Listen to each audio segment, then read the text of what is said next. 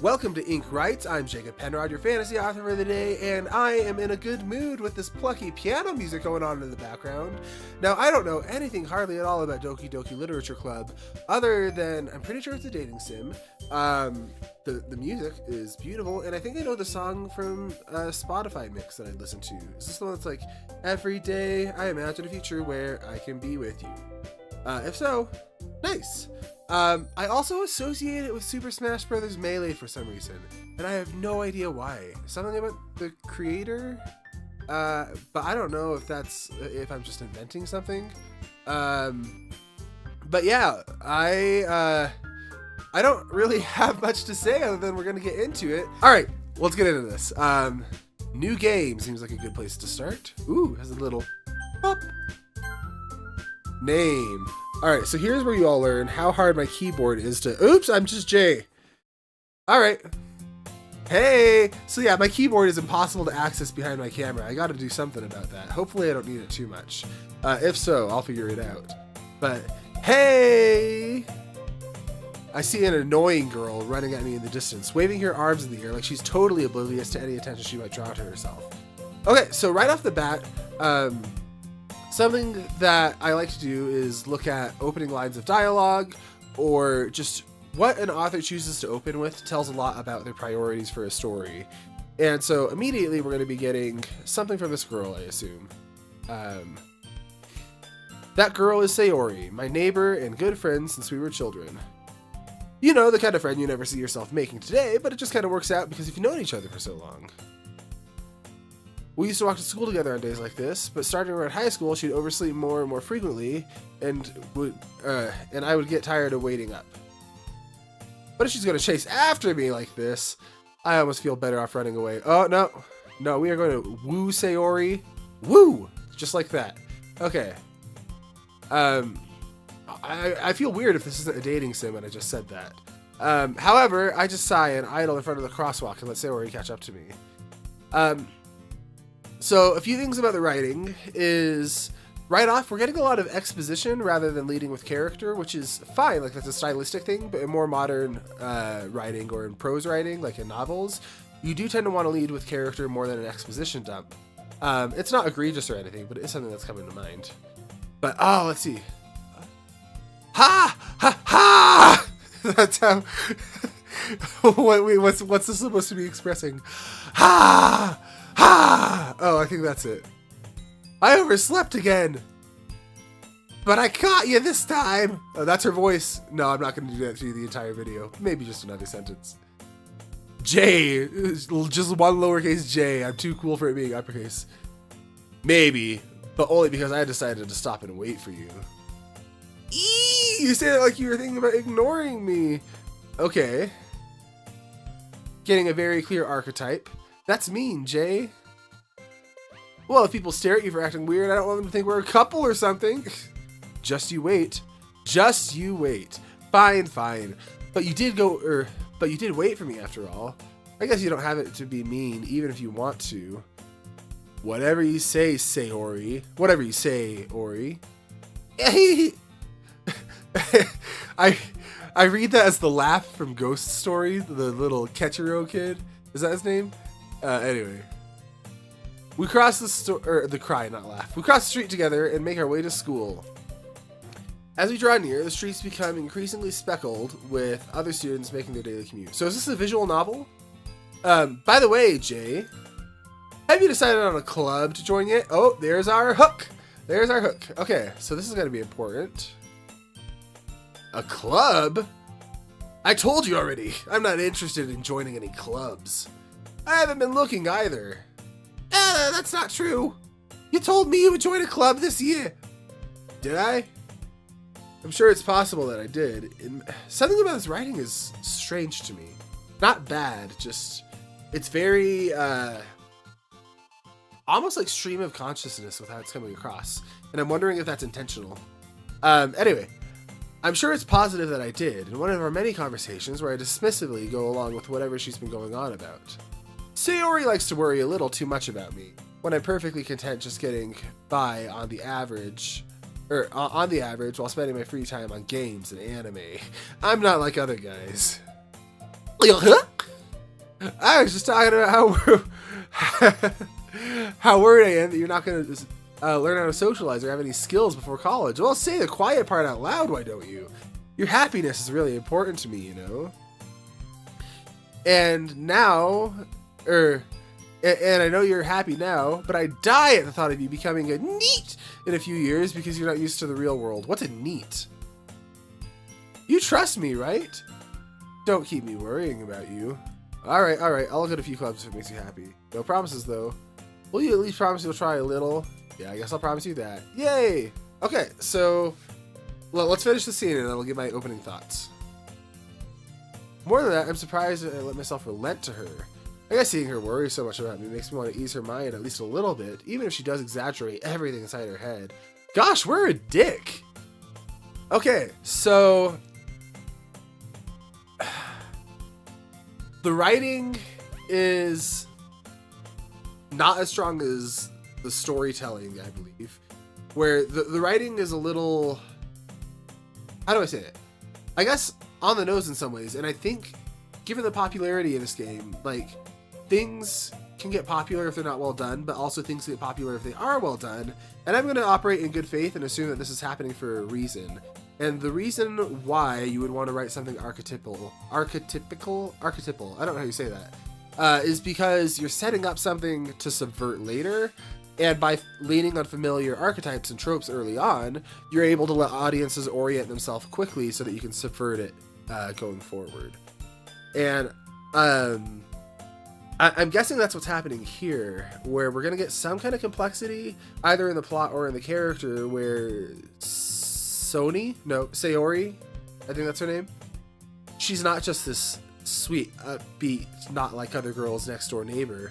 And then Jay, I think Jay's going to be a dick the whole time. Just a feeling. All right, let's keep going. The school day is as ordinary as ever, and it's over before I know it.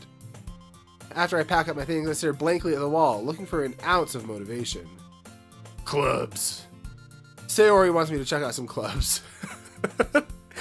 I like to think he just said that out loud, zoning out, staring at the wall. Clubs. Anyway, I guess I have no choice but to start with the anime club. He's got no choice.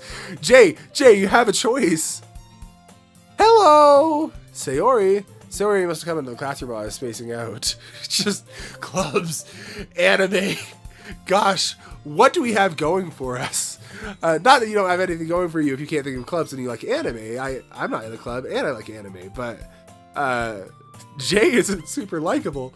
Alright, I look around and realize I'm the only one left in the classroom. I thought that I'd catch you coming out of the classroom, but I saw you just sitting in here spacing out. So I came in. Honestly, you're even worse than me sometimes. I'm impressed. So you space out too. We're both very spacey. Spacey, maybe that's why I thought it was melee. If you know, you know. Alright. You don't need to wait up for me if it's going to make you late for your own club. Well, I thought you might need some encouragement, so, know what? That you can come to my club! Oh, you could have just asked right away. Of course I'll come to your club, friend. Sayori, yeah. There's no way I'm going to your club. Yeah, fuck you. Meanie. Sayori's vice president of the literature club. I want to be in the literature club. That sounds awesome. Not that I was ever aware she had any interest in literature. In fact, I'm 99% sure that she only thought I'm 99% sure she only did it because she thought it would be fun to help start a new club. Aww. Since she was the first one to show interest after the one who proposed the club, she inherited the title vice president. Well, now I'm curious who proposed it. That said, my interest in literature is guaranteed to be even less. Do we like... Yeah, I'm going to the anime club. Do we like anything? Come on, please. Why do you care so much anyway? Well... I kind of told the club yesterday I'd bring a new member. Member? I don't know what this accent is I'm doing for Sayori again. And Natsuki made cupcakes and everything. Natsuki the baker. Natsuki, or backwards, it's Iku-san. Stan. Iku-stan. That doesn't matter. Okay. Don't make promises you can't keep. Yeah, Sayori. I can't tell if Sayori's really that much of an airhead, or she's so cunning to have planned this all out. Gosh! Jay! Chill! I let out a long sigh. Fine, I'll stop for a cupcake, okay? Yes, let's go! Alright, there we go. We're motivated by cupcakes and anime. What more could you want in a protagonist? Nothing. Wow, I hate Jay. He's the worst. I'm having so much fun with this story. I like Sayori well enough. I like Natsuki, is that her name? Because she made cupcakes. I bet she's a real sweetie. But Jay just sucks. All right. And thus marks the day I sold my soul for a cupcake. Ah, never mind. Jay's funny. Jay is funny. I dejectedly follow Sayori across the school and upstairs. All right, the adjectives are taking me out of it a tiny bit, but that's just because I've been line editing, and so it's in my head. Adjectives are just describing words, like dejectedly. Stronger writing would generally paint that picture without having to lean on it, but I mean, it's Doki Doki Literature Club. It's fine. I say that like I have any concept of what that is. Okay.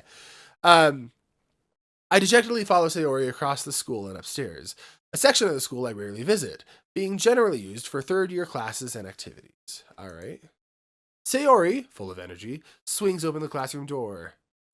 Everyone, the new member is here! It's empty. I told you, don't call me a new member. Yeah? I glance around the room. Oh, there's girl 1. Welcome to the Literature Club. It's a pleasure meeting you. Sayori always says nice things about you. Seriously? You brought a boy? I bet you made the cupcakes, didn't you? Way to kill the atmosphere. Ah, Jay, what a nice surprise. Welcome to the club. All words escape me in the situation. This club... what? Is full of incredibly cute girls. Okay. Motivated by anime girls and cupcakes. Jay, the protagonist, is shaping together. What are you looking at? If you want to say something, say it.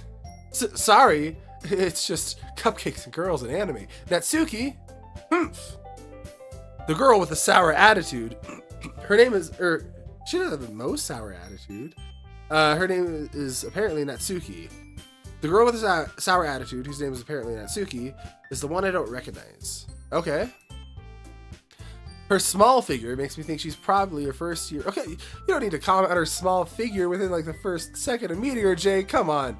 She's also the one who made cupcakes, according to Sayori. There we go. You can just ignore her when she gets moody. Oh, Sayori says that quietly into my ear, then turns back toward the other girls. Anyway, this is Natsuki, always full of energy. And this is Yuri, the smartest girl in the club.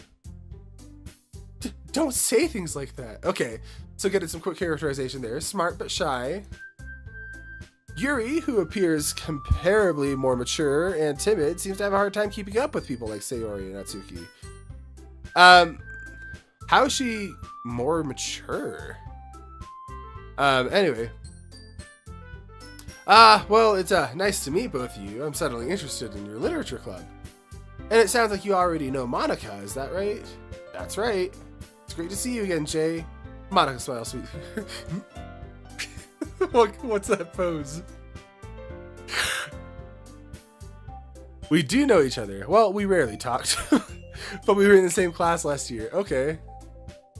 Monica was probably the most popular girl in the class. Smart, beautiful, athletic. Basically completely out of my league. Okay. Smart. I already got that in the club with Yuri. Beautiful. He already said he found them all attractive.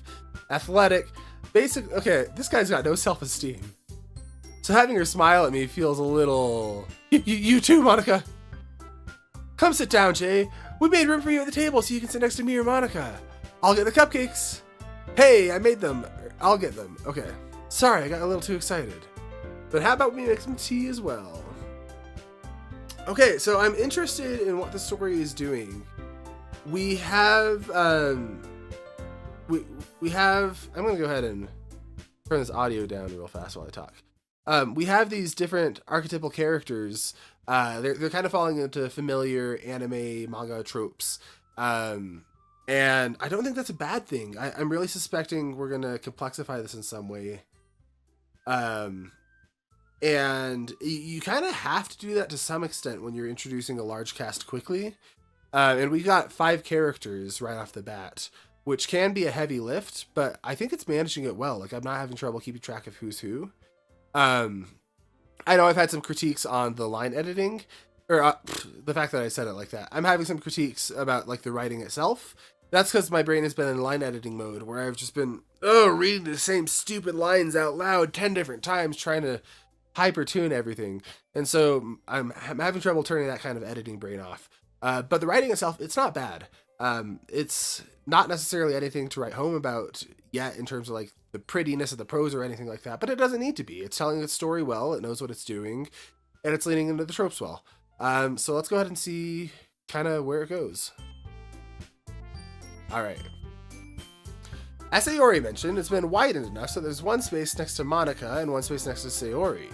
Natsuki and Yuri walk over to the corner of the room where Natsuki grabs a wrapped tray and Yuri opens the closet. Still feeling awkward, I take a seat next to Sayori.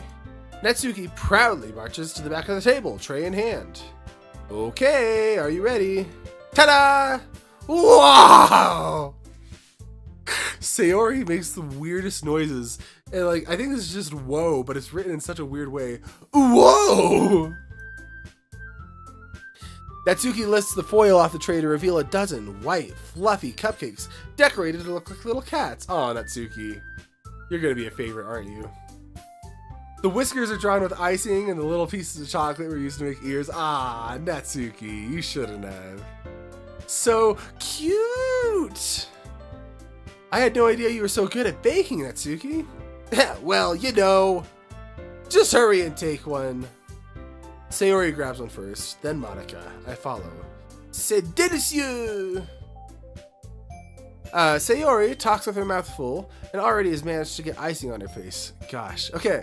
The thing is, I know this is just commentating like objectively on what happens, but the fact that our narrator, that Jay, focuses on Sayori just stuffing her mouth, getting icing on her face, other than one positive quality about his friend. Jay is the worst. I turn the cupcake around on my finger, looking for the best angle to take a bite. Natsuki's quiet.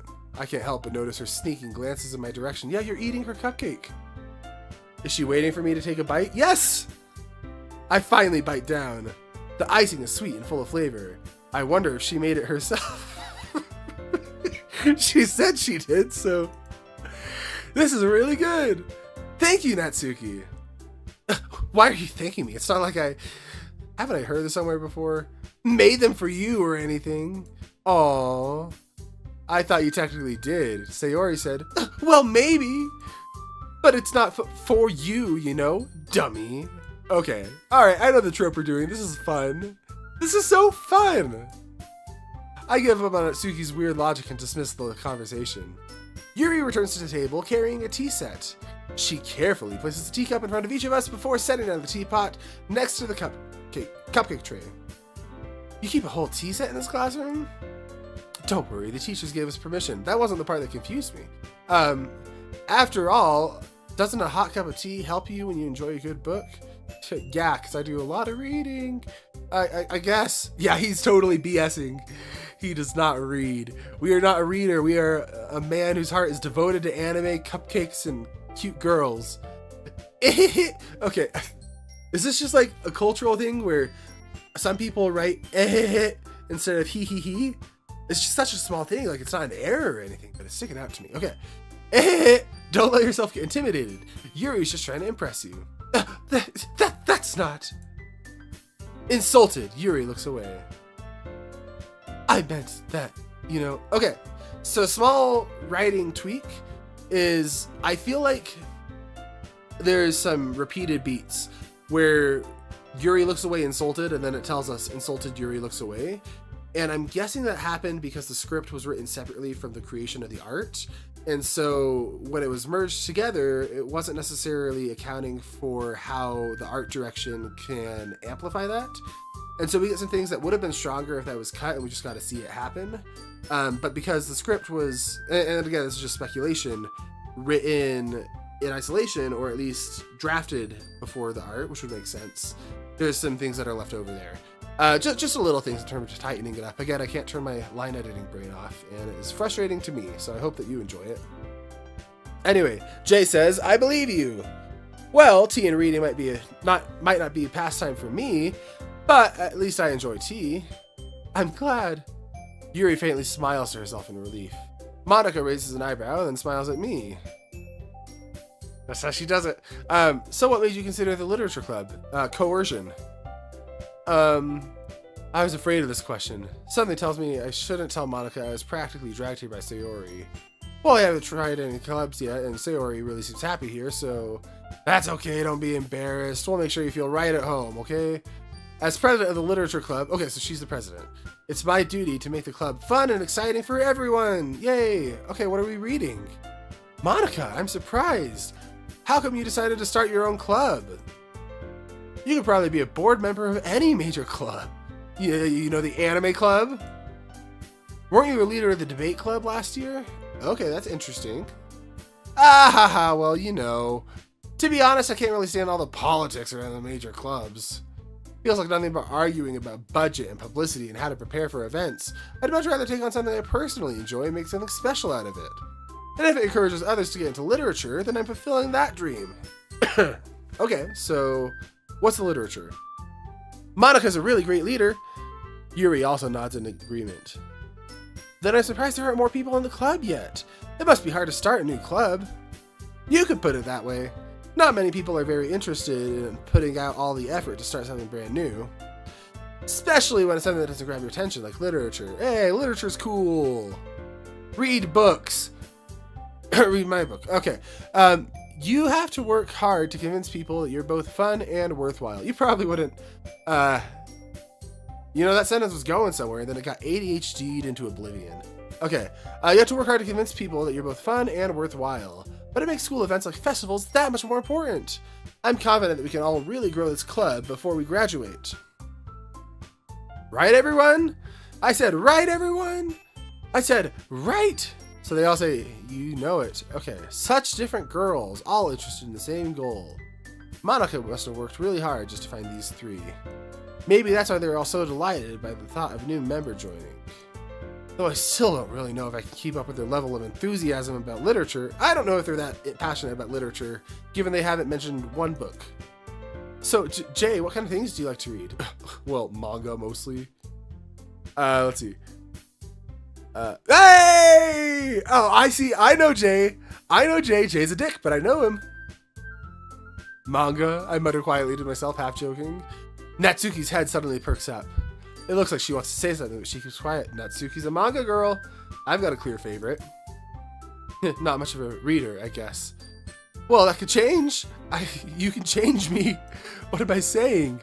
I spoke without seeing Yuri, or I spoke without thinking after seeing Yuri's sad smile.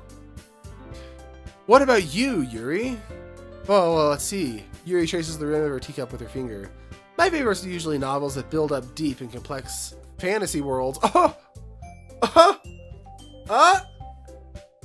New favorite. Okay. We got a fantasy reader. That's what I do. Level of creativity and craftsmanship behind them is amazing to me. Stop it. And telling a good story in such a foreign world is equally as impressive. Okay, Yuri. You beat out cupcakes. I feel like, well, I don't know. I was like, it would be good to mention specific books, but I don't know if it would actually mean anything to me.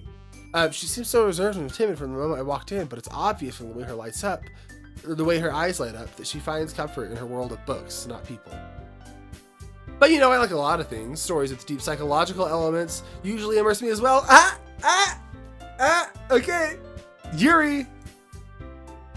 It's amazing how a writer can so deliberately take advantage of your own lack of imagination to throw you for a loop. Anyway, I've been reading a lot of horror lately. Interesting. Okay. I read a horror book once. I desperately grasped for something I could raise it at the minimum level. Do we have any interests? At this rate, Yuri might as well be having a conversation with a rock. Again, saying the quiet part out loud. Really? I wouldn't have expected that, Yuri. For someone as gentle as you. I guess you could say that. Okay, so it's having these lines, like Yuri being gentle, and I don't know if it's setting up a subversion or if it's leaning into a trope, and either way could work. Anyway, I guess you could say that. But if a story makes me think or takes me to another world, I really can't put it down. Yuri. Surreal horror. I got some surreal horror. Okay. is often very successful at changing the way you look at the world, if only for a brief moment. Okay. I wonder if that's... There's no way this is surreal horror. I was like, I wonder if that's commentary on what this game is. I mean, maybe it is. Maybe there's just a wild twist. I hate horror. Oh, why is that? Well, Natsuki's eyes dart over to me for a split second, looking for approval. Okay, never mind. Natsuki, if you're interested in Jay, I've got some bad news for you. He's like a rock. He's got nothing going on for him. That's all right. You usually like to write about cute things, don't you, Natsuki? Aw. Okay, wait, so are we a writing club or a reading club? What gives you that idea? You left a piece of scrap paper behind last club meeting. It looked like you were writing a poem called Don't Say It Out Loud and Give That Back. What was it? Your cupcakes, your poems, everything you do is just as cute as you are. Oh, okay, Natsuki's back to the favorite. I'm not cute. No, Yuri's still my favorite. You write your own poems? Yeah, well, I guess sometimes. Why do you care?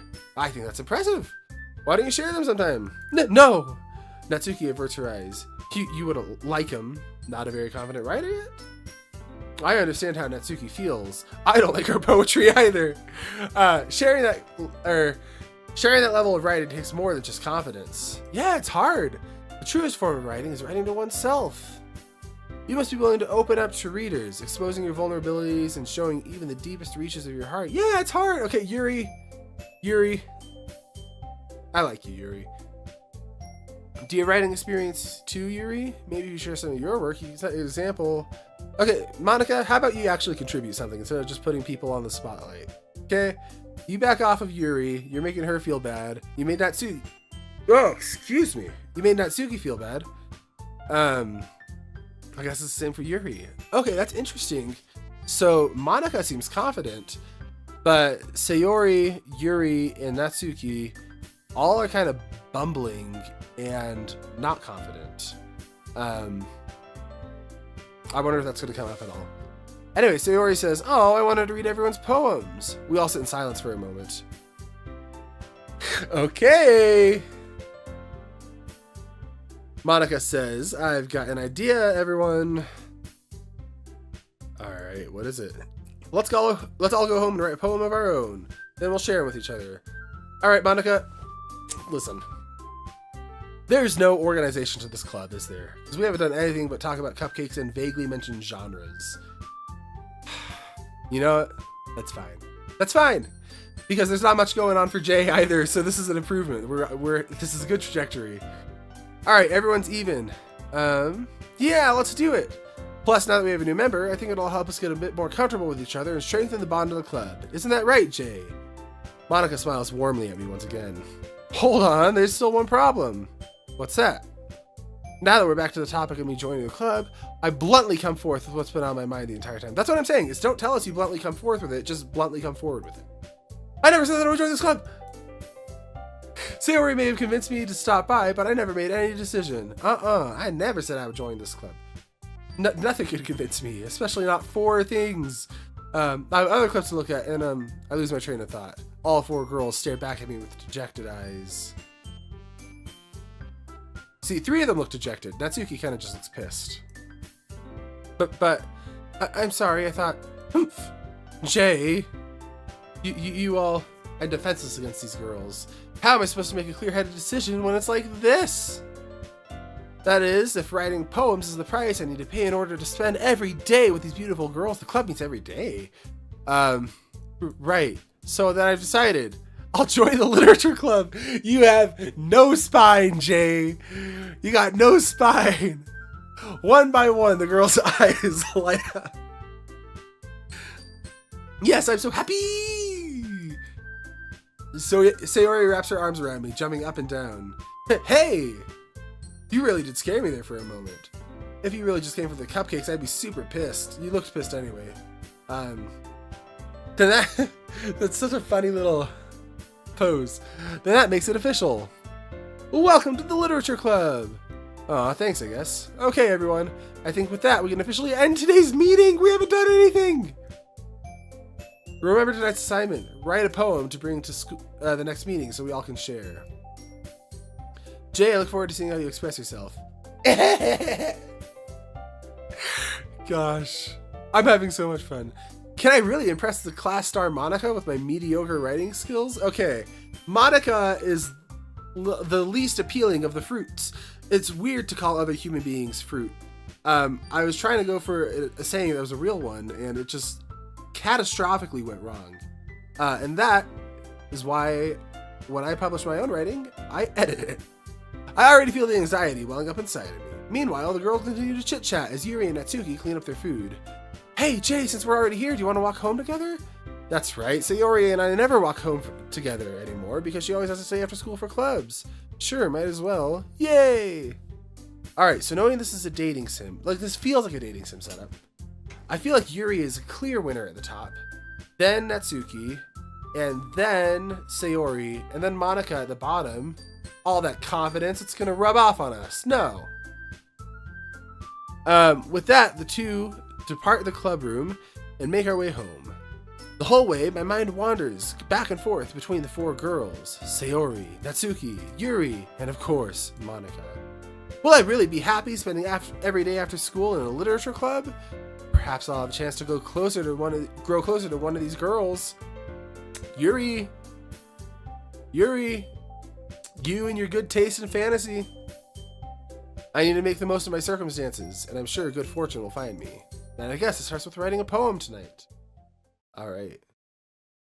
Hey! Pick some words you think your favorite member will like. Oh, I've been paying attention. I can do this. Oh, we can't. It's got Yuri, Monica. No, not Monica. Natsuki and Sayori, but not Monica. Okay. Let's see. So we are going for Yuri. I think Yuri would like... Depression makes me think of... none of them, really. Okay. Existence. Yes! Got it. Okay. Existence. Kiss would be Natsuki. Captive. Gonna go captive? Hey! Got it! Raincloud. Memories. Judgment. Fickle. Sing. Vibrant. Tenacious.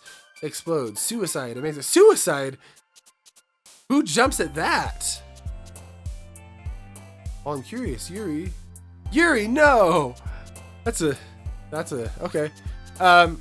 Analysis, ribbon, universe, childhood, candy, sweet, daydream, death. Let's do death. Okay, so death is Sayori, but suicide is Yuri. Alright. These are some kind of loaded words, like fester, parfait. Who likes parfaits? That's gotta be Natsuki. Yeah. Alright. Graveyard sounds like a Yuri thing. Vivid sounds like a Yuri thing. Dark. Oh no, dark is Sayori. Okay. I don't know on this one. Disarray maybe? There we go. Boop? Who likes boop? Okay. Defeat? Defeat Sayori. I'm curious if I misread Sayori. If I do sadness and Sayori jumps.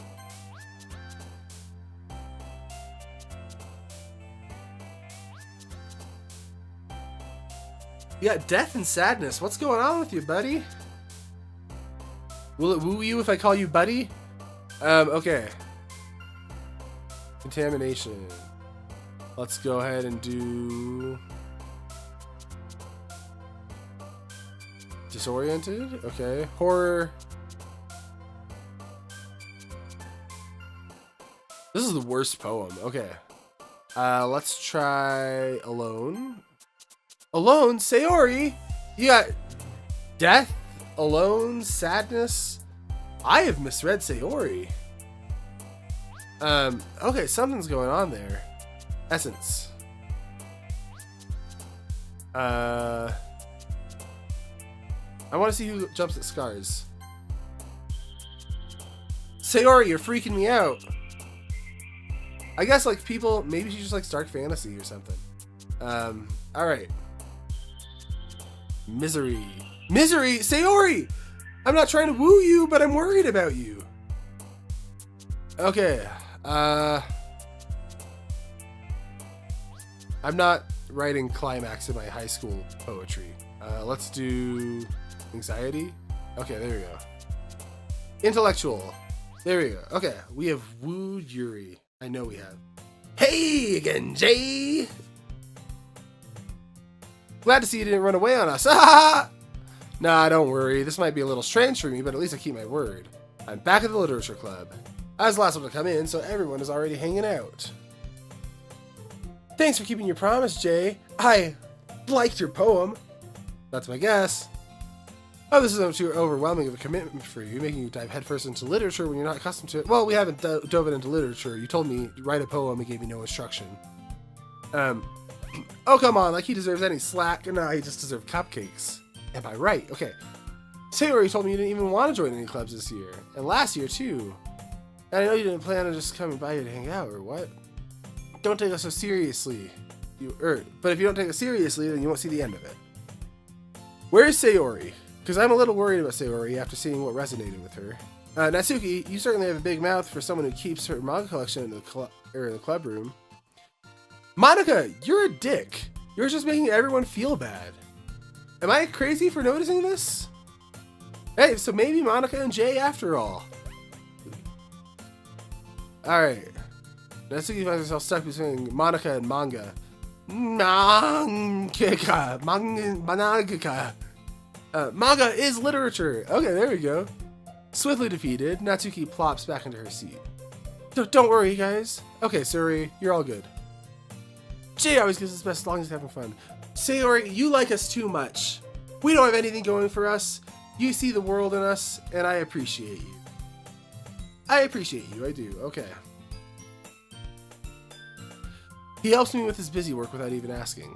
Like cooking, cleaning my room. How dependable. Because your room is messy, it's distracting. See, that could just be klutzy. But are you depressed, Sayori? And you almost set your house on fire once. Is that so? Okay. You two are really good friends, aren't you? I might be a little jealous. That's a weird thing to say so early on, Yuri. A little flag on the play there. How come? You and Jay can be good friends too. Sayori, we've just got to be like smoking hot or something. Because I don't know what they see in us. As usual, Sayori seems oblivious to the weird situation she just put me into. Oh, Yuri even brought you something today, you know? Wait, Sayori. Me? Yeah, not really. Don't be shy. It's nothing. What is it? Never mind.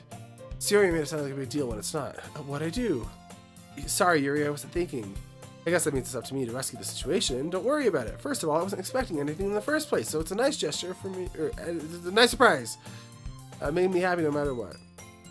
Yeah, I won't get to deal if you don't want it to be. Alright, here you go. Okay, so she got us a book that she thought we would enjoy. A short read. Okay. You know, we could discuss it if you want. Don't say that like it's weird. This is a literature club. We can be friends. Yuri, gonna be honest, your jealousy comment kind of pushed me over to Team Natsuki. But like, we can hang out. This is how did this girl become so cute? She even picked out a book she thinks I like, despite me not even reading much. Thanks, Yuri, I'll definitely read this. Jay is not freaking reading this. I enthusiastically take the book. Phew! Well, you can read it at your own pace. I look forward to hearing what you think. Now that everyone settles in, I expected Monica to kick off some scheduled activities for the club, but that doesn't seem to be the case. Monica sucks! Siri and Monica are having a cheery conversation in the corner. Yuri's face is buried in a book. Can't help but notice her intense expression, like she's waiting for this chance. Meanwhile, Natsuki's rummaging around in the closet. Okay. I'm really curious to talk to Yuri a bit more. I am indeed. But at the same time, I'd feel bad for distracting her from reading. I catch a glimpse of the cover of her book. It looks like the same book she lent me. Oh, that's sweet. More than that, she seems to be on the first few pages. Oh, she hasn't even fully read it. Ah, crap. I think she noticed me looking at her. Yeah, it's not weird to look at someone when you're talking about a book together. She sneaks another glance at me, and our eyes meet for a split second. Okay. That only makes her hide her face deeper in her book. Sorry, I was just spacing out. We are just dripping, oozing even, with charisma. I mutter this, sensing I made her uncomfortable. Oh, it's fine.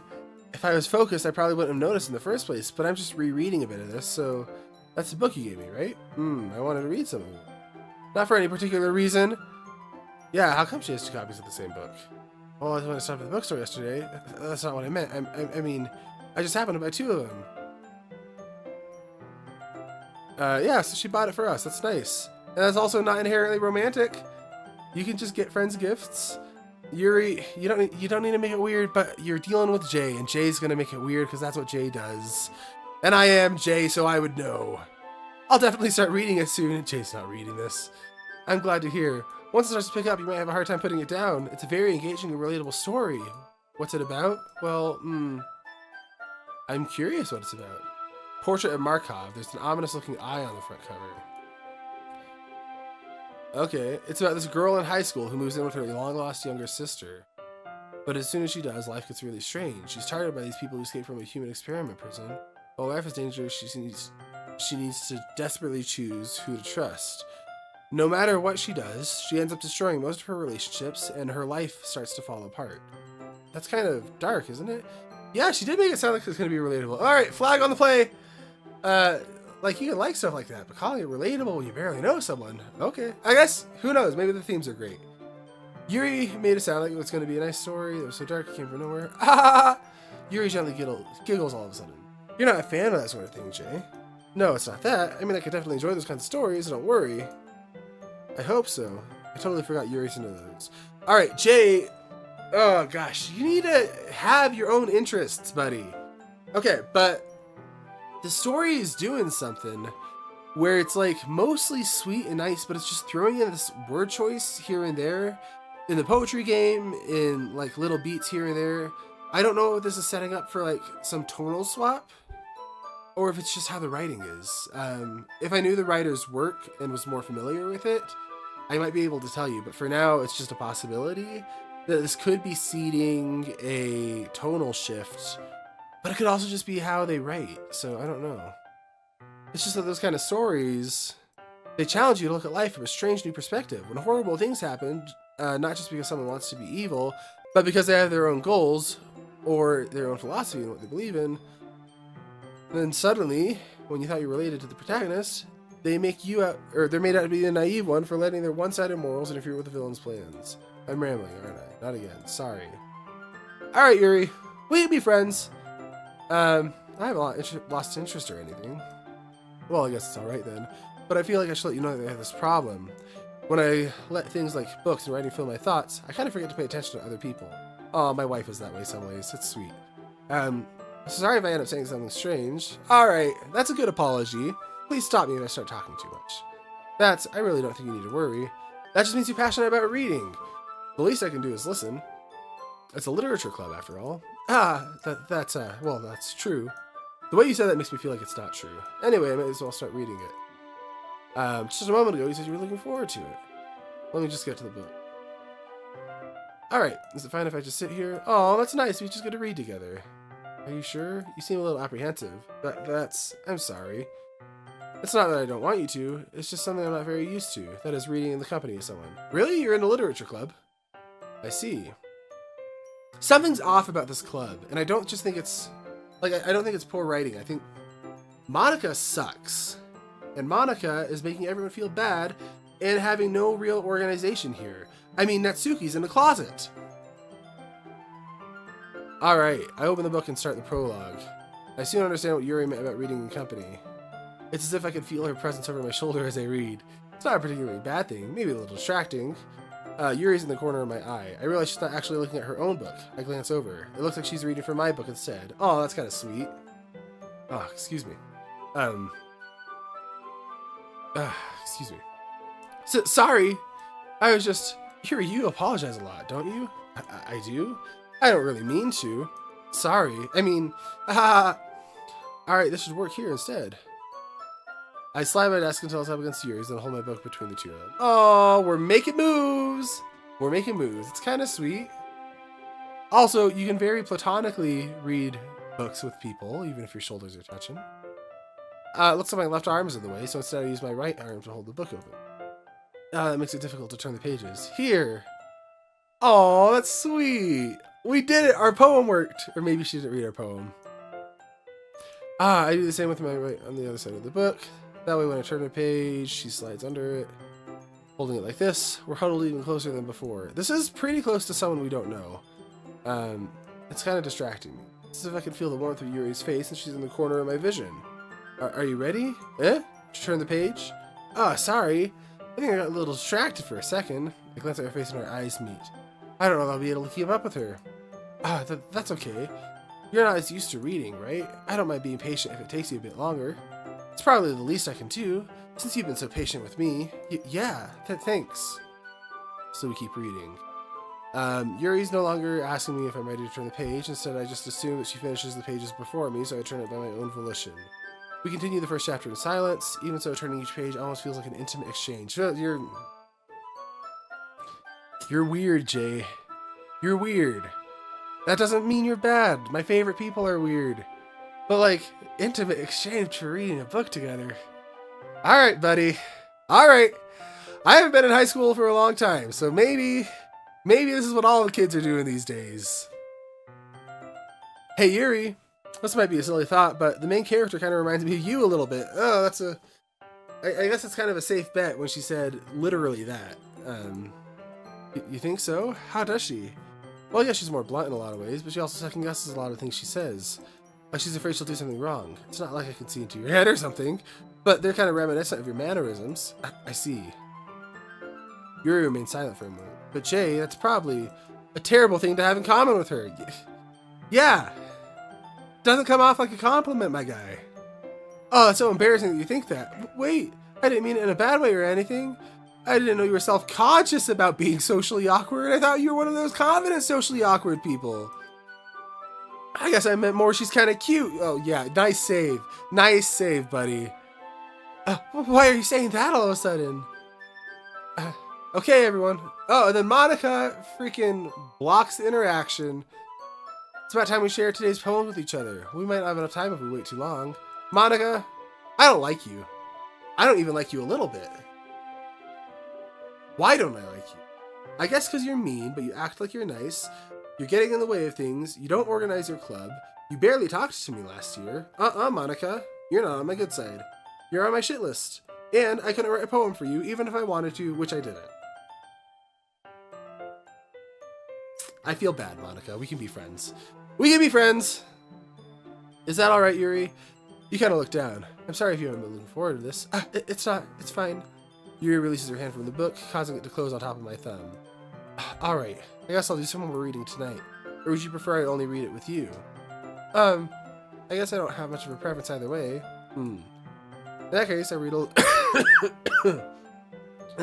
little more tonight. It'll be fun to read with you. It picks up a bit after that, you know? That's good reasoning. Okay, so we're going to finish the next 2 chapters on our own. Stand up, making a mental note where we left off in the book, and then slip it into my bag. These are some long scenes. Is that normal for visual genre, or visual novels? Anyway, by the way, did you remember to write a poem last night? Yeah, my relaxation ends. I can't believe I agreed to do something so embarrassing, especially when it's just 20 random words. Alright. So why don't I find someone to share it with? Well, okay, so Monica wrote hers in a composition notebook. And she has pristine handwriting, of course. Natsuki and Yuri reluctantly comply as well, reaching into their bags. I do the same myself. We already had a nice moment with Yuri. Do we lean into that? I do like Yuri. She's a little awkward. But so are we. The thing is, I don't like Monica, but I do feel guilty. I feel like we gotta go with Sayori. Like, maybe I'm breaking the spirit of a dating sim. But Sayori just needs a friend. But Sayori wouldn't like it. Maybe Sayori would. Sayori loves us, of course. Sayori. Yeah, of course we're more comfortable sharing with her. She's a good friend. This is a good poem, Jay. Are you sure it's your first time? Oh, you're just being nice. Stop it. We wrote it in 5 minutes. Of course, it's not even that good. Am I the kind of guy who would be writing a poem in his spare time? No, you don't do anything in your spare time, Jay. He doesn't even... I don't think he even mentioned watching anime. I think he just likes the club. He just sits there staring at walls going, clubs. Ah, I guess you're right. But that's why it impressed me. Well, to be honest, I was afraid you wouldn't do it seriously or that you wouldn't write one at all. I'm just happy you wrote one. Aw, see, this means a lot to her that we're participating. Like, we don't need to romance Sayori, we can still go after Yuri, but we made a good choice here. Not to mention the fact that I'm standing in front of you in the club. Okay. I'm not really that into it yet, but that doesn't mean I'll break my promise. See, it's like I said before, Jay.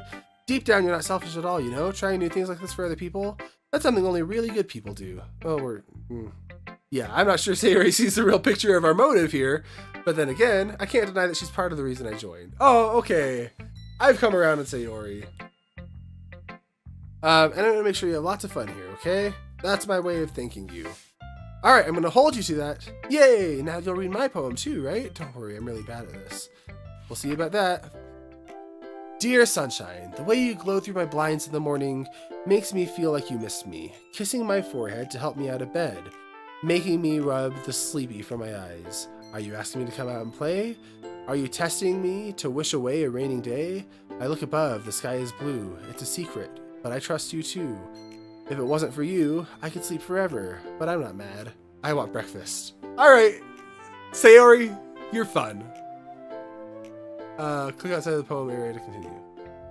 Sayori, this is just a guess, but did you wait till this morning to write this? No, what a dick, Jay. Come on, she just shared with you.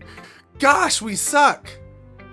Just a little bit. Even if we're right, that's not how you respond to someone being nervous sharing something with you. She forgot to do it last night. Okay. I mean, we were right, but come on, Jay. At least it makes me feel a bit...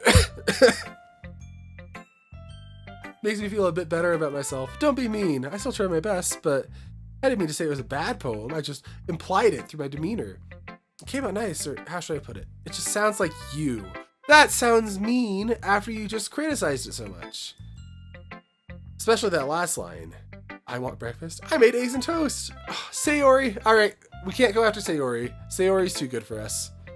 We can't. No, we would be a bane in her life. Even though you relate to school. Gosh. Okay. Do we have to just berate everyone? Maybe we should go for Monica. I get all cranky. All right, we're going for Monica because she's the worst option and we are the worst option, and so we'll be the worst together. I guess there's no point in arguing. Anyway, thanks for showing me. This was so much fun. Monica's the best.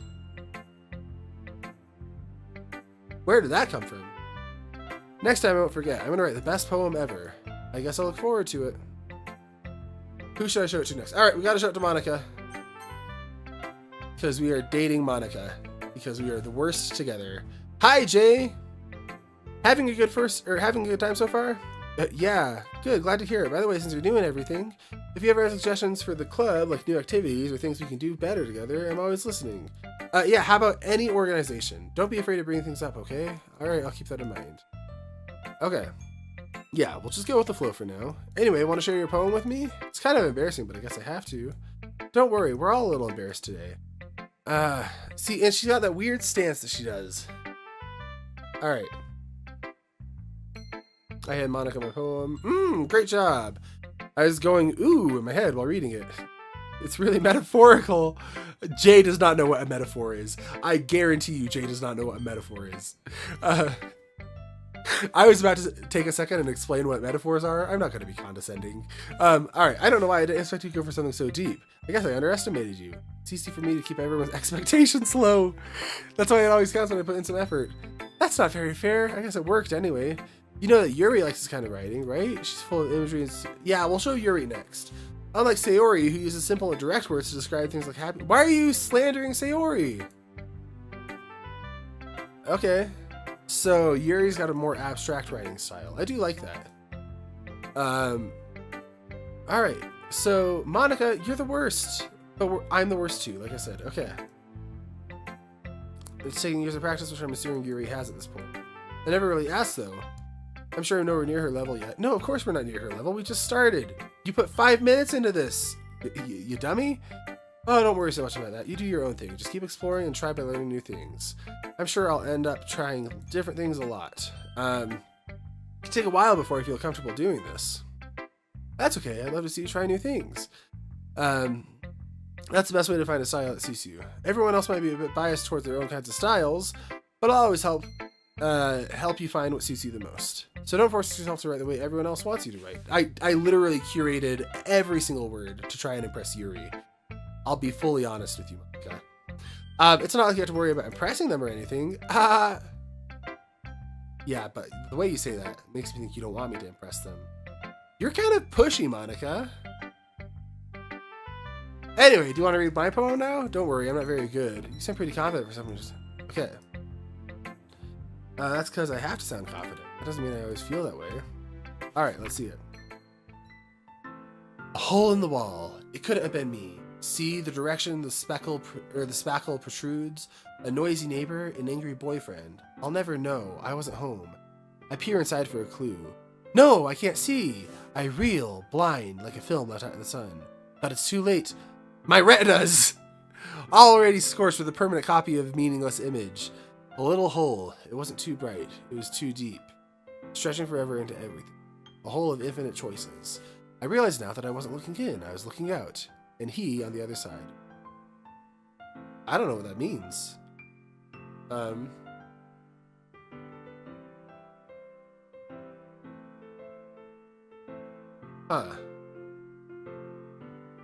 You know, I'm sick and a little bit too tired to be able to grasp what this means, but if you got any insights, let me know. So, what do you think? It's very freeform, if that's what you call it. Gosh, we are the worst. Why are we in this club? It's okay. That style's gotten pretty popular these days. A lot of poems have been putting emphasis on the timing between words and lines. When performed out loud, it can be really powerful. So what was the inspiration behind this one? Well, I'm not sure if I know how to put it. I guess you could say I had a kind of epiphany recently. Oh, it happened recently? An epiphany? Yeah, something like that. Kind of nervous to talk about deep stuff like that because it's kind of coming on strongly. Maybe after everyone is better friends with each other. Okay, I really want to hear about her epiphany. Here's Monica's writing tip of the day. Sometimes when you're writing a poem, a story, your brain gets too fixated on a specific point. If you try too hard to make it perfect, then you'll never make any progress. So just force yourself to get something down on the paper and tidy it up later. Another way to think about it is this. If you keep your pen in the same spot for too long, you'll just get a big dark puddle of ink. Okay, that's not bad advice. So just move your hand and go with the flow. There we go. All right. Let's go ahead and show our poem to... It's got to be Yuri. It's not that I don't... I almost said it's not that I don't have feelings for Natsuki. I'm sure Natsuki's great, but we got to go with Yuri. We can't confuse the game because we've already showed it to the two wrong people. But we got to go for Monica. We already showed it to Monica. Okay. Yuri says... As Yuri reads the poem, I notice her eyes lighten. Exceptional. Yeah, what was that? Did I say that out loud? There's no shot it was exceptional. Zero chance. Yuri covers her mouth, but then ends up covering her whole face. He's gonna hate me. You really didn't do anything wrong, Yuri. Yeah? That's, I guess you're right. What am I getting so nervous for? Oh! Oh! That's how Yuri laughs. Yuri takes a breath. So, what kind of writing experience do you have? Your use of imagery and metaphors indicate you've written a lot of poetry before. Really? Well, that's a huge compliment coming from you. This is my first time, really. Yeah, Yuri's just being nice. Huh? Yuri stares at me blankly, then at my poem again. Well, I know that. I just meant, She trails off, unable to find an excuse. She traces her finger along the words in the poem as if breaking it down more thoroughly. Yeah, okay. This is the reason I was able to tell. It's just that there's specific writing habits that's typical of new writers. And I've been through that myself, I kind of learned to pick up on them. There are habits that new writers have. There's so many, and they are so hard to break. And you still gotta get them so that you can break them, because that's how you learn. I think the most noticeable thing I recognize in new writers is that they try to make their style very deliberate. In other words, they tend to pick a style that separates them from the topic matter, then they form fit the two together. That's a thing where, like, style is hard, style and voice, because it's so important to having work that stands out, but it's also not something that you can really rush. I was gonna say it's not something you can really fake, but we'll get to that in a second. Where Like, having something that feels like you and sounds like you is important, but a lot of times people will hyper stylize what they're doing early on in their craft to try and stand out, but it ends up not feeling authentic because it's not them. That said, the reason I kind of paused on You Can't Fake It is that it's actually a decent way to grow your style, is pick authors or writers that you like and try to write in their style, and then kind of strip away the parts that don't sound like them, and then you're like, hey, that's kind of like, that's where I'm at. That's one method that I saw. But yeah, it's something that you kind of have to fake it till you make it. But yeah, anyway, more good advice from Yuri. The end result is that the style and expressiveness are weakened. Yuri finds her train of thought as if her demeanor... Once Yuri finds her train of thought, it's as if her demeanor totally changes. Her stammering is completely gone. She sounds like an expert. Of course, that's not something you can be blamed for. There's so many different skills and techniques that go into even writing a simple poem. And when you're new at something, you just gotta be bad at it for a while, and that's part of learning. Not just finding them and building them, but getting to work together is probably the most challenging part. It might take some time, but it all comes with practice, learning by example and trying new things. Sorry if you hear something in my mouth. I got a cough drop because I am sick. Sick of Jay's attitude. Okay. I know that everyone else in the club gives you valuable feedback. Natsuki can be a little biased, though. Biased? How? Well, never mind. Natsuki's gonna rip us apart. I shouldn't be talking about people like that. See, Yuri's got some discretion. It's fine. I'm not sure if Yuri's apologizing to herself, or to me, or to Natsuki. Do you mind if I read your poem now? I'm really interested to hear Yuri's, because they kind of built it up. I wonder if it's actually going to be really good, or if it's going to be very purple. I can see it going either way. Purple meaning like ornate and overwritten. I'd love to share my thought process behind it. Aww. It's just kind of funny. After all, isn't this supposed to be a literature club? Ooh, immediately it stands out that it's not very long. That's interesting. Ghost under the light. The tendrils of my hair illuminate beneath the amber glow. Bathing. It must be this one. The last remaining streetlight to have withstood the test of time. The last to yet be replaced by the sickening blue-green hue of the future. I bathe. Calm, breathing air of the present, but living in the past. The light flickers back, or I flicker back. Oh, interesting. What does that mean? My poetry analysis isn't very good, if I'm being entirely honest with you all, so I'm a little embarrassed that I'm kind of coming on here as an author and missing the symbolism behind the poems. So yeah, I'd love to know what you all think about like what each of the poems are trying to say, without spoiling if there is a twist or anything like that. Because I still can't totally tell what's happening with the tone. I'm sorry to have such terrible handwriting. What? I wasn't thinking that at all. But it took you a long time to read. Oops. Ah, well, I just don't read script very often. I actually think your handwriting is pretty. Eh? That's a relief. I also liked the poem. Nice save. Even though it's short, it was really descriptive. I don't know if descriptive is the right word. Like, it was good, but like, it wasn't too short. No, the short, like, it worked in its favor, Yuri. Not at all. I'm glad you liked it. I'll be honest, since it's our first time sharing, I wanted to write something a little more mild. Something easy to digest, I suppose. Are you into ghosts, Yuri? What was your hint that I called it the ghost? Actually, the story isn't about a ghost at all, Jay. Yeah, you didn't answer the question, though, did ya? Really? I must have totally missed the point. Yeah, getting after me, I admit it. Well, I suppose you did only glance over it after all. But remember that poets often express their own thoughts, feelings, and experiences in their work. They usually do more than tell a simple story or paint a picture. In this case, perhaps the subject of the poem is only being symbolically compared to a ghost. Lingering in her last remaining place of comfort, unable to let go of the past. Interesting. Soon to be left with nothing. Oh, don't say that. That's a lot more solemn a way of putting it. I hadn't thought about that. That's oppressive. Eh? It's nothing, really. Yours is oppressive too, so... Nah! If anything, I could probably learn a thing or two from you. Yeah, you think? Because you're brand new at this, Jay. How about we humble ourselves a bit more authentically, pal? Yeah, of course. You know, I was really nervous about doing all this, but in the end I enjoyed it. So I'm gonna keep doing my best for you, Jay. Me too. Alright, Natsuki. I might sneeze. Natsuki, you're not gonna like this poem. Jay, if you're not gonna take this club seriously, then go home. Honestly, though. What? Harsh? What, you expect me to believe you actually put effort into this? I did it. Okay, Natsuki, you are rising up on the list. You think I'm stupid? I'm not a writer.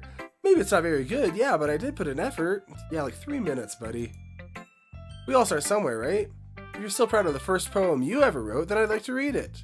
Ooh. Painful to think about? You dick, Jay. I guess Natsuki was... No, Natsuki was being fair. We didn't try that hard. It is rude to say, but... You'll get better anyway. I tell you what to improve, but you're better just trying again. Fair enough. To each their own, I guess. Well, anyway, I gotta share mine now. Knowing you, you'll probably think it's stupid. I bet I'm gonna like it. Eagles can fly. Okay. Monkeys can climb. Crickets can leap. Horses can race. Owls can seek. Cheetahs can run. Eagles can fly. People can try. But that's about it. Oh, that's sweet. I actually like that a lot. Yeah, I told you weren't gonna like it. I like it. What? Just be honest. I am. Why are you so convinced I wouldn't like it? Well, it's because I hated yours. Because everyone in high school thinks writing has to be all sophisticated and stuff. No, like, here's the thing with writing is so many times if you are pulling out of the source, you've gone wrong. And that's kind of an overreaching thing. Like, there's a time and a place for a thesaurus. Sometimes you really do need to get just the right word. Sometimes you need to differentiate. But the idea is, like, why say excrement when you mean shit? Like, sometimes you just gotta pick the word that fits. And you'll do backflips trying to find creative ways to say things, when really the more emotionally resonant way is just to say it. Say what you mean, right? In that deep voice. And I don't know that was necessarily the deepest voice or anything for Natsuki's poem, but I liked it. It felt real. It didn't feel like it was trying to be anything else. Some of my favorite songs especially are written in that way, where they're not trying to be super flowery or anything, and they're just describing things as they really are. Yeah. Let me adjust my mic a little. One of these days I'm going to upgrade my microphone stand, so people don't even take my writing seriously. But the point of poems isn't the point of poems for people to express themselves? Your writing wouldn't make your message. Your writing style wouldn't make your message any less valid. Yes, exactly. I like it when it's easy to read, but it hits you hard, like in this poem. Seeing everyone around you do great things can be really disheartening, so I decided to write about it. Yeah, I understand. But the other nice thing about writing simple is it puts more weight on the wordplay. Yeah, because then when you do mix it up, then it really stands out. And let's see. Like, I set it for a rhyme at the end, but they make it fall flat on purpose. Yeah, I noticed that. Alright. It brings out the feeling in the last line. So you did. I guess more went into it than I realized. That's what it means to be a pro. Oh, I like Natsuki. I have more in common with Yuri, but I like Natsuki a lot. Didn't expect that from the youngest one here, did ya? I guess not. I decided to humor her with that last comment.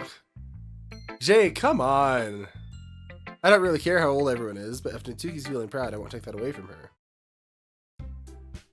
Whew! Guess that's everyone. I glanced around the room. That was a little more stressful than I anticipated. It's as if everyone is judging me for my mediocre writing ability. Literally everyone liked it, buddy! If they're just being nice, there's no way my poems can stand up to theirs. It is a literature club, after all. They keep saying that. I sigh. I guess that's what I ended up getting myself into. Across the room, Sayori and Monica are happily chatting. Again, interesting. So Sayori and Monica are friends, and then my eyes land on Yuri and Natsuki. They gingerly exchange sheets of paper, sharing their respective poems. As I read in tandem, I watch each of their expressions change. Natsuki's eyebrows furrow in frustration. Meanwhile, Yuri smiles sad. What's with this language? Eh? Did you say something? Oh, it's nothing. Natsuki dismissively returns the poem to the desk with one hand. I guess you could say it's fancy. It wasn't like... Nah. I thought it was good. Ah, thanks. Yours is cute. Cute? Did you completely miss a symbolism or something? It's clearly about the feeling of giving up. How can that be cute? I know that. I just meant the language, I guess. I was trying to say something nice. Yeah? You mean you have to try that hard to come up with something nice to say? Thanks, but it really didn't come out nice at all. Well, I do have a couple suggestions. If I was looking for suggestions, I would have asked someone who actually liked it. Oh, I wish that's how it works. Some of my best feedback has come from like beta readers or editors who did not like my work. And there is a place for people who like your work giving you feedback. And I've gotten a lot of really good feedback from people who like my work. But if you're just looking for suggestions, only asking people who like your stuff, that's going to kind of limit you, especially early on. Which people did, by the way. Sayori liked it, and Jay did too. So based on that, I'll gladly give you some suggestions of my own.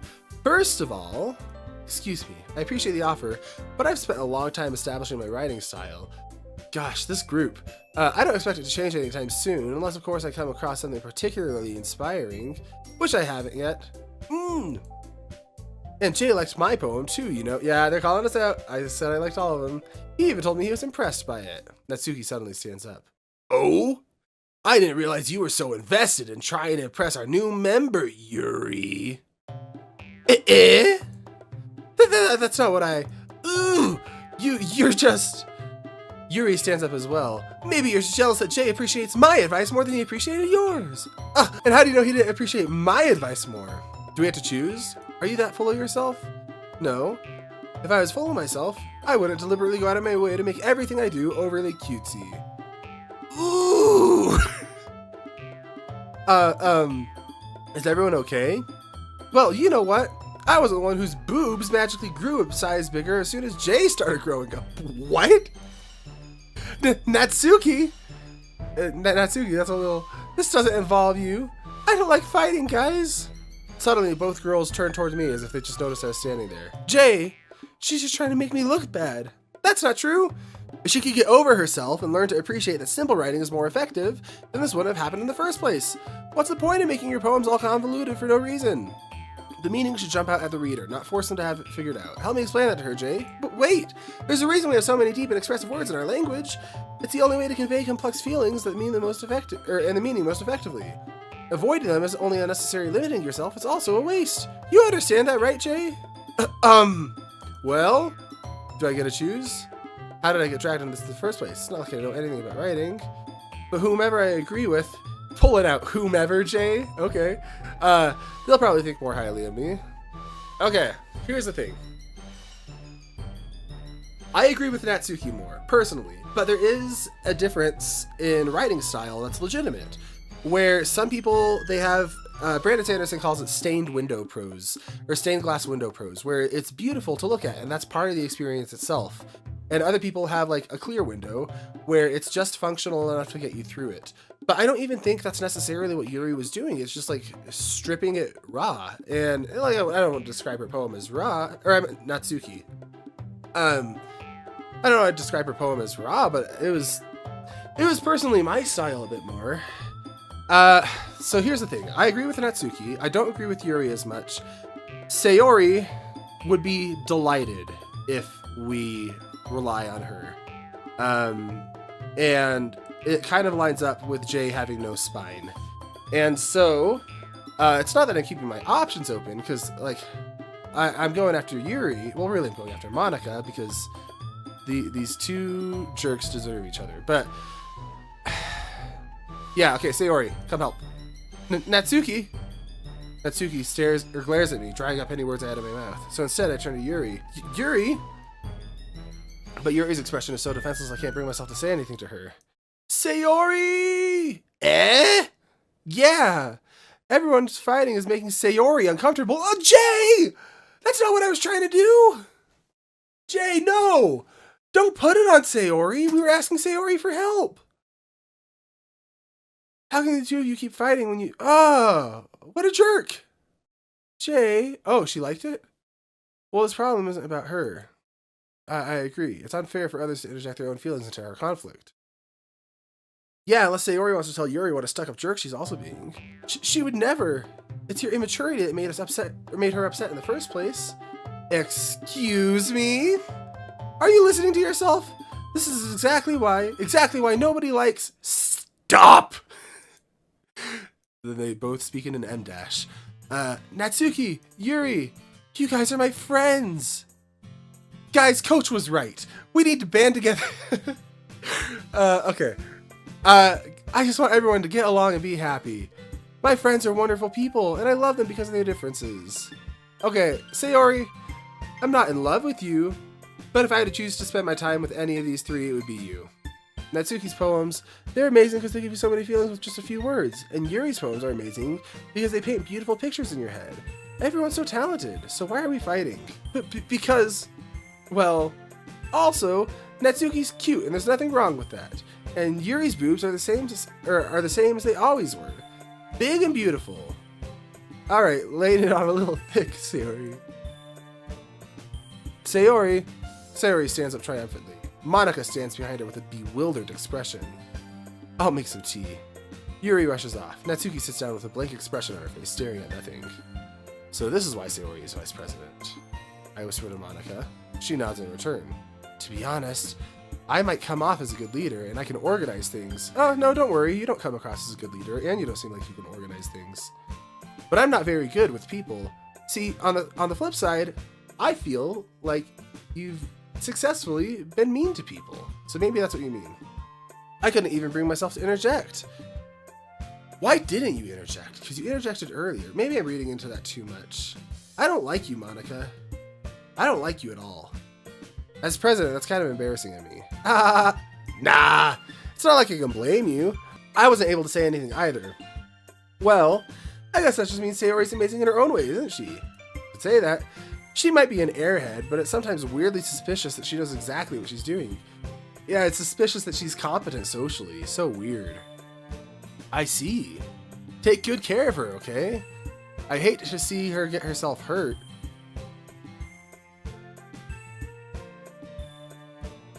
That makes two of us? You can count on me. Monika smiles at me sweetly, causing my stomach to knot. Heck yeah!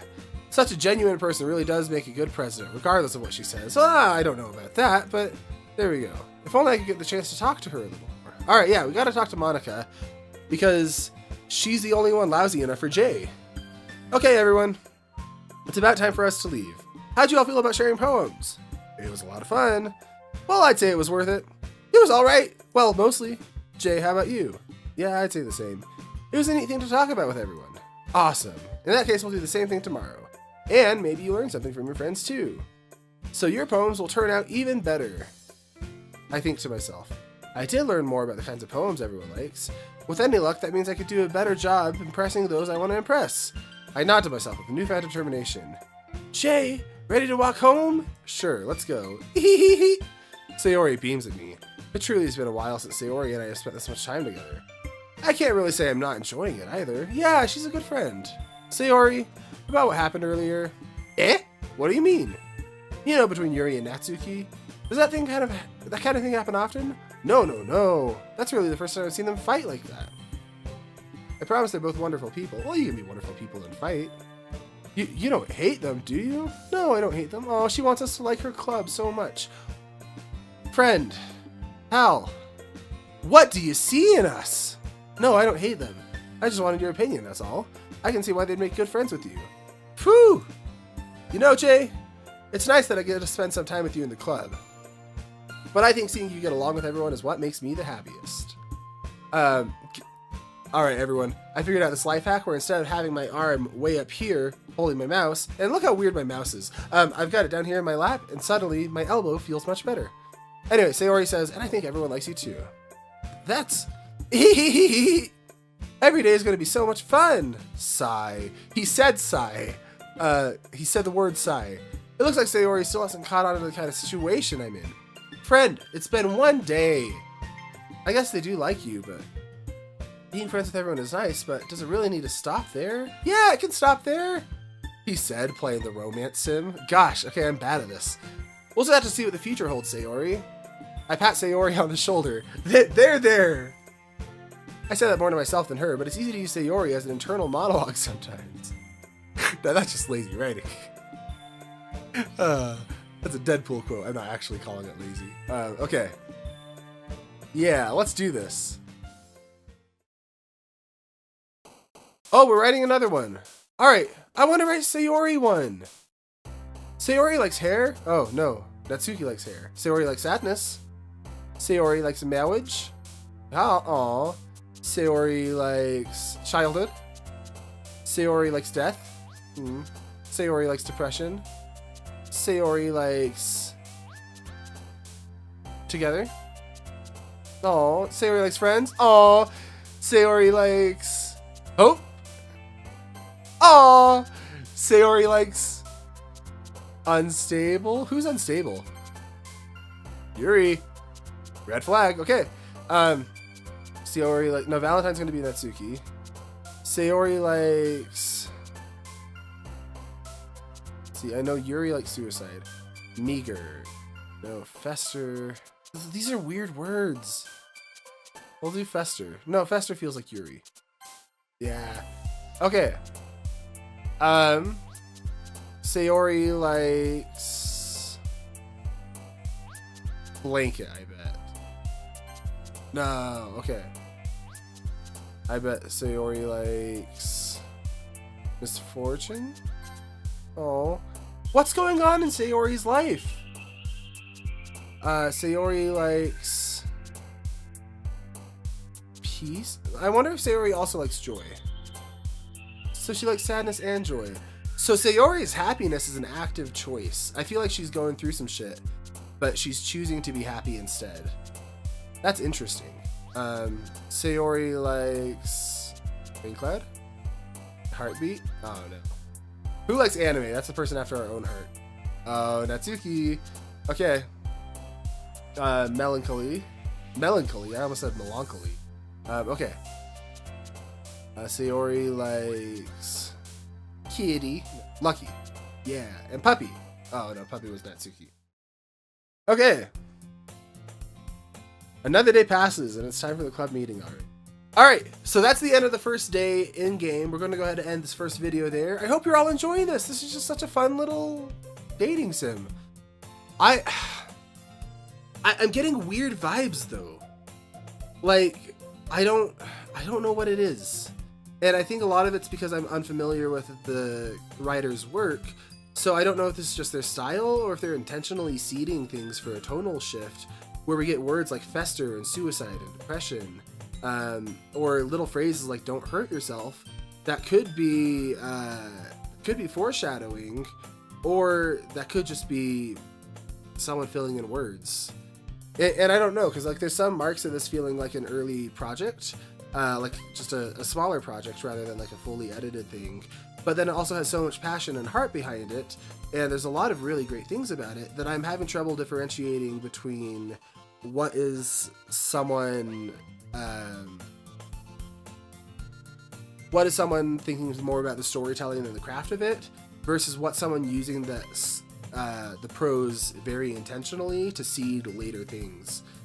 And I don't know, but Sayori's at the top of our list for a friendship run, and then Yuri, I'm getting weird feelings about Yuri, so I think I'm on Team Natsuki now. Team Natsuki, and then Yuri, and then Monika's obligatory. We gotta go after Monika when the opportunity presents itself. But yeah, that's gonna do it for this video. I hope you enjoyed it, and I'll see you all in the next one. Check out my book if you're interested. It would mean so much to me. Thank you all.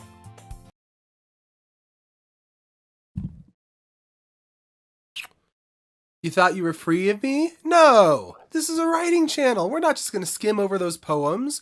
Granted, I thought we were for a little bit because I was sick and not feeling very good. And then I was just laying there, tossing and turning and thinking, those poems have got to have had something to say. And they really just went over my head. Let me just fix my collar there for you all. So I have done what any good analyst does. I printed them off.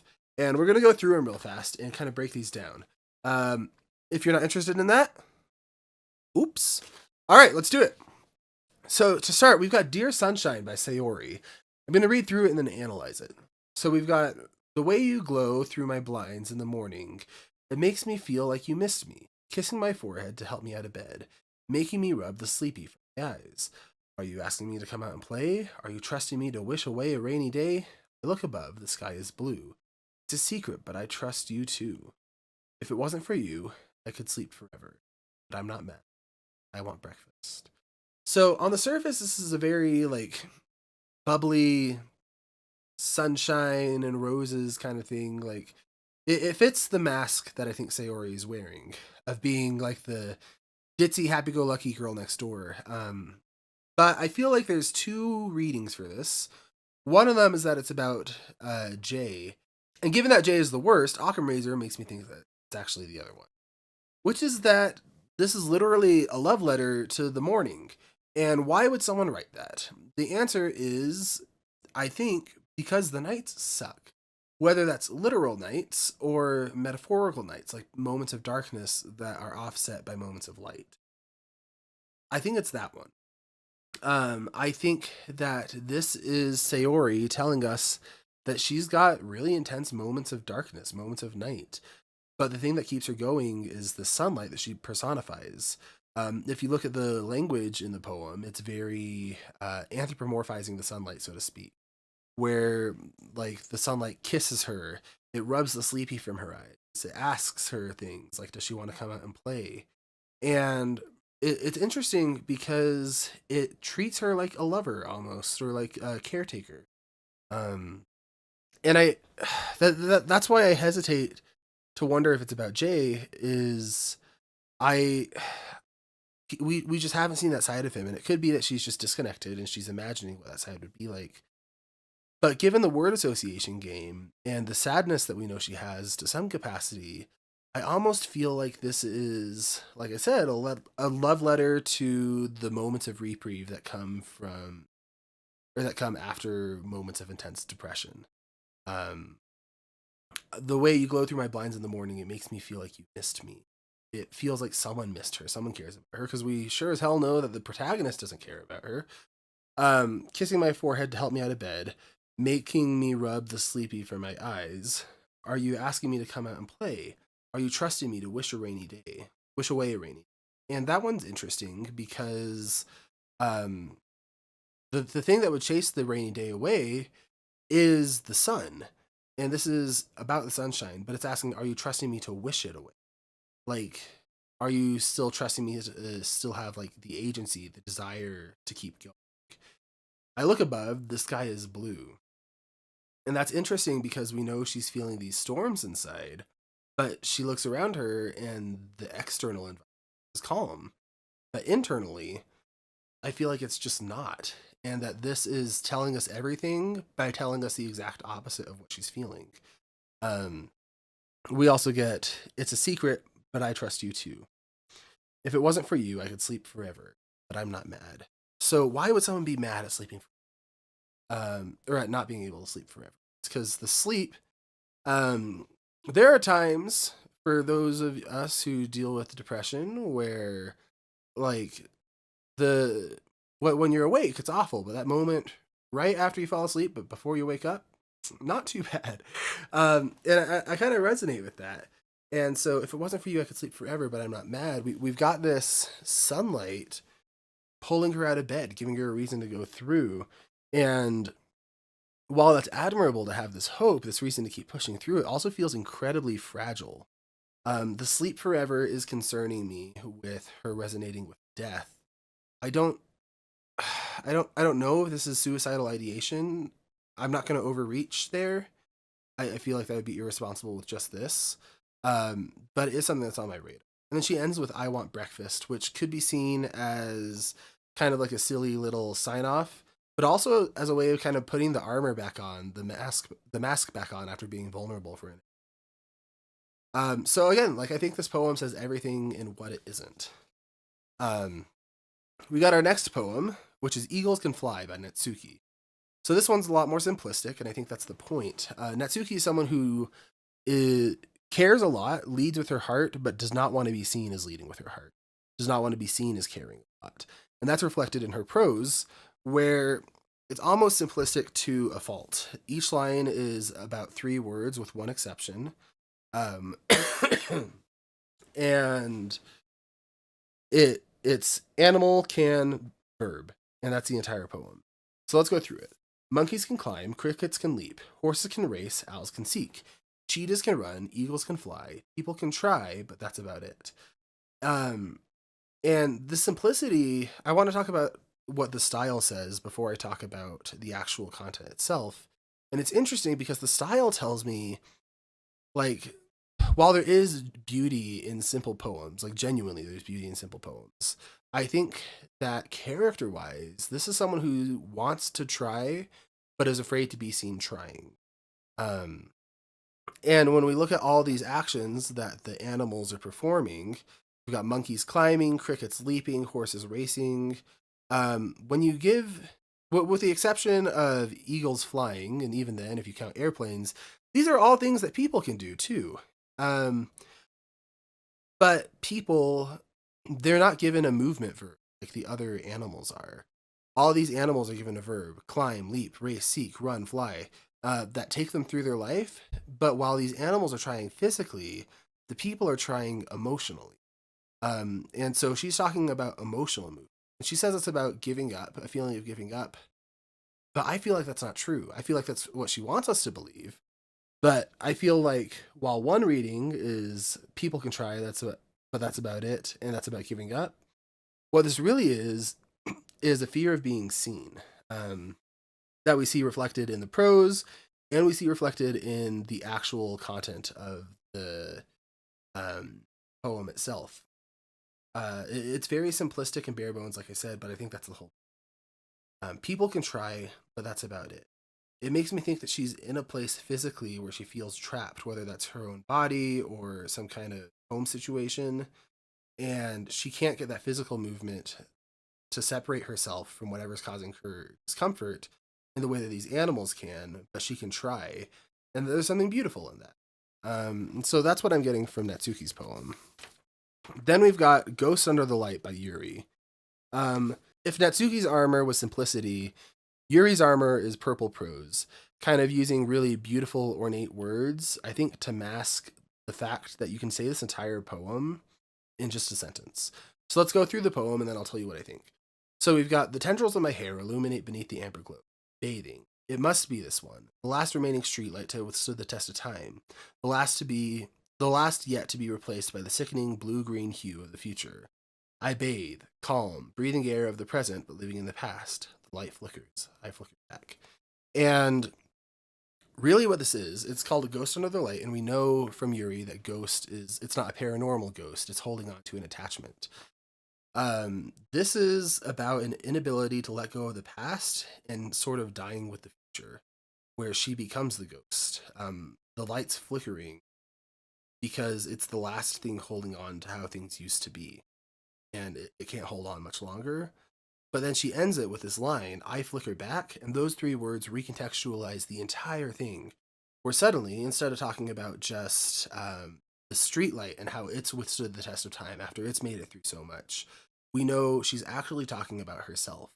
She's held up under the light, this light of past success, this light of past achievement, of past self-worth. But whatever's coming isn't going to end well for Yuri. I don't know what that means necessarily, other than the fact that she is dying, like she's giving out. Her light is flickering out alongside this street light. And the blue-green hue of the future, almost like this technology, is what I think of with blue. So some kind of technology? I don't know. Like, I think it's more than book good, phone bad. I think this is more the uncertainty of the future. Something's coming, and Yuri is just holding on by a thread and can't hold on much longer. She knows that she's on her way out emotionally. And yeah, it's interesting because her writing actually serves as a mask where she's obscuring what she's actually trying to say in a way that is poetic, yes, but also the amount of words she's layering on here, I think ultimately works against her trying to convey this, which I think is the entire point. I think it was written that way intentionally. And that brings us to Monica's poem, Hole in the Wall. It says, It couldn't have been me. See the direction the spackle protrudes? A noisy neighbor, an angry boyfriend? I'll never know, I wasn't home. I peer inside for a clue. No, I can't see, I reel, blind like a film left out in the sun. But too late, my retinas, already scorched with a permanent copy of the meaningless image. It's just a little hole, it wasn't too bright, it was too deep, stretching forever into everything, a hole of infinite choices. I realize now that I wasn't looking in, I was looking out. He, on the other side, was... This is interesting, because all of these other poems, the other three, I feel like there's a reading where they're about the main character, but I don't think that's actually what the intention is. I think the other poems are about depression, fear of being seen, fear of the future. But this one, it uses the pronoun he very specifically, and there's only one male character in this game. And I feel like it could be about Jay, about us. But interestingly, it talks about a wall, something that builds a foundation, something that builds a structure having a hole in it, that Monica, is that her name? Yeah, Monica didn't cause. She observed it. But it's not about trying to fix it. It's about trying not to be so fixated on it. Where instead of being blinded by the radiance of Jay, I assume, which, let's be honest, you're not going to be blinded by Jay. Something about him is so destabilizing to her.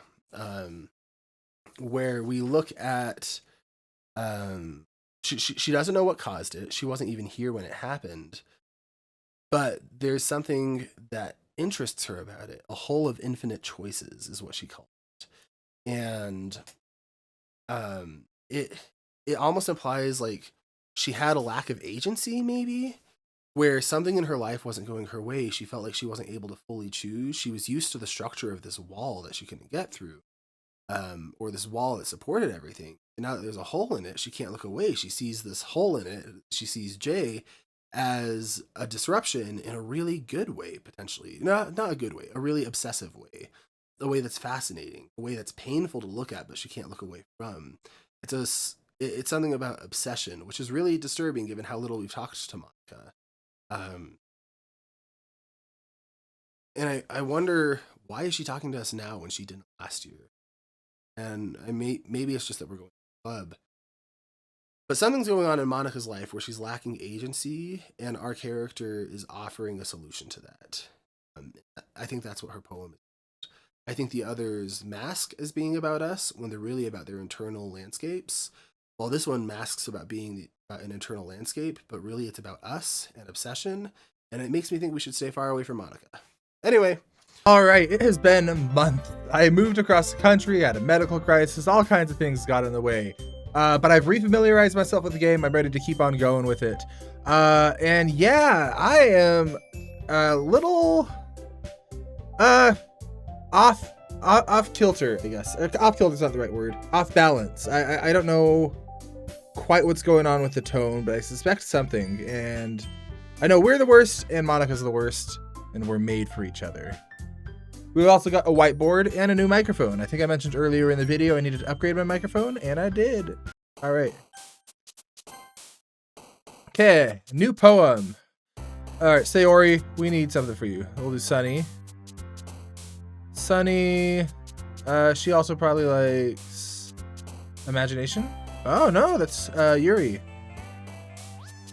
Smile. There we go. Happiness. Let's see. Pleasure, maybe? Oh, no. Hopeless. I really hope that doesn't get Sayori, but I'm curious. I really just don't know what's going on in her life. Let's see. Romance, maybe? Although romance might get Yuri. Oh, no. Okay. Let's see. Oh, I'm curious who covets something. My guess is Yuri. There we go. Let's see. Disown, I'm really curious about. Disown. Is there something going on with Yuri's parents? Okay. Silly.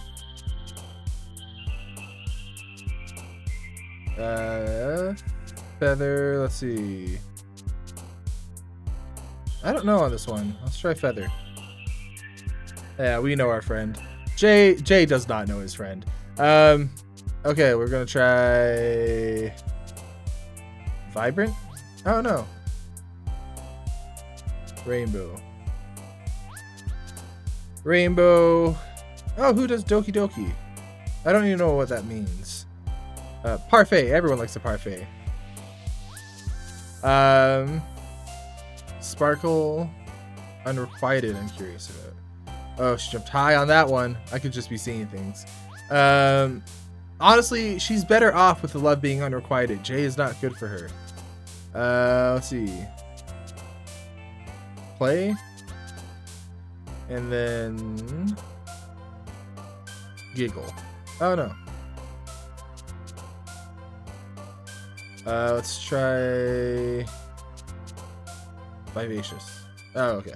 Well, we had a decent balance, but it was geared towards Sayori. All right, Monica comes in. Oh man, I'm the last one here again. Well, I don't see anyone else. Don't worry, I just walked in too. Were you practicing piano again? Jay plays piano? Oh, Monica. Okay, because of course Jay doesn't play piano. Yeah, you must have a lot of determination. Starting this club, now picking up piano. Well, maybe not determination, but I guess passion. Remember, that club wouldn't be here if it weren't for all of you. And I'm super happy you're all willing to help out for the festival, too. I can't wait for the festival. It's gonna be great, says Natsuki. Monica goes, weren't you complaining about it just yesterday, Natsuki? Well, yeah. I'm not talking about our part of the festival. But it's a whole day of school where we get to play and eat all kinds of delicious food. I like how Natsuki's thinking. You sound a bit like Sayori all of a sudden. Monica, do they usually have fried squid? Squid? That's a pretty specific thing to look forward to. Oh, it's delicious though. Oh, come on. Are you saying you don't like squid? You of all people? What does that mean? You of all people? I didn't say I don't like it. Besides, what do you mean by you of all people? Yeah, I'm curious. Because it's right in your name. Monica. I feel like that's a Japanese joke. Eh? That's not how you say my name. Also, that joke makes no sense in translation. Alright, a little meta humor from Monica. Oh, only Monica can break the fourth wall. They're all confused. Never mind. Let's just focus on our own events for now. Fine. Your reactions aren't as fun as Yuri's or Sayori's anyway. Excuse me. Where is Sayori anyway? Oh, there you are. Sayori sitting at a desk in the corner looking down at nothing. Sayori! I walk over to her. Hey, Sayori. I wave my hand in front of her face. Huh? You're spacing out again. Hey, sorry. Don't mind me. You can go talk to everyone else. But I want to talk to you. Is everything alright? Of course. Why wouldn't it be? It just feels like you're a little off. Sorry for assuming things. Geez, you worry too much about me. I'm fine, see? Sayori shows me a big smile. It's that armor again. Don't let me distract you from having fun with everyone. Like, she's distancing herself and viewing herself as a burden. Well, alright. If you say so. I worriedly glance at Sayori before turning back toward everyone else. But the conversation's already dispersed with everyone back at their usual activities. What do we do here? Maybe I should ask Monica if she's noticed anything about Sayori recently. Since they've been preparing for the festival, they must be spending a lot of time together. That's a good thought, actually. I timidly approach Monica, who's shuffling through some papers at her desk. Jay, what's up? Hey, this might sound a little strange, but have you noticed anything up with Sayori recently? Anything up with her? In what way do you mean? Maybe I'm reading into it a little too much, but she seems a bit downcast today. You know it's bad if Jay notices. Oh, you think so? I can't say I've noticed anything about her. Monica peers across the room at Sayori, who's idly dragging a rubber eraser up and down her desk. Maybe there is something on her mind. But I'm surprised I'm not the one asking you, Jay. You certainly know her a lot better than I do. Yeah, but she's never really like this. She always talked to me about things that bothered her. But this time when I asked, she was really dismissive. So that's a change in behavior. That's not good. Sorry, I know it's not your problem. I just wanted to ask if you knew anything, so I drop it now. No, it's important to me too. I mean, I'm also friends with her. And I certainly care about, and I also care about the well-being of my club members, you know? Maybe I'll try talking to her myself. Yeah, are you sure about that? She seemed to want to be left alone. Are you sure? Maybe she just has a hard time with bringing up the person of interest. Oh, is it about me being an asshole? What do you mean by that? I'm saying maybe the thing on her mind is you, Jay. Me? How on earth did you come to that conclusion? We don't pick up any, it's not even subtext, it's just text. Well, I probably shouldn't say too much, but Sayori talks about you more than anything else, you know? Eh? She's been so much happier since you've joined the club. Aw. Like an extra little light was turned on inside of her. What? No way. Sayori's always like that. She's always been full of sunshine. It's not any different now than it's always been. You're so funny, Jay. Have you thought that maybe you've always seen her so cheerful because that's just how she is when she's around you? Oh, I mean, that's kind of sweet, but honestly, what does she see? I said too much. I'm sorry, what do I know anyway? I didn't mean to jump to conclusions, so you should just forget about what I said. I'll try to talk to her, so try not to think about it for now. Alright. Monica smiles meaningfully. I know she said to forget about it, but I already know I won't be able to get her words out of my head. Monica stands up from her desk and walks across the room to where Sayori is sitting. I watch her kneel down to Sayori and gently talk to her, but she's keeping her voice so quiet I can't hear her from here. I sigh and sit myself down.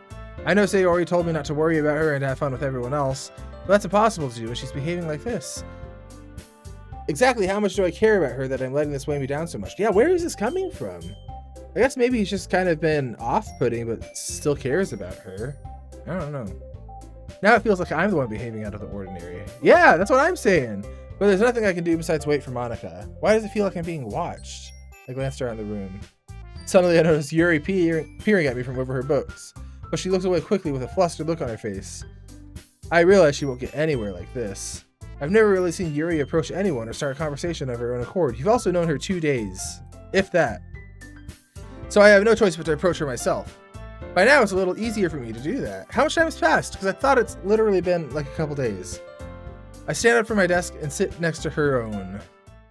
Yuri says, I didn't mean to bother you or anything. Relax, you didn't even do anything. But I could tell you wanted to be alone with your thoughts. Alone with my thoughts? How are you even able to tell I was thinking like that? Well, it's something I do a lot. So it wasn't hard for me to spot based on your posture and expression. Jay's like, oh. Not that I was staring or anything. I didn't do anything creepy like that. In any case, I guess you were right. I'm sorry if I caused you any concern. Don't apologize. Your troubles are only the concern of those willing to share in that concern. Of course, there are certainly those who find the most comfort in keeping to themselves. But if you'd prefer to share what's on your mind, then I'd be glad to listen. Yeah, let's talk to her. It's not that big of a deal. I was just feeling uneasy about Sayori. Sayori? Yeah, she's a little off today, but when I asked her about it, she didn't want to admit it to me. So I can't help but wonder if something happened to her. Oh, that's quite romantic. No, it's not. I mean, I guess if there was other context, maybe, but... sorry. I didn't mean to say something stupid. It's not that, I just didn't want you to misunderstand. Sayori and I have just been friends for a long time, that's all. Yeah! Ah, I see. Then perhaps it's unusual for her to be dismissive to you about her feelings. Or maybe I'm just reading into it a little too much. Jay, the world is full of meaning, often hidden deep beneath plain sight. Is that like a meta thing? Is there a secret meaning here? Do I need to be reading these posters on the wall? And there are also untold mysteries behind every person, no matter how well you may know them.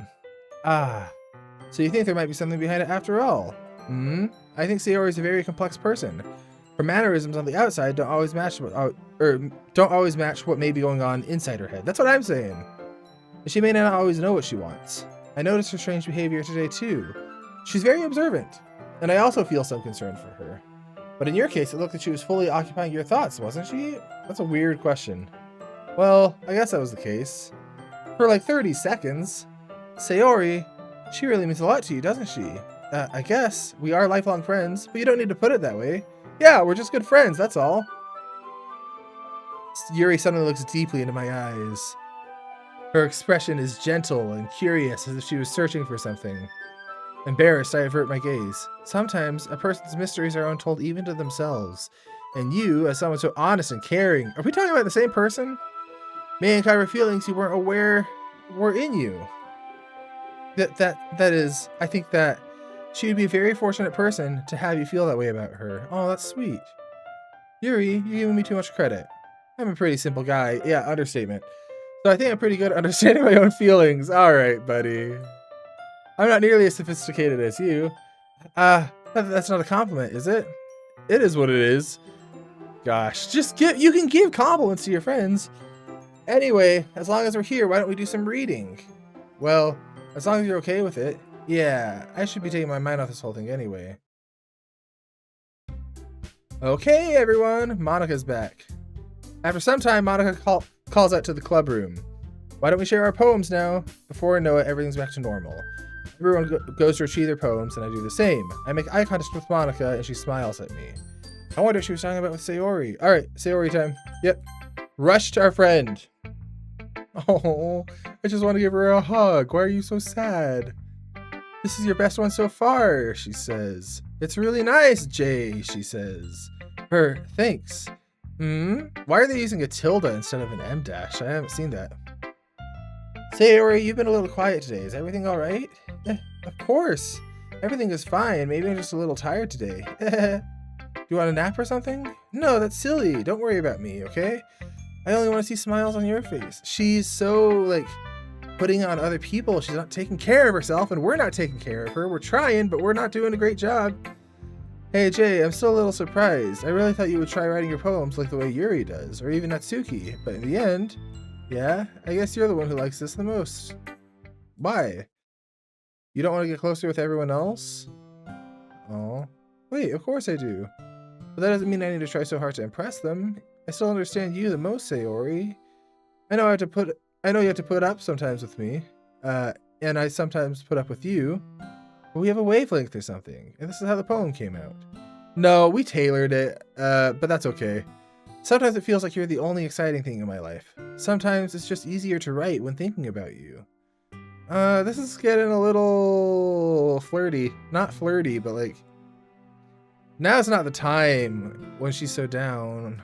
Unless we actually feel that way, which I don't buy that we do. Sayori? No, Jay, I don't deserve this. You're too nice to me. Why are you doing this? Sayori has trouble keeping her voice steady all of a sudden. If you had fun with everyone else instead, this would be so much easier. What's this? Sayori, I glance around the room to make sure no one noticed this. Sayori, I probably never said this before, but I don't understand what you're feeling right now. At least he has some awareness. Tell me what will cheer you up. Well, don't make her do that. Sayori shakes her head. She sniffles and keeps shaking her head. What did Monika say to her? Finally, she gathers herself and puts on a smile. It's nothing, Jay. It's just a little rain cloud. I'm sorry you had to see that. I promise it won't happen again. Oh, she's like... She sees herself as a burden.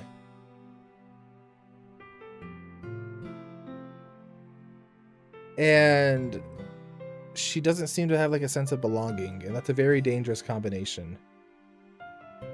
Just smiles from everyone, okay? That's all that matters. Go play with everyone else. I'm gonna go home a bit early today. No. No. You shouldn't be alone. Sayori, tell Monika I wasn't feeling well, okay? I'll see you tomorrow. Before I could say anything, Sayori cheerfully walks out of the room, humming to herself. Ah. Oh, I don't like that. Oh. Is this a sad game? The sudden happiness could be her feeling better. It could be her putting on a mask. Or it could be her making peace with something a lot darker. I don't know what kind of game this is. Monika, help us out. Hey Jay, have you thought about what you wanted to submit to perform at the festival? Well, being in this club is one thing, but performing in front of a bunch of people, I'll have to give it some more thought. Okay, no pressure, but whatever you do, I'm sure it'll turn out great. It would also make me happy to see. Anyway, let's take a look at today's poem. Sure. I'm holding it in my hands. Alright, let Monika take the poem I'm holding in my hands. It's pretty good. Makes me think of Sayori, like the other one you wrote. You two are like the dynamic duo. Yeah, we are. Yeah, probably. But you do spend a lot of time with her, even in this club, don't you? We're good friends. Then again, I don't blame you for being a little shy. I'm not shy, it's just, haha, I'm just teasing. No, Monica does this thing where she stirs the pot and then she backs off into teasing. And I don't trust her as far as I can throw her. I know it takes a bit of time to make friends with everyone, but Yuri and Natsuki are super interesting people. So don't be afraid to give them their share of time. You can talk to me every now and then too. Yeah, okay, but we're not going to spend time on Yuri and Natsuki when our best friend of like a long time is going through some shit. I'm not unapproachable or anything, am I? No, nothing like that. I'm just still getting used to being here, that's all. Yeah, I'm sorry if I was putting pressure on you or something. I really didn't mean it like that. No, don't worry, I get what you're saying. Well, alright. Anyway, I'll share my poem with you now, alright? Alright, let's see this. The Lady Who Knows Everything. An old tale tells of a lady who wanders earth, the lady who knows everything.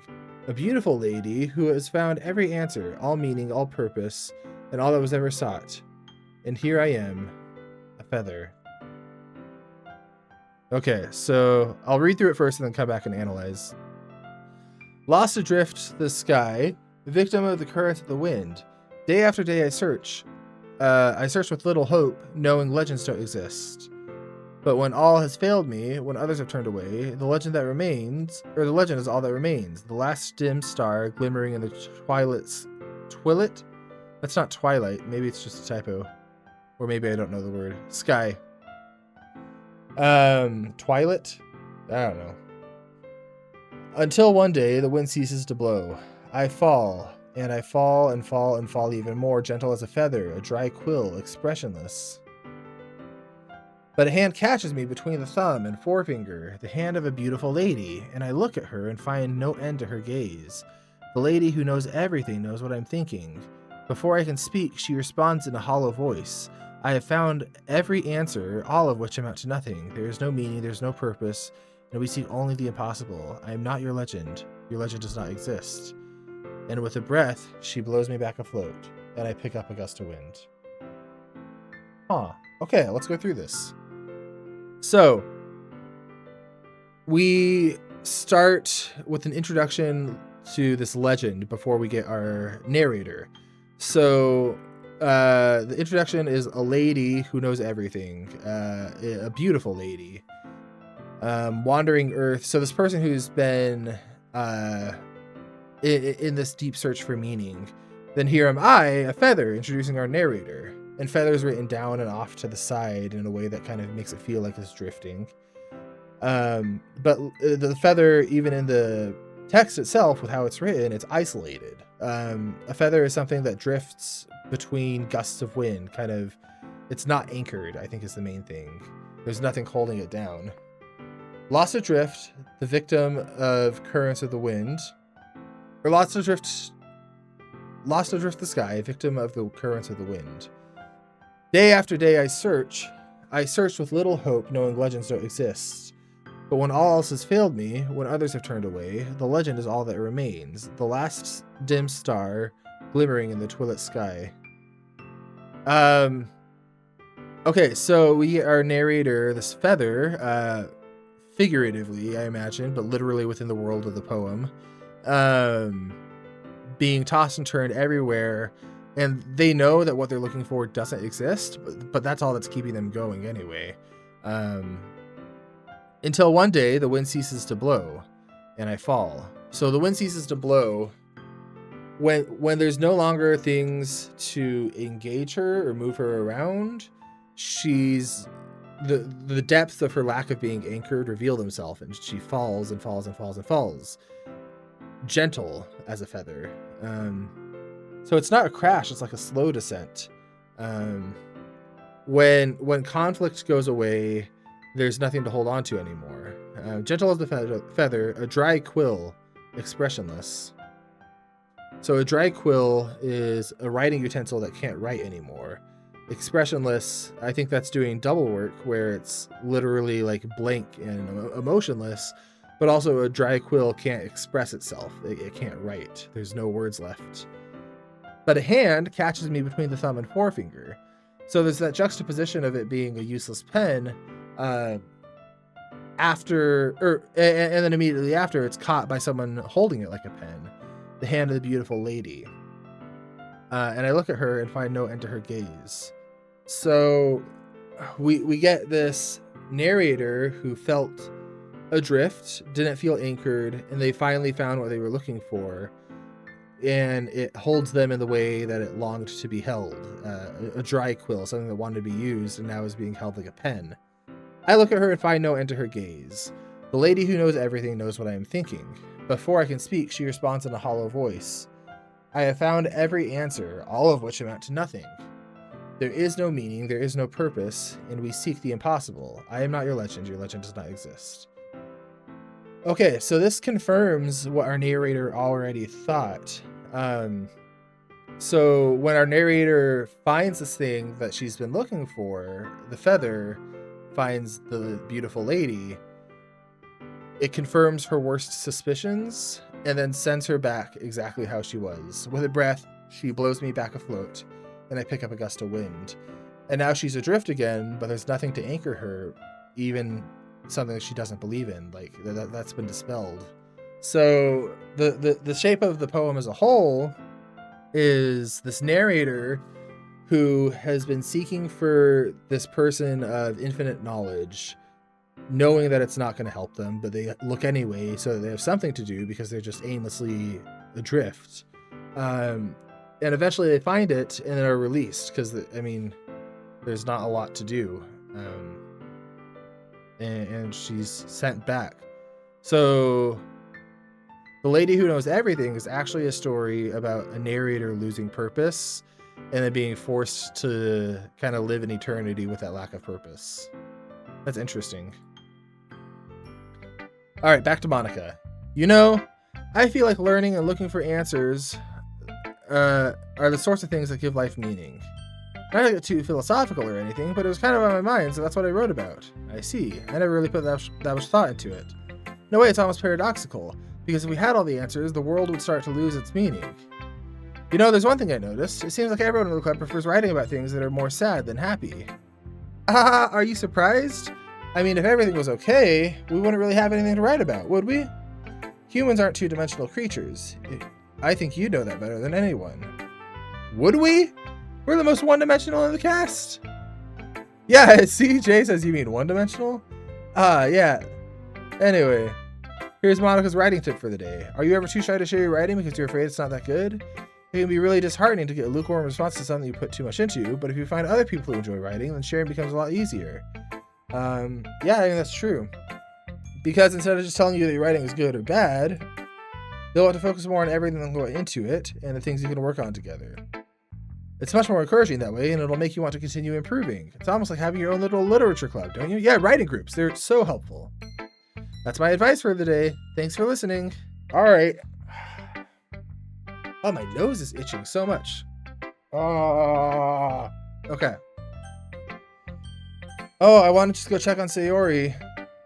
All right. To be honest with you all, I need some coffee before I keep going with these poems, because I am tired and I want to give them my full effort. So I'm going to go get coffee and be right back. All right, we're back. And while I was letting that coffee kick in, I had a couple of thoughts. I was talking to my wife about the game, who knows the game, and I told her my wishes for it. And she said, what I want you to do is look dead at the camera and just tell everyone your wishes. Didn't tell me why, so here we go. Wish number 1.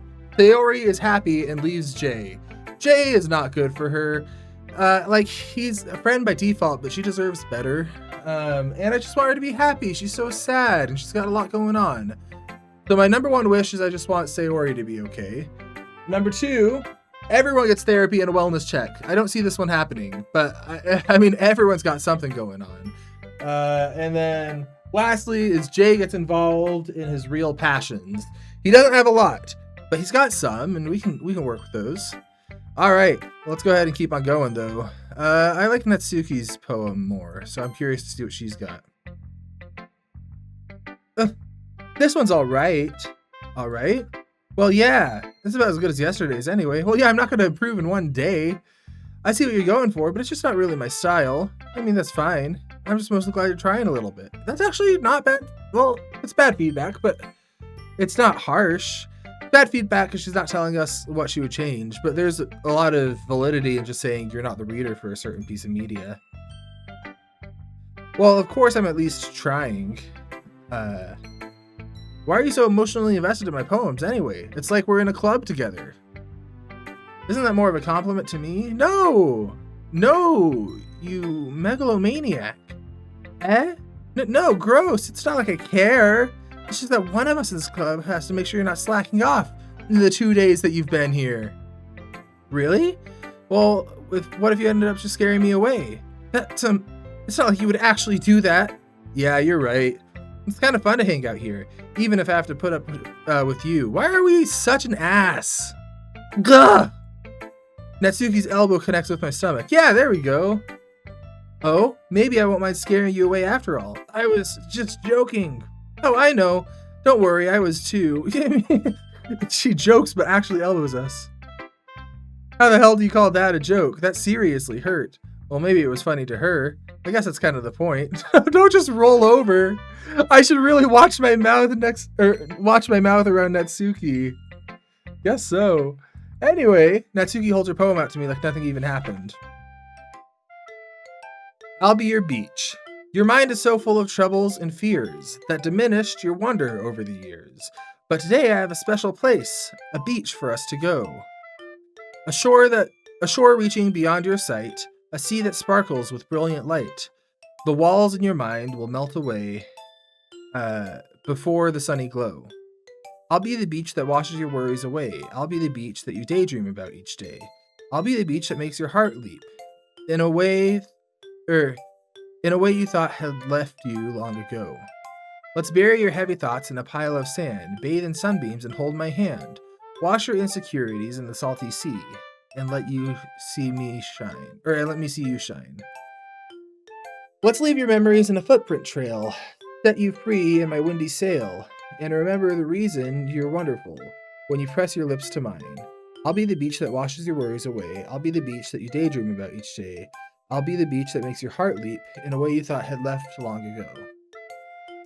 But if you let me by your side, your own beach, your own escape, you'll learn how to love yourself again. Okay. So, it's a love poem, but I'm curious who our narrator is talking about. Because I don't want to just assume the narrator's Natsuki, even though she wrote it. Although in this case, I think it is. And then the subject is... Let's see, what can we actually gather about the subject?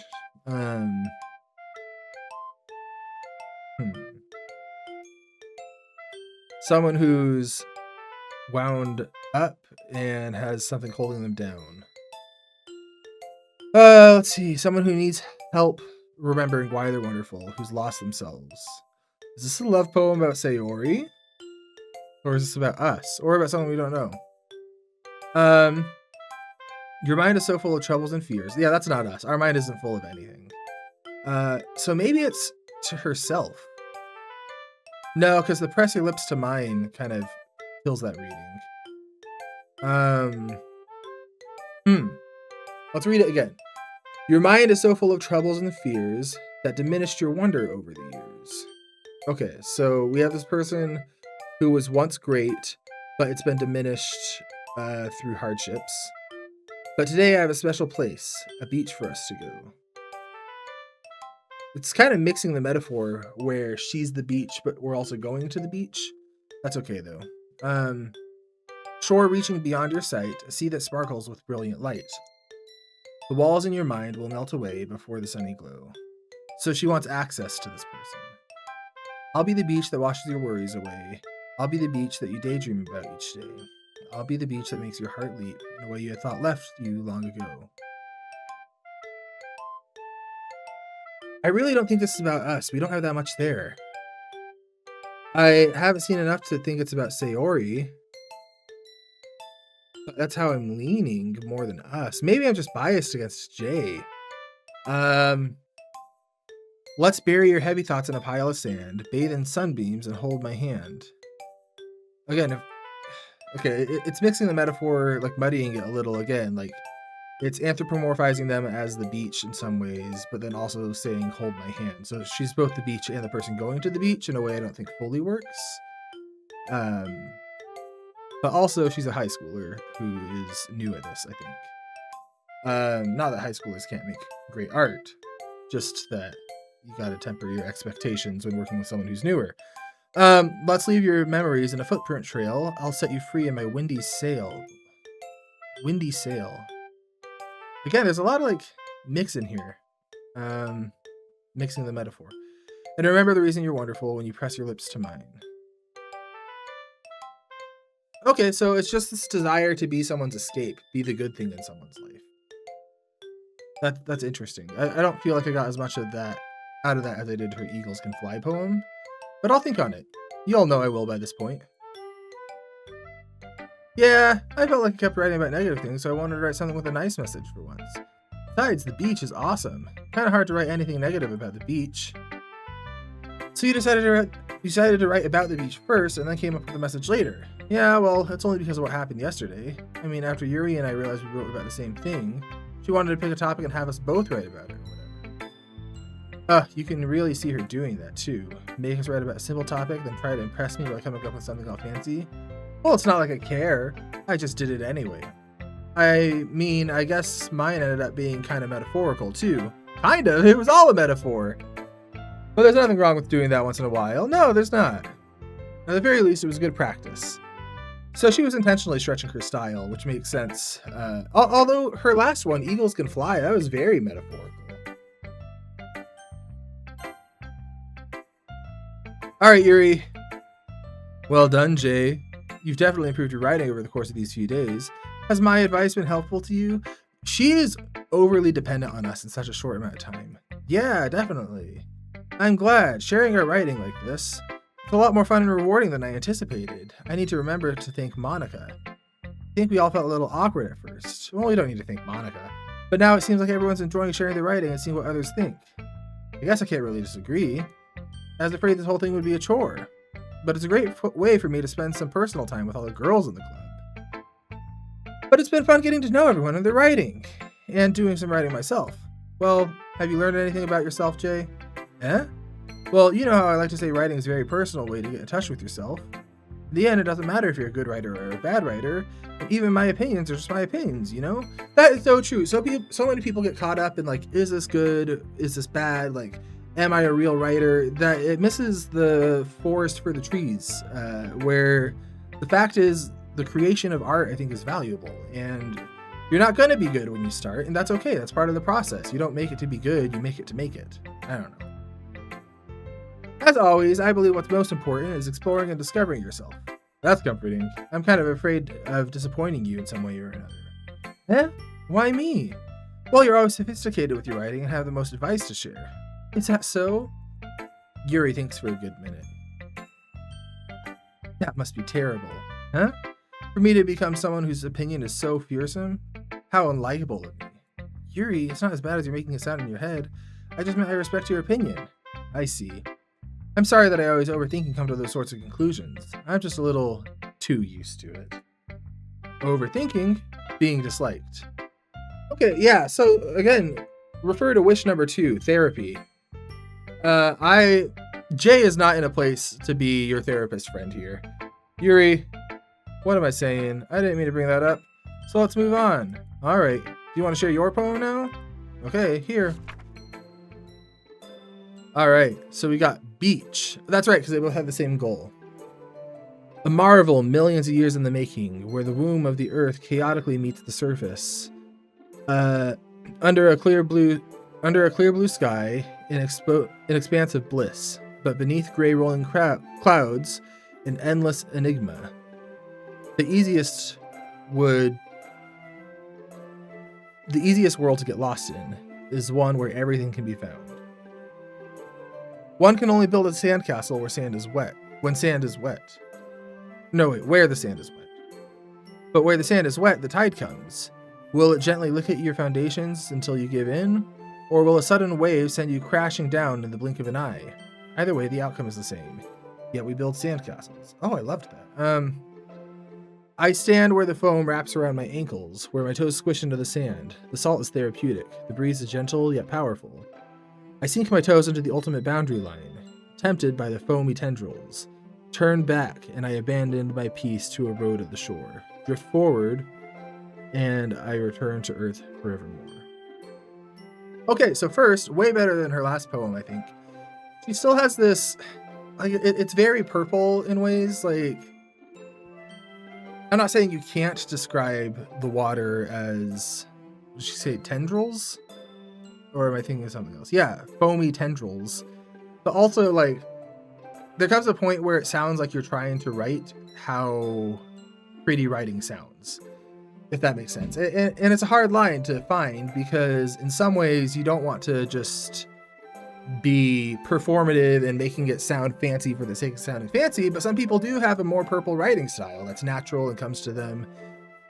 And I actually think the gatekeeping of that, of saying don't write purple, can be harmful and discourage people from getting into writing. And so that's not what I'm trying to do. But I am saying I do notice it. Certain things where, like the womb of the earth, it sounds pretty, but it's also not necessarily developing the metaphor very much. And so you get these words that are pretty, but not load-bearing. And so it makes it sound like decorative things thrown on there to mask something a bit more hollow. But I did like, especially the second stanza. So let's go through this. A marvel millions of years in the making, where the womb of earth chaotically meets the surface. Under a clear blue sky, an expansive bliss, but beneath gray rolling clouds, an endless enigma. The easiest world to get lost in is one where everything can be found. Okay. So she's saying...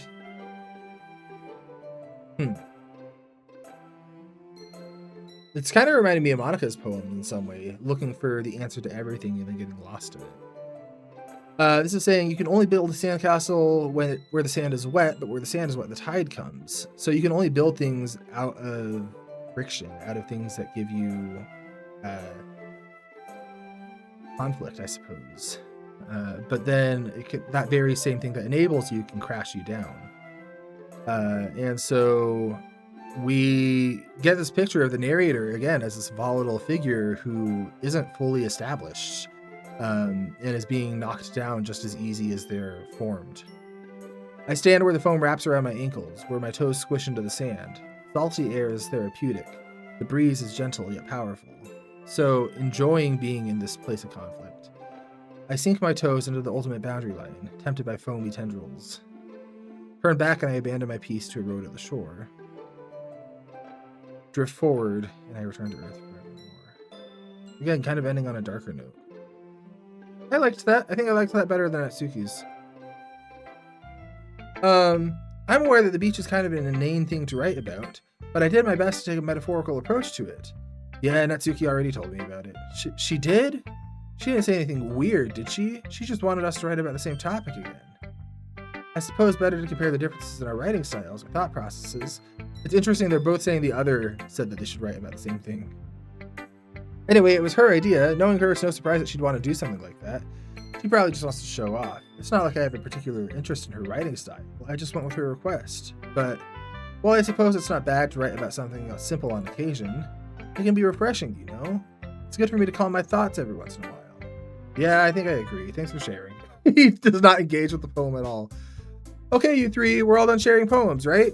Why don't we start figuring out... Hold on a second. Is it just me or did you say something strange just now? Huh? Something that did sound a bit unusual. That's right. You deviated from your normal usual catchphrase when addressing the club. Catchphrase? I don't know what that is. I don't have a catchphrase.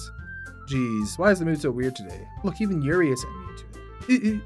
Stagnating air is common foreshadowing that something terrible is about to happen. Don't say stuff like that. In your books, maybe. Look, the only difference is that Sayori isn't here. Ah, it seems you're right. Sigh. I hate that they say sigh. It was within the quotation marks. Sayori always helps lighten the mood a bit, doesn't she? It's almost like everyone's balance is thrown off when she's not around. Where the heck did she run off to anyway? I thought she just went to pee. Natsuki, please show some decency. Oh, come on. Yeah, don't talk about pee. God.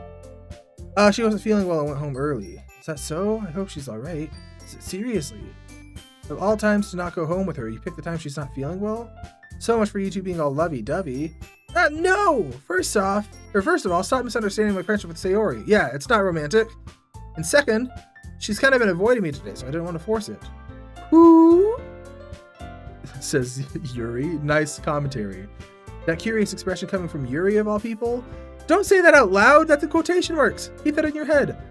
Calm down, guys. I talked to her earlier and everything's fine. What did she say?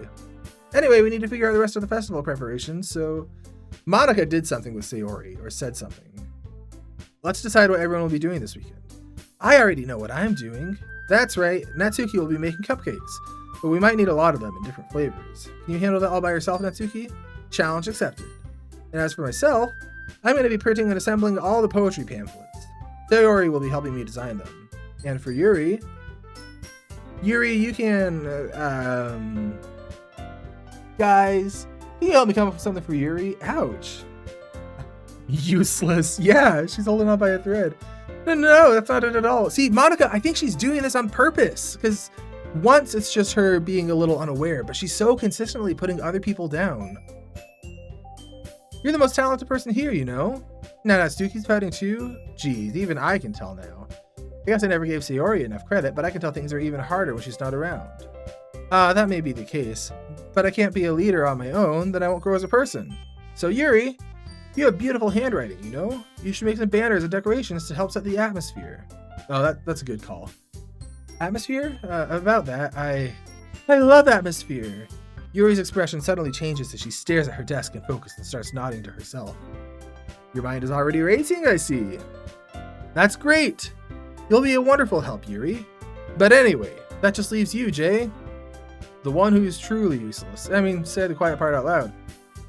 Don't say that. In fact, both Natsuki and Yuri have some pretty heavy tasks to handle. It would probably go a long way to give one of them a hand. You could always help me out as well. I'd be really appreciative of that. What's she gonna do? So how will they respond to a suggestion of help? Yuri, we're not helping you.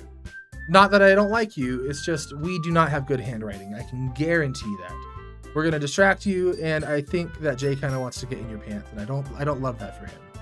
Because he's sitting very close to you when he's reading. He's always making things flirtatious. We don't need that. We don't need to develop that. We don't need to entertain that. You're too good for him. He will destabilize you, and you're already over-relying on him. Natsuki, I think you can handle it.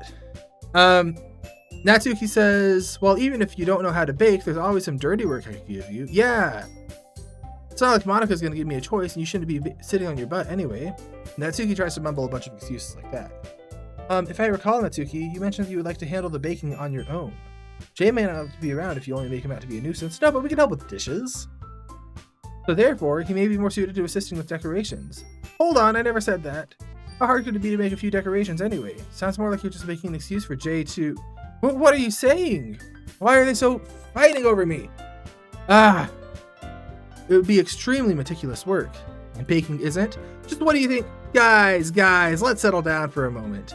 In the end, I think it's up to Jay to decide how he likes to contribute. Besides, he hasn't really gotten the chance to spend time with me yet, you know? I'm sure he's interested in... You literally just said, I'm surprised as well. Sorry. I was just saying, though. Jeez. Can't we just settle this already? Yeah. Jay, you're okay with this, right? In the end, it's up to you. Of course. Very well. Oh, yeah, Sayori. We go with Sayori. I mean, if it's going to be anyone, I'd prefer to help Sayori. I mean, we're already neighbors, but Monika said Sayori was helping her. Do you really hate us that much? No! Sorry, I didn't mean for this to be difficult. Oh, really? We don't get to help Sayori? Alright, Monika is trying to get access to us, it feels. Yuri's trying to get access to us. Natsuki, I feel, could genuinely use the help. Yuri, we're not helping. But Monika... Maybe if we help Monika, it would take some heat off of Sayori?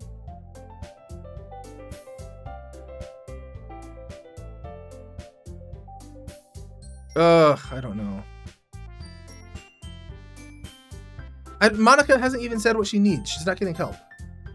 Well, baking sounds like it could be fun, and you guys made it sound like a lot of work, so it probably could use 2 people.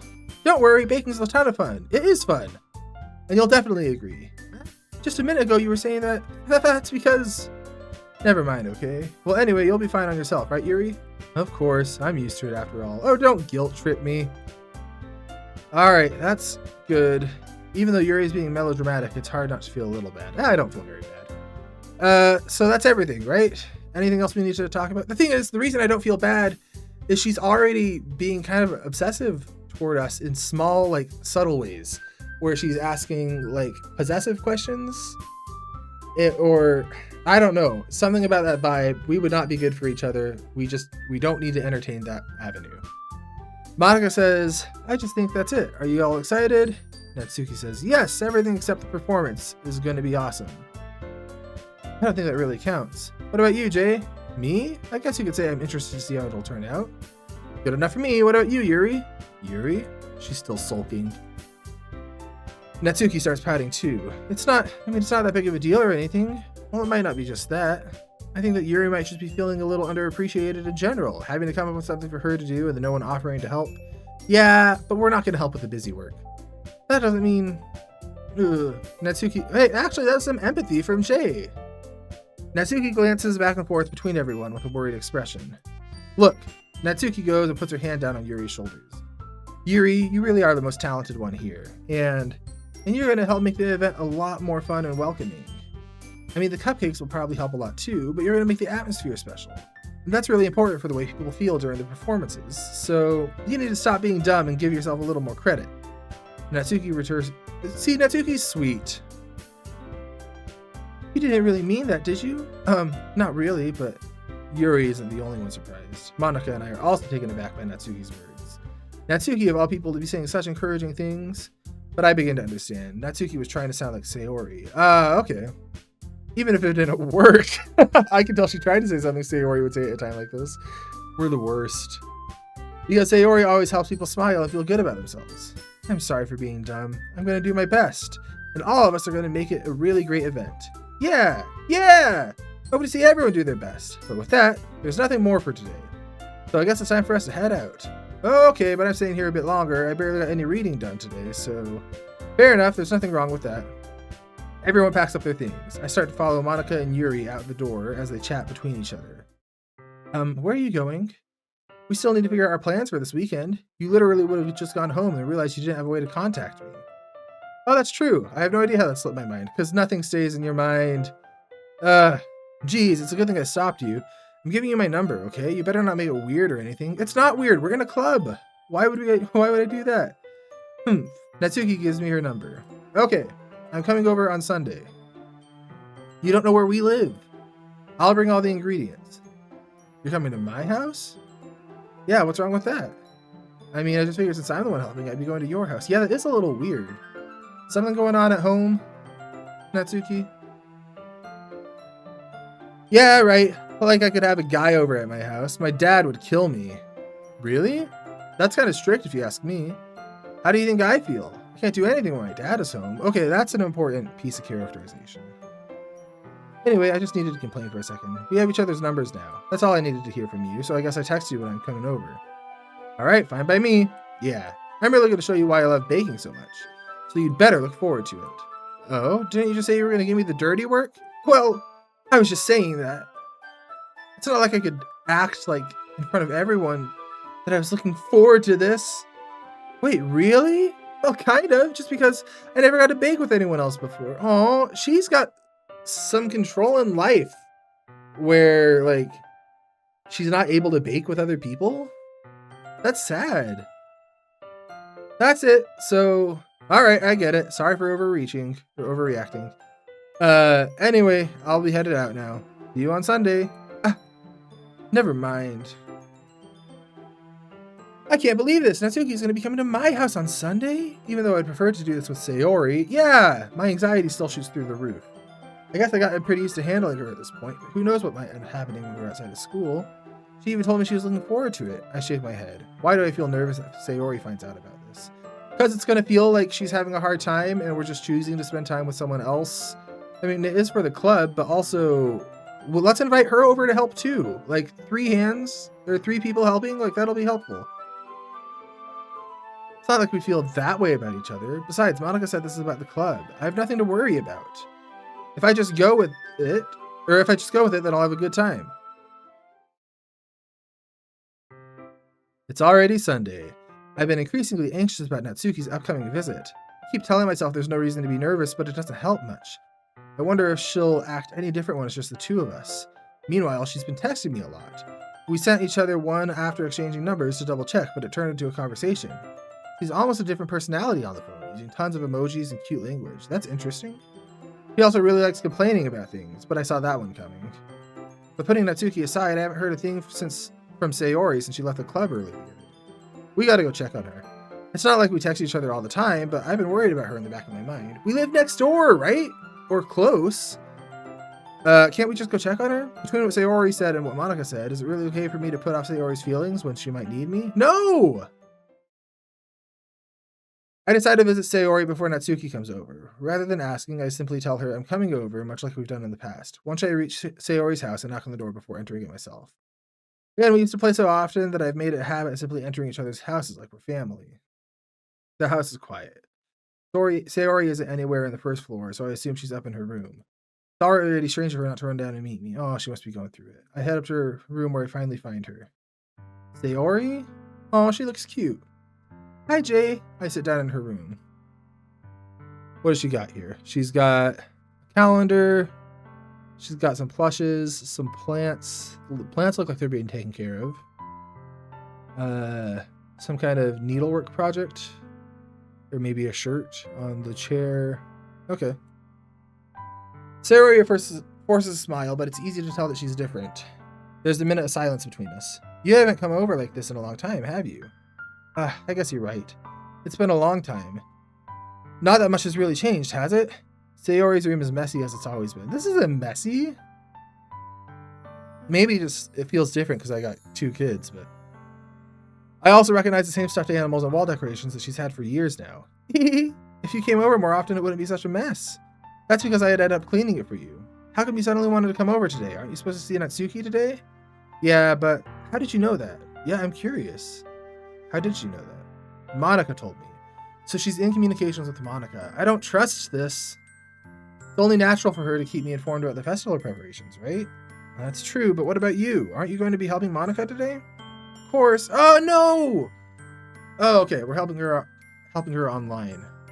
We didn't plan to meet up or anything. So it's just me and Natsuki. Okay, well, at least she has someone, but I don't trust Monica. There's more silence between us. Sayori stares in a random direction. Everything about her behavior is really uncharacteristic. That's not good. I finally get to the point. I just wanted to see how you're doing. After you left on Friday, when something's wrong, you can't hide it from me. I know you too well, so... Sayori smiles, shaking her head. That's no good, Jay. Eh? Why can't it just be like it's always been? This is all my fault. If I didn't go so weak and accidentally express my feelings, if I didn't make that stupid mistake, who did she express feelings to? Oh, to us. Okay. You wouldn't have come here. You wouldn't be all worried about me. You wouldn't even have been thinking about me right now. No, I've liked you the whole time. This is just my punishment, isn't it? I'm getting punished for being so selfish. Oh, this is heartbreaking. I think that's why the world decided to have you come over today. It just wants to torture me. Sayori. I grab her by the shoulders. What on earth are you saying? Are you listening to yourself right now?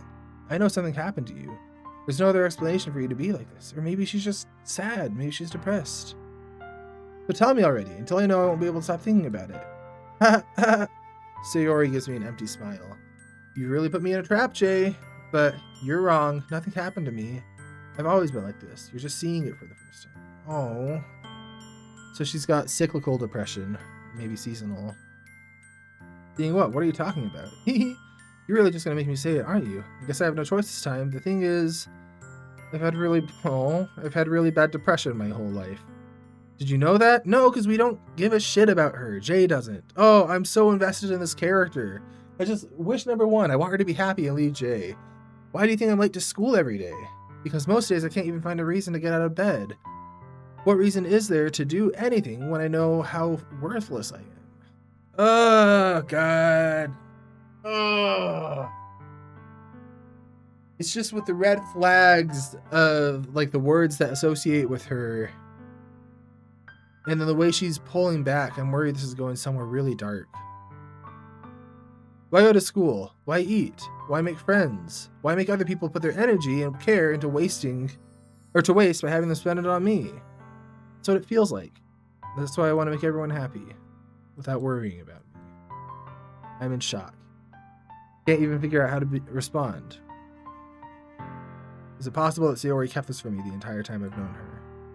Does she really want me so badly to just not think about her? Why, Sayori? Why is it that you never told me about this? It's almost as if I've been betrayed by you. Betrayed as your close friend. Oh, shut up, Jay. What the fuck?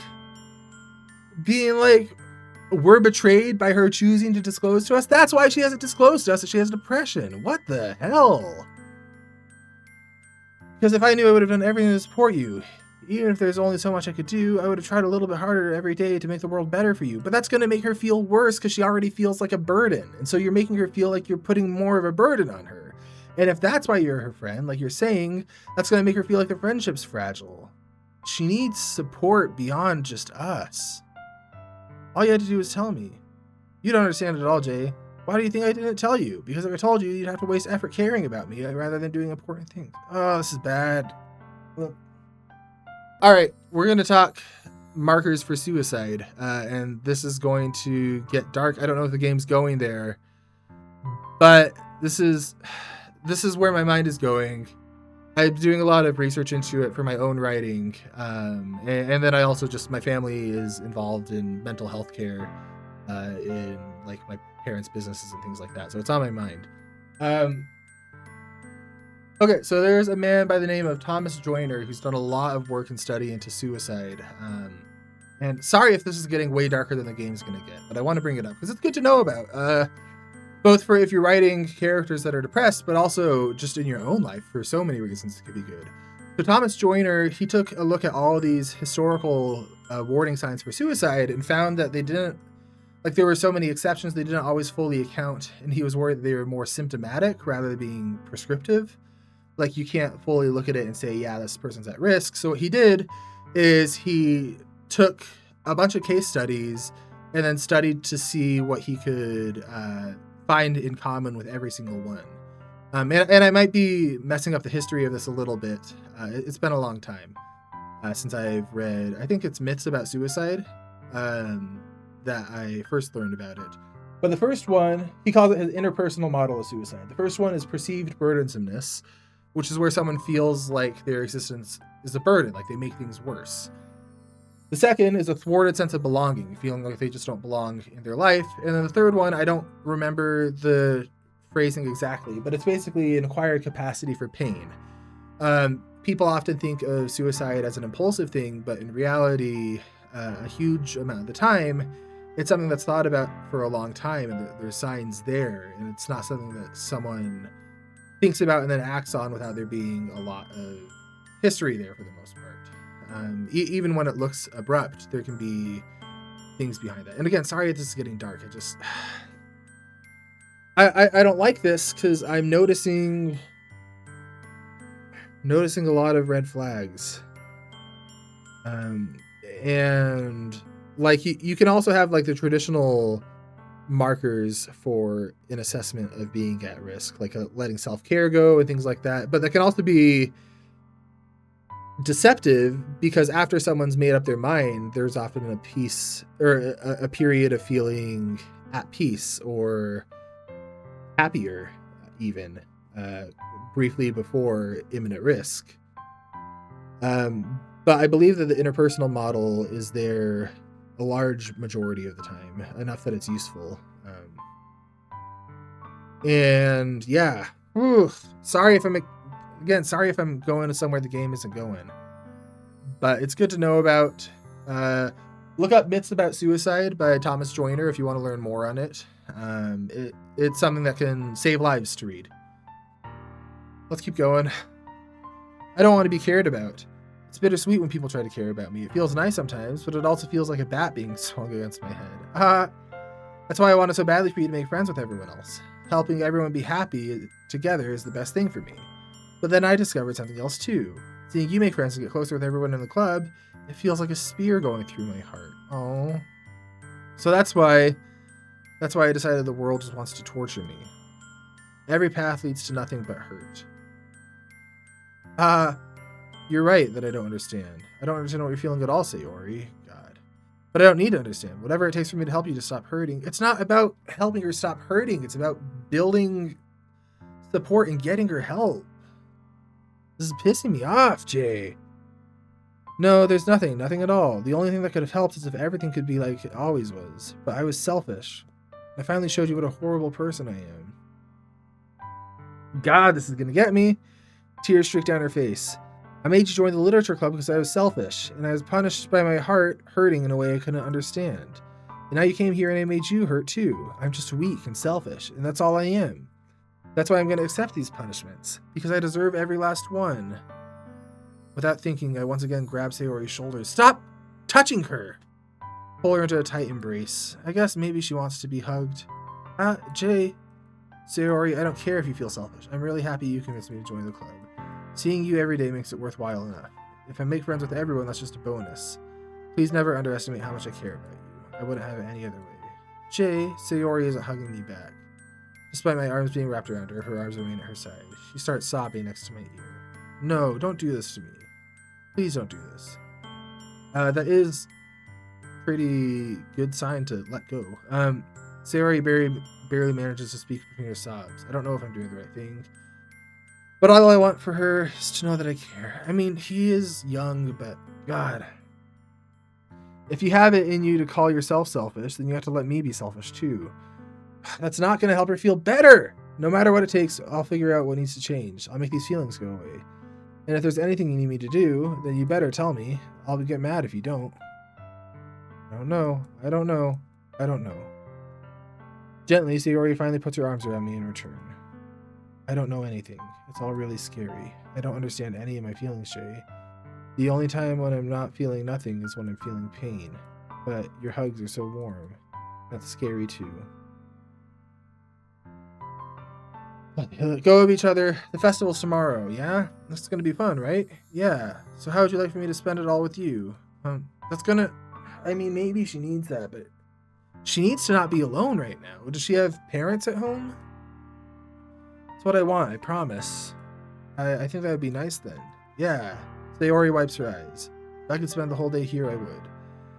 Of all days, this has to be the one where I have other plans. Maybe I should cancel. Yeah, either. No, don't listen. I don't know what the right answer is. I don't want to say don't listen to her. But she needs to not be alone. I guess she hasn't expressed outright desire for self-harm. It's been ambiguous and through the word association, which is what's giving me a lot of red flags. But I am super worried about Sayori. Please don't. If you did that, then I really wouldn't forgive you. Okay, when people are saying they won't forgive you, that's not a good excuse when it's taking care of someone's mental health. It's almost time for Natsuki to meet me at the house. At the very least, do you want to come along and help out? Yes, it would be fun. To my surprise, she shakes her head. I'm sorry, I don't know if that would be very good for me today. You understand, right? It's kind of hard for me to fully understand. She needs... I'm getting overly anxious to where I feel like she's at imminent risk, and I don't feel like there's been enough for me to feel like that quite yet. But the game is doing something in a writing perspective where it's gotten me that concerned about her. I think it's also that he just notices that she's off as someone who knows her very well. It's okay, don't worry about it too much. I'll see you tomorrow, okay? Alright, I look forward to it. I say goodbye to Sayori and exit her house. On my way home, I still find myself feeling uneasy. But it's hard for me to keep thinking about it when Natsuki's coming over too. I think Sayori is right. I shouldn't be worrying about her too much. We're definitely going to have a great time tomorrow. I should just focus on what's ahead of me. Alright, I need a little break, and then we're going to keep on going. But, I'm so anxious for Sayori. I've been there. I know what it's like to feel like that. And she hasn't expressed blatant suicidal ideation, but I'm seeing the signs, and I'm worried that's where it's headed. And so I feel anxious leaving her alone. I'm still having fun, and I'm super engaged with the story. It's also stressing me out. So I'm excited to keep going. I'm just gonna take a little break, get some water, and then come right back. All right, let's keep it going. Don't feel good about this. I spent only a few minutes back at home anxiously awaiting Natsuki's arrival. Before I know it, she texts me to let me know she's outside the front door. Without delay, I open the front door to let her in. Oh, I like her little cat logo on her shirt. Sup? Hey. I don't know what I was expecting, but seeing Natsuki in something other than her school uniform totally threw me off. Seeing her in such cute clothes makes the uniform seem totally unfitting in comparison. Geez, don't make it feel so awkward already. It's gonna be a long afternoon, so just don't be weird because you're not used to seeing me outside of school. Anyway, I'm coming in. I see you brought a lot of stuff. We have a nice place. Wow, okay. I see you brought a lot of stuff. Natsuki's carrying a large bag that's probably full of baking supplies. Well, I didn't want to... Well, where's Sayori? Okay, sorry. I didn't want to come all this way to find out your kitchen isn't equipped for the job. You brought everything I asked you to, right? Yeah, I did. She asked me to buy a bunch of ingredients if I didn't have them at home. Good. Glad I could count on you to do your part. Well, of course. I'm surprised to hear Natsuki suddenly say that, rather than something snarky like she usually does. Could it be she's a little different outside of school after all? Yeah, it seems like she's a lot more relaxed. Anyway, let's go to the kitchen. What, you're not even going to offer to take this heavy bag from me? Where's your hospitality, Jay? Come on. Since when did I need to be a gentleman? Literally never. I grabbed the bag. Yuck, this is ridiculously heavy. I carried it all the way here. Are you impressed? Why are you inconveniencing yourself so much to have me not at your house? I'm worried about her home situation, too. I see now. Yeah, I'm impressed, Natsuki. It seems like I always underestimate you. It's because I'm so small, isn't it? You jerk. Natsuki hits a fist into my chest. Hey, your size has nothing to do with it. Do you really hate being small that much? It's not like I hate it. I mean, sometimes I like proving people wrong when they think I'm only worth my size. It's fun when I get to be small, and also better than other people. But, geez, never mind. What are you making me say? Don't think you can make me talk about weird things just because we're not at school. Are we getting started or what? Yeah, we better get started. There's a ton of stuff I gotta teach you. What? That's a little more like you. You're more fun when you just speak your mind like that. Hey! Now you are treating me like a kid. I was just trying to be a little nicer, you know? And just because I don't have a mature, sexy figure like Yuri, doesn't mean you should be treating me like... Maybe her poem was about Yuri. Natsuki catches her words and her face turns red. Natsuki? Does she have a crush? Forget it, I didn't say anything. I should apologize. Huh? I appreciate that you were trying to be nicer. I should have been a little more considerate too. But also, if that's what you're thinking, then you should know that there's a ton of guys who are into body types like yours. Whoa! Whoa! Don't say that! Don't say that, Jay! You've known her 3 days and you... Oh god. How would you know that anyway? Just trust me on this one. Well, yeah, Gross is right. What a weird comment to make. Jay says, hey, was that to me? Who else? Man, let's just get started already. You get all sour when a girl calls you gross. I finally found your weakness, Jay. Natsuki smiles deviously. Please spare me. Well, if Natsuki decides to dish out more insults like that, there's no way I'm not fighting back. But she's satisfied enough for now, finally starting to pull things out of her bag so we can get started. Okay, there we go. Before long, the whole kitchen is a mess. Dirty spoons, dirty bowls, flour, spilled fluid, and plastic bags are strewn about every countertop. Though I'm glad she didn't have to do this alone. The mixer isn't big enough to make all the batter at once, so we had to do it several times. Meanwhile, Natsuki's babysitting all of my movements to make sure I don't mess up her precious baking. Che, where did you put the food coloring? The batter's going in the oven soon, so I need to fill the trays. I think it's still in the bag next to the table. What are you using it for? To color the food, dummy! Yeah, to color the batter! I'm making each tray a different color. Oh, she's so fun. That way, even if the flavors aren't different, everyone can still pick their favorite. Oh, that's a cute idea. Are we doing anything like that with the icing? Do you want to? You're asking me? I don't really have a preference, so... Come on, you're not putting any heart into this at all. Can you at least try to have fun? I am having fun. I'm not sure what she's trying to get out of me. Meanwhile, I see her separate the batter into smaller bowls and put a few drops of food coloring in each. That does look pretty cool, see? It's not like baking's just about following directions, or instructions. The presentation is where you get to be creative and have the most fun. It's a million times worth it in the end, if just looking at it makes everyone's eyes light up. She's sweet. Like the ones you made on my first day, huh? I recall Natsuki proudly presenting her cat-shaped cupcakes, And Sayori Yamanaka's delighted expression. I wonder if I can make Natsuki proud like that too. Yeah, maybe I will use food coloring then. Sounds like you're starting to understand. Just make sure you finish mixing the icing before you mess with the food coloring. Yeah, it's getting there. We were using the electric mixer for the batter, so I got stuck with a whisk and a huge bowl for the icing. Eh? The icing's still all lumpy. Are you even trying? Well, yeah, it'll take a little longer. Geez, I'll be here all night if you do it like that. Here, look. Natsuki grabs the whisk from me and uses her other hand to tilt the bowl back. You need to beat the crap out of it. After a few seconds, the consistency of the icing has already improved. See? As if to emphasize, she sticks a finger in the icing and then pops it in her mouth. I reluctantly start to do the same. Hey! Natsuki grabs my wrist. I don't want your gross fingers in my icing. Yeah, I guarantee we didn't wash our hands. Your icing? Are you forgetting who did all the work? I fight back, inch my finger toward the bowl. Don't make me beat the crap out of you next. I'd like to see you try. I push harder, just enough for my finger to reach the icing. Triumphantly, I scoop some up with my finger, just as Natsuki tugs with all her might. Ah! The force of Natsuki pulling me causes me to stumble, making her stumble and turn. Gross, you got it on my face. Whose fault is that? Oh, they're flirting. There's a big glob of icing on Natsuki's cheek. She tries to reach it with her tongue, but it's too far away. Geez, you know what? Take this.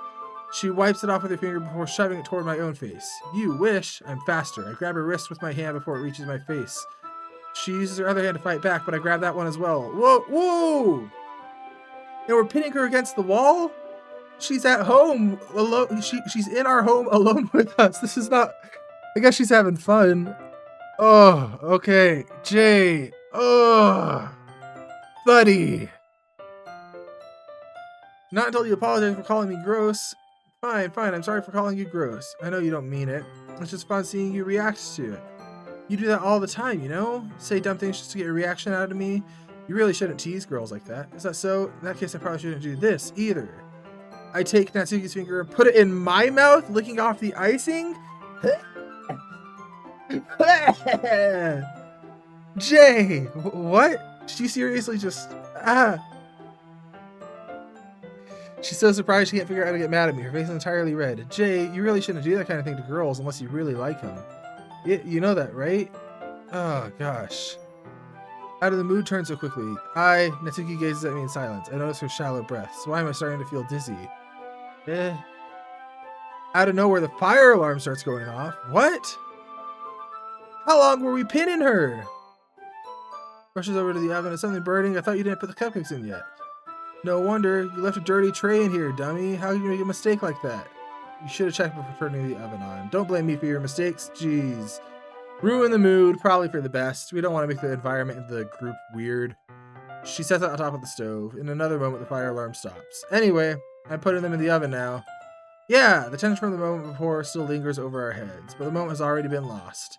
I watch as Natsuki slides the cupcake trays into the oven. Then I reluctantly pick up the whisk and continue with the icing, like nothing ever happened. Ah, that smells so good. The cupcakes are ready to be pulled out of the oven. As soon as Natsuki opens the door, a blast of sweet-smelling warm air fills the room. Look at how cute they all look. She proudly shows off the different colored cupcakes in the tray. They look even better once we add the icing. Not that you need to tell me that. I brought decorating stuff, so I hope you can get creative. Here, scoop the icing into these bags. She hands me some small plastic bags. I have these nozzles that will make it look nice and fluffy. Okay. I guess she's giving signs that she's into us, but it's a weird dynamic. I'm not a fan. Probably wouldn't be using it this time, though. What's this one for? I pick up the nozzle that has a much thinner tip than the others. That one's really thin, so you can use it to make stripes or other patterns, but you can also use it to write stuff on a cake, like happy birthday or whatever. Oh, I see. That gives me an idea, actually. Well, it's a literature event, right? We could write a different word on each cupcake. It would be fun to see people choose their cupcake based on a word they like. I was kind of expecting you to say something really stupid, but that's actually a really cute idea, so maybe I'm getting it from you. What's that supposed to mean? I'm not cute. Come on, we're not at school. No one's judging. You can't dress like this and Okay. Ladies of the audience, am I just out of touch and haven't been in high school for a long time, or is he weird? Like, if you were in Natsuki's position and you were being hit on like this, the guy puts your finger in his mouth and says, you can't dress and act like this and expect me not to think you're cute. Like, that's coming off bad, right? Maybe I'm just disconnected. Well, Natsuki's voice trails off. Same with you. Huh? Did you say something? No, nothing. Let's just do the icing. Natsuki picks up the paste and fastens the nozzle onto each of the bags. Sayori should be here. There's a lot to do, so we shouldn't be wasting time. Here, I'll show you how to do it. Without giving me a chance to think about it, Natsuki quickly moves on. She shows me how to apply the icing, then we each get to work. When we're finally finished, Natsuki puts them all side by side to admire our work.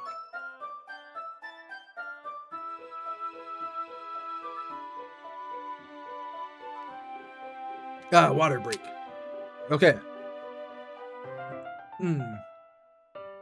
Look how pretty they are together. Yeah, they are, aren't they? I wish I could have one now. No reason you can't. I don't see any harm in that. Yeah, but my dad's making dinner tonight, so I need to save my appetite. Sayori's the exact opposite in that regard. If she was here, she'd probably done 10 cupcakes already, and she'd still eat dinner. That's just unhealthy. Besides, when my dad cooks, I need to eat as much as I can. I don't trust her dad. I was hoping we'd have time for manga, but I need to be home for dinner. Already? That's a shame. It's your fault for working so slowly. You should have thought about that. It's not like it's not like you'll always have this chance. Man. As usual, she puts the blame on me. You can make the cupcakes tomorrow, right? And if you and Sayori each carry some, then you can probably do it in one trip. Yeah, I can do that. And don't worry, I won't let her eat any. I wish you would listen to me the way she listens to you. Yeah. Think back to the conversation I had earlier with Sayori. I felt so helpless. Sayori always does listen to me, but at that point it felt like she couldn't listen to me at all. Yeah, okay, if you know someone well and your gut is saying something's off, you trust your gut, man. Like, we shouldn't have left that house without contacting someone. Okay, I'm all packed up. Good work today. You too. I'll walk you out, I guess. Just like that, Natsuki's about to leave. Feels like the afternoon went by in a flash. More than that, did I even take the opportunity to get closer to her like I wanted? Well, I guess I'll be off then. I guess Jay wanted to get closer to her. Wait, Natsuki! What you said before about not having this chance, it doesn't have to be that way at all. I had fun today. You showed me how baking can be, like you wanted. But aside from that, you can come over anytime, okay? I think if possible, I'd like to spend more time like this. If you want to read manga or go out somewhere, do you really mean that? She looks at me tensely like she's trying to hide her expression. Yeah, I want to spend more time with you. Jay, I thought you only cared about getting this done. I'm sorry I had to leave so early today. I didn't want to. I would really like to stay here longer if I could. Is that because of us or because she doesn't want to be at home? I feel the same way as you, so Natsuki suddenly gets closer to me. Oh, don't kiss her, don't kiss her, don't kiss her. Wait, Natsuki! Standing inches from me, she looks up at me. I feel her fingers gently clutch at the sides of my shirt as if holding on to me. Her rose-colored cheeks and matching eyes fill my vision, along with her slightly parted lips. What is happening? My head starts to go dizzy as I feel her soft breaths against me. I felt it for a while now. You mean like 2 days? Natsuki suddenly jumps back. Sayori! Oh, she had to see that! Damn it! Oh, you have some taste. We're right in front of her house. Sayori comes up. Oh, God! Hi, Jay. Sayori, just now we weren't... It's okay, Jay. I just stopped to say hi. She was coming out. Well, you should have come a little earlier. I'm already on my way out, so... Oh, really? That's too bad. Yeah, well... I'll still see you at the festival tomorrow, so it's fine. Just don't eat any cupcakes before then. Anyway, later. Clearly flustered, Natsuki hurries off and Sayori waves goodbye. Sayori, I thought you didn't want to come over today. Well, I tried staying in my room, but my imagination was being really mean to me. So I had to come here and see it for myself. See what? What are you talking about? You know, how much fun you were having with Natsuki. Damn it. And how close you got to her. It makes me really happy that you've made such good friends. That's all that matters to me. Tears start to fall down her face. That's all that matters to me. Why am I feeling this way, Jay? I'm supposed to be happy for you. Why does it feel like my heart is splitting in half? It hurts so much. Everything hurts so much. It would be better if I could just disappear. Don't say that, Sayori. It's true, Jay. If I wasn't here, then you wouldn't have to waste your sympathy on me. That's the thing about depression is, like, it distorts things. It changes how you interpret things. You wouldn't have to put up with me being selfish. Monica was right. I should just... What did Monica say? Yeah, Sayori, what I said before is true. I'm not going to let this continue. caring about you like this isn't the burden on your mind, it's making it out to be. Let's see. It's something that makes me happy. It's something I wouldn't trade for anything else. So even if it takes an entire lifetime, I'm going to be by your side until you don't feel any more pain. That's going to make her feel like a burden, you dipshit. But Sayori looks away. I rest my hand on her shoulder to assure her. I'm scared, Jay. I'm really scared. What are you scared of? I'm scared that I might like you more than you like me. Oh, it's such a painful feeling. Sayori, it's true, isn't it? I was weak and started to like you too much. I did this to myself. Jay, I like you so much that I want to die. And now she's expressing, I don't know if it's active or passive suicidal ideation, but that's how I feel. And that's enough, Sayori. I don't want you. Don't shut her up. You squeeze her hand. Do you remember how I said I always know what's best for you? Oh my god, he's the worst. He's the worst. You still believe me? Wordlessly, she nods. Even if I don't understand all your own feelings, I know what you need most right now. And that's what I'm going to give you. Oh, don't say I love you. She's going to misinterpret that. You'll always be my dearest friend. Oh, that's going to feel like a friend zone. But the thing is, okay, we got to be honest. I love you is unkind because Jay does not treat her like that. He treats her poorly, and having that be called love is damaging, I think. Friend zone, that's what we got to do. You'll always be my dearest friend. What you need... The thing is, it's not friend zoning, it's a kindness here. What you need most is for things to be like they've always been. Monica told me the truth. She told me how much happier you seemed after I joined the club. I know you're struggling with some really difficult feelings right now, but please trust me that I know what's best, and I'll make you happy in the end. I promise I'll help get things back to how they were. I see.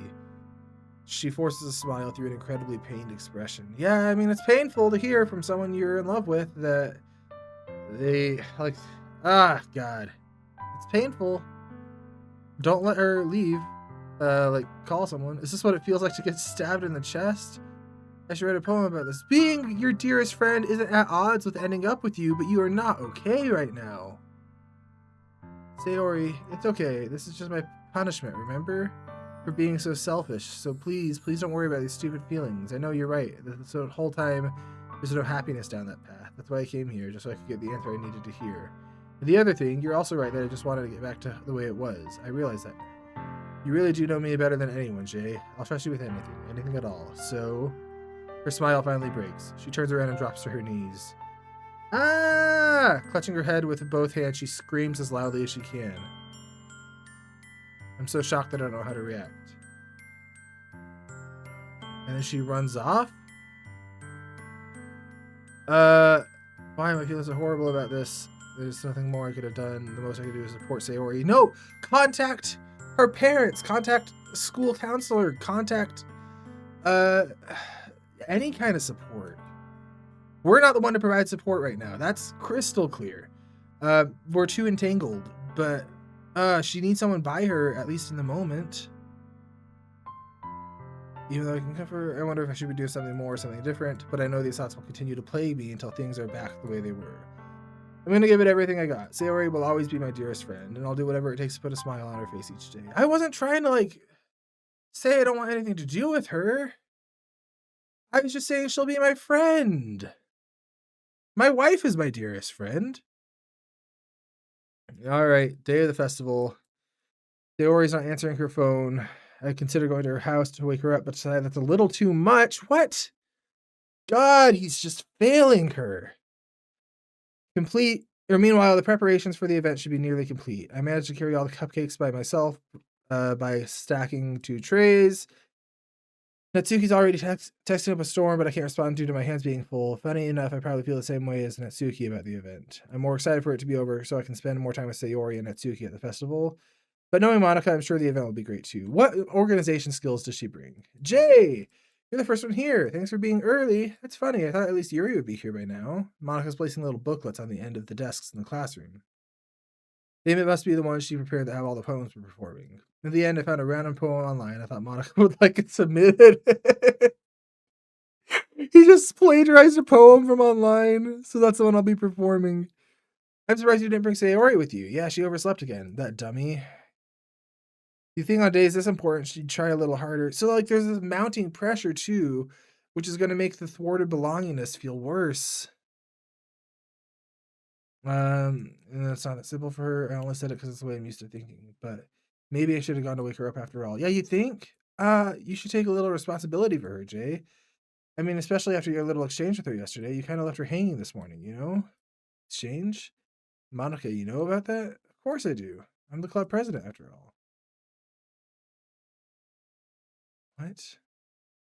Did Sayori really tell her about it that quickly? Monica's got some kind of control over Sayori's life that we don't know. I basically turned down her confession. We didn't turn down her confession. It wouldn't have been right to tell her we love her at the moment. It wouldn't have been right. Even if it were true, like even if we were trying to pursue her romantically, that is not the time to confess.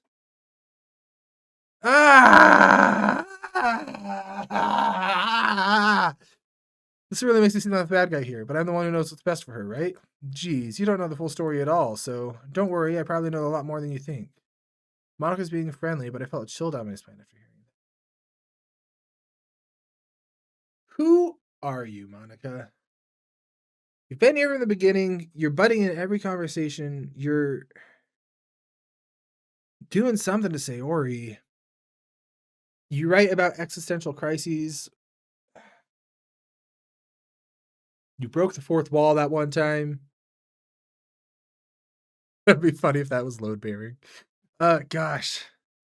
Hey, you want to check out the pamphlets? They came out really nice. Yeah, sure. I grabbed one of the pamphlets laid out on the desk. Oh yeah, they really did. Something like this will definitely help people take the club more seriously. Yeah, I thought so too. I flipped through the pages. Each member's poem is neatly printed on its own page, giving it an almost professional feel. I recognize Natsuki and Yuri's poems from the one they performed during our practice. What's this? I flipped to Sayori's poem. It's different than the one she practiced. It's the one I haven't read before. Oh, you can't print this, Monica. All right. There's a percentage sign at the top. Get out of my head, get out of my head, get out of my head, and so forth. Get out of my head. Get out of my head before I know what's best for you. Or before I do what I know is best for you. Get out of my head before I listen to everything she said to me. Did Monica tell her to hurt herself or something? Or get away? I don't know if she's going to hurt herself or if she's going to run away, but I worry. Before I show you how much I love you, before I finish writing this poem, but a poem is never really finished. It just stops moving. Not a lot poetically to analyze there. I think I might be too stressed for it. Let's just keep going. What is this? Reading the poem, I get a pit in my stomach. Jay, what's wrong? Nothing. This poem feels completely different than everything else. Yeah. Flashing red flag, and flags don't normally flash. I changed my mind. I'm gonna go get Sayori, so... well, alright. Try not to take too long, okay? I leave the classroom. Don't strain yourself! Quicken my pace. What was I thinking? I should have tried a little harder for Sayori. It's not a big deal to at least wait for her or help wake her up. Yeah, it's not. Even the simple gesture of walking her to school makes her really happy. Also, she's our friend, and it makes us happy, too. Besides, I told her things will be the same as they've always been. That's all she needs, and I want to give it to her. I reach for Sayori's house and knock on the door. I don't expect an answer since she's not picking up her phone either. Oh, did she run away? Did she hurt herself? I don't...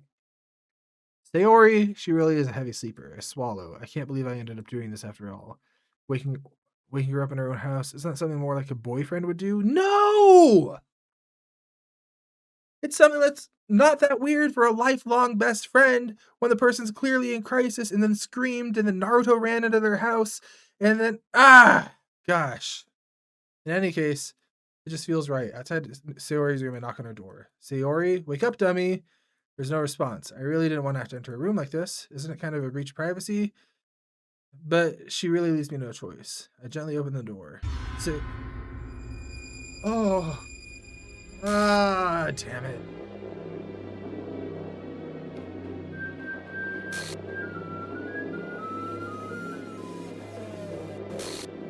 That is upsetting. Oh, what is the glitching happening? Trying to focus on anything but what's on screen.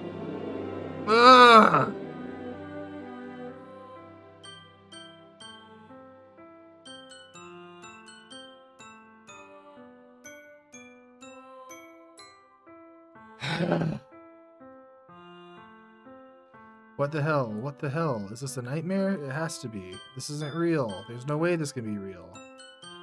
Sayori wouldn't do this. Everything was normal up until a few days ago. But she's had depression her whole life and you didn't notice. But I can't believe what my eyes are showing me. I suppress the urge to vomit. Call the authorities. Also, make sure that, like, check for a pulse. Just yesterday, I told Sayori I'd be there for her. I told her...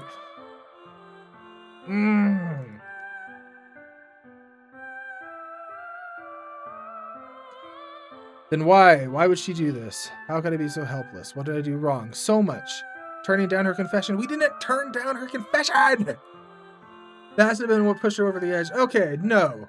No. Even if that was the wrong choice optimally, what killed her was an acute psychological crisis and compounding factors mixed with lifelong depression. And even though we failed her at every step as a friend, not every step, she did make some efforts, but we did fail her consistently. And whatever role Monica had, like, when something like this happens, it's not one person's fault. And it's reductive and harmful to say one person killed another person who died to suicide, when in reality, it's an acute psychological crisis that could have been aggravated or accelerated by other people. But it's fundamentally a distortion. And I mean, it's accurate that people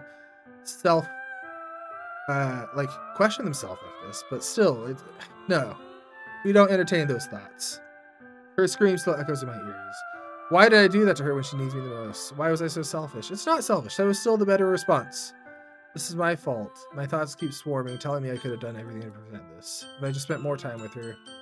I mean, out of any option it gave us, we chose her. It's just he didn't think about her much. Walked her to school, gave her what I know she wanted out of her relationship. Then I could have prevented this. I know I could have prevented this. Screw the literature club. Screw the festival. I just lost my best friend. Someone I grew up with. She's gone forever now. Nothing I can do to bring her back. This isn't some game where I can restart and try something different. If I only had one chance and I wasn't careful enough. Now I'll carry this guilt with me until I die. Oh, nothing in my life is worth more than hers, but I still couldn't do what she needed from me. And now I can never take it back. Never, never, never, never, never. What?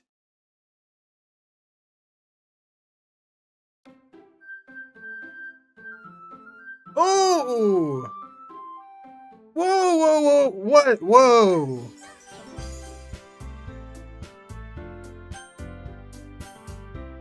Whoa, whoa, whoa. That's unsettling.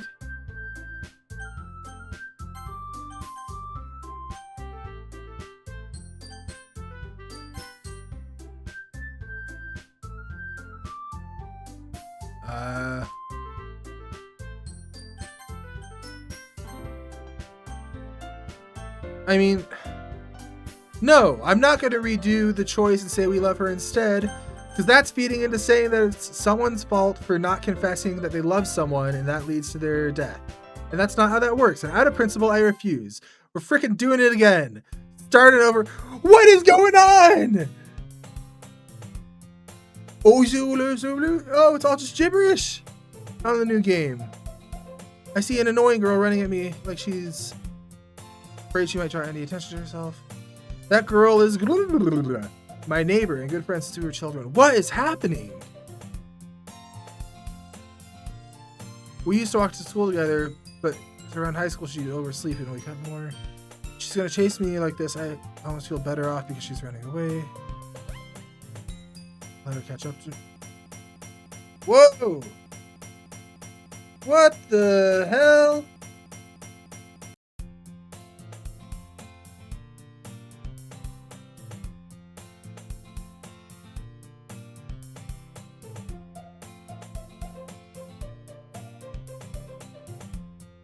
Wait, I've always walked to school alone. Is it rewriting it? There's always the anime club.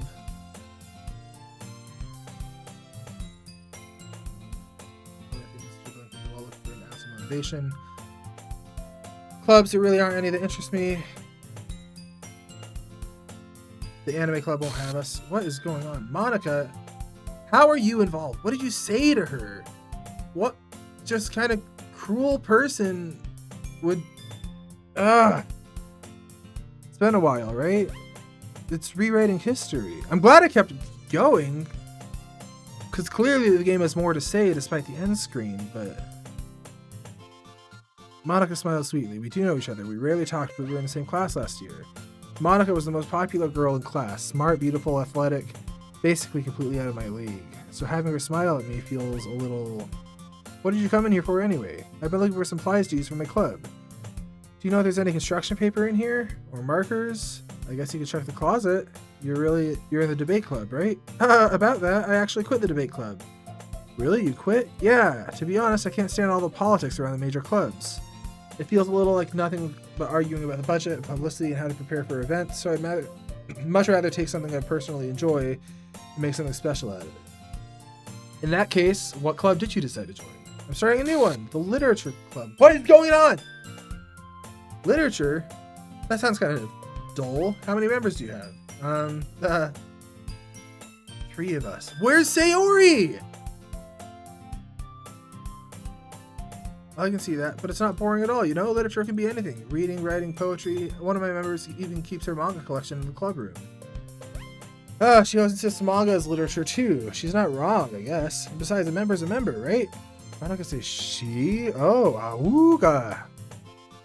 Any chance you're still looking for a club to join? I guess so, but in that case, is there any chance you could do me a big favor? I won't ask you to join, but if you could visit my club, it would make me really happy.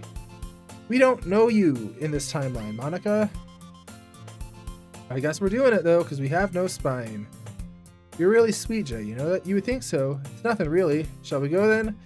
I'll look for the materials another time. You're more important. And thus today marks the day I sold my soul to Monica for her irresistible smile. I timidly follow her across the school and upstairs in a section of the school I rarely visit, being generally used for third-year classes and activities. Monica, full of energy, swings the classroom door open. All right, she's back.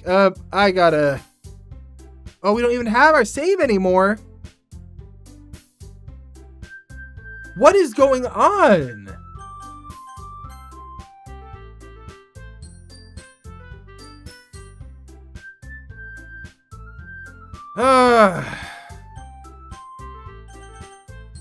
All right. Let me just make sure I saved. Yeah. Okay, I need a brain break. What the hell is happening? I'm intrigued. What the hell is happening?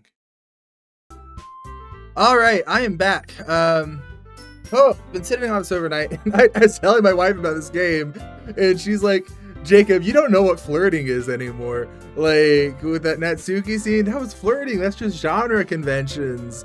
I thought it was weird.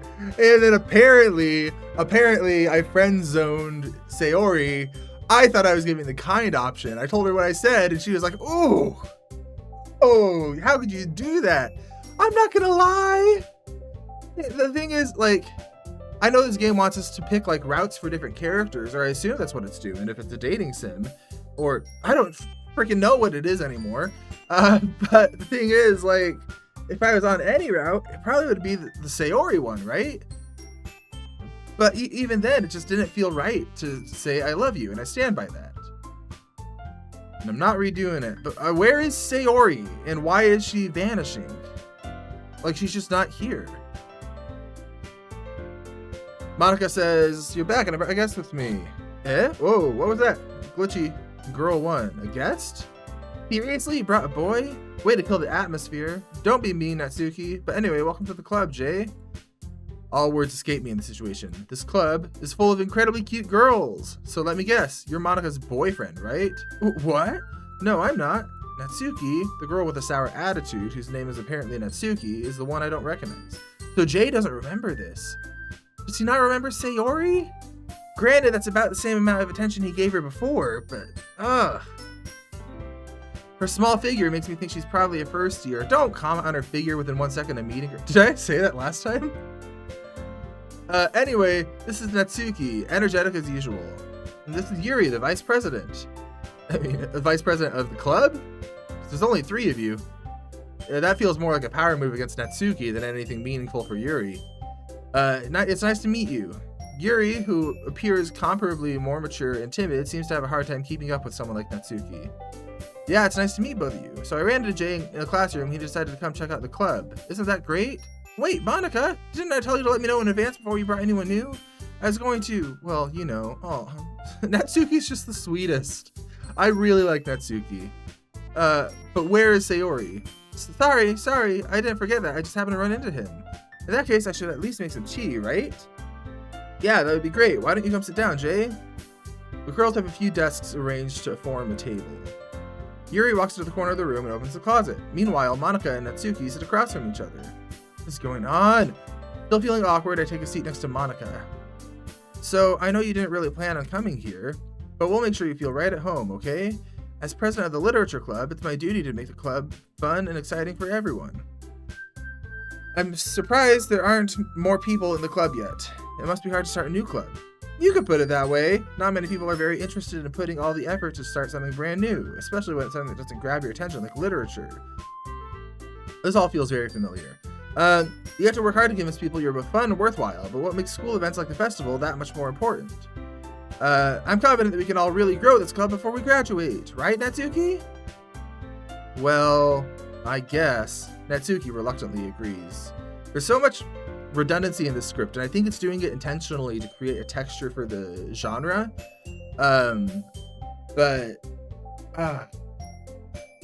It's still rough on my editor brain. Okay.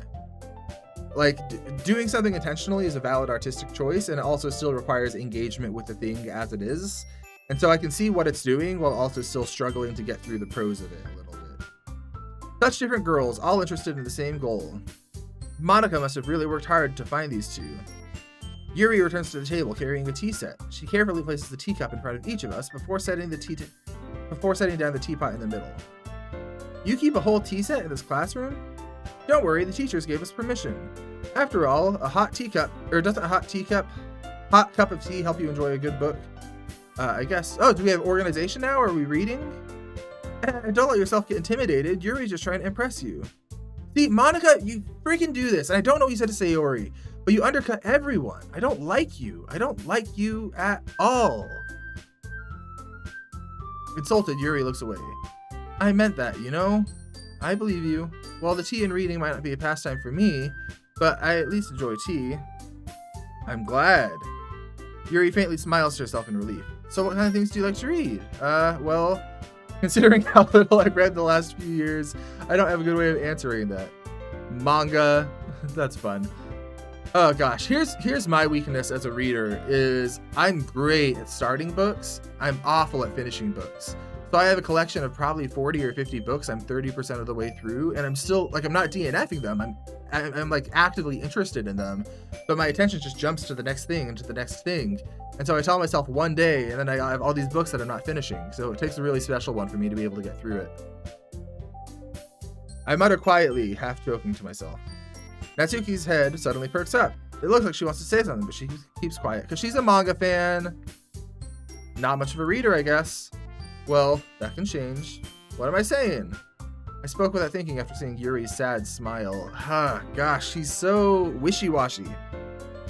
Anyway, what about you, Yuri? Well, let's see. She traces the rim of her teacup with her fingers. My favorites are usually novels that build deep and complex fantasy worlds. The level of creativity and craftsmanship behind them is amazing to me. Telling a good story in such a foreign world is equally impressive. Yuri goes on, clearly passionate about her reading.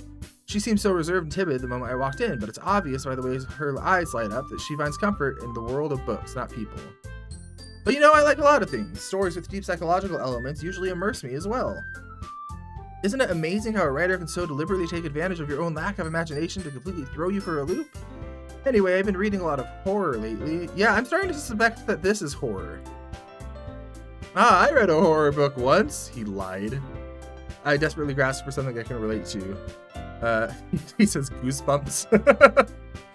At this rate, Yuri might as well be having a conversation with a rock. I'd expect that from you, Yuri. It suits your personality. Oh, is that so? Really? If a story makes me think or takes me to another world and I really can't put it down. Surreal horror is often very successful at changing the way you look at the world, if only for a brief moment. Oh, I hate horror. Oh, why is that? Well, Her eyes dart over to me for a split second. Never mind. She's so nervous. She's enamored by us. I don't know. I don't know what it is about us. That's right, you usually like to write about cute things, don't you, Natsuki? What? What gives you that idea? You left a piece of scrap paper behind last club meeting. She's doing it again, taking something that she wasn't ready to share and outing her for it. Gosh, I don't like her. It looked like you were working on a poem called Don't Say It Out Loud and Give That Back. Fine. Natsuki, you write your own poems? Well, I guess sometimes. Why do you care? I think that's impressive. Why don't you share them sometime? No! She averts her eyes. You wouldn't like them. She's so... The thing is with Natsuki is... Like, yeah, I think she has a little crush. But also she's seeking validation externally very, very quickly. Which makes sense given her home situation that we're starting to build a image of. Not a very confident writer yet? I understand how Natsuki feels. Sharing that level of writing takes more than just confidence. The truest form of writing is to oneself. You must be willing to open up to your readers, exposing your vulnerabilities and showing your deepest reaches of your heart. Do you have writing experience too, Yuri? Maybe if you share some of your work, you can set an example and help Natsuki feel comfortable enough to share hers. You didn't know Yuri had writing experience? What have you been talking about, Monica? What are you doing in this club? I guess it's the same for Yuri. We all sit in silence for a moment. Hey, I just got an idea. How about this? They look at each other, or they look quizzically at Monica. Let's all go home and write a poem of our own. Then next time we meet, we'll share them with each other. That way everyone is even.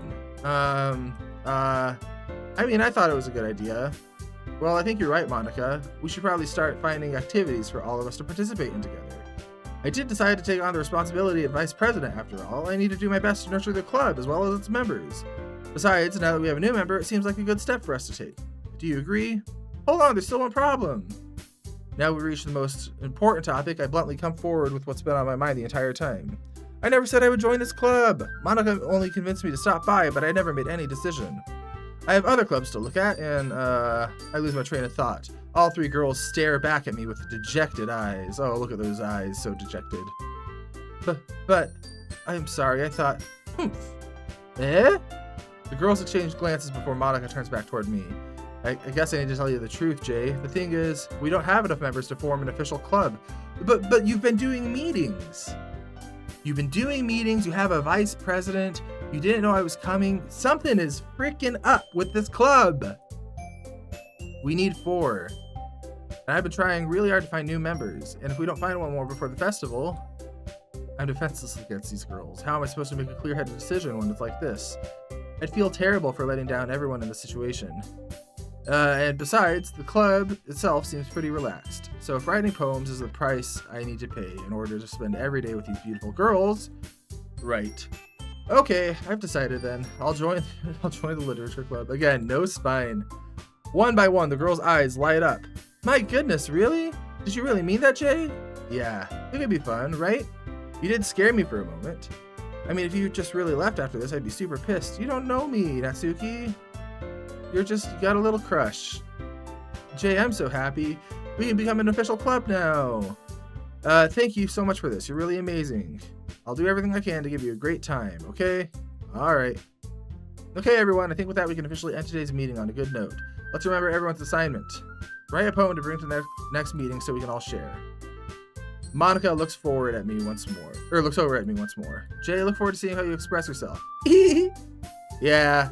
Can I really impress the class star Monica with my mediocre writing skills? No, I don't think so, but actually she kind of seems obsessed with us maybe, so actually, yeah, probably. Because, where's Sayori? I already feel the anxiety welling up inside of me. Meanwhile, the girls continue to chit-chat as Yuri cleans up the tea set. I guess I'll be on my way then. Okay, see you tomorrow then. I can't wait. With that, I depart the club room and make my way home. The whole way, my mind wanders back and forth between the 3 girls. 4 girls! Natsuki, Yuri, and of course Monica. Will I really be happy spending every day after school in a literature club? Perhaps I'll have the chance to grow closer with one of these girls. All right, I just need to make the most of my circumstances, and I'm sure good fortune will find me. That starts with writing a poem tonight. Oh, we got a special poem. I'd like to read it. What? Is this a poem? Is it a QR code? Am I supposed to scan it? That looks like Glitchy Monica. I see the green eyes. All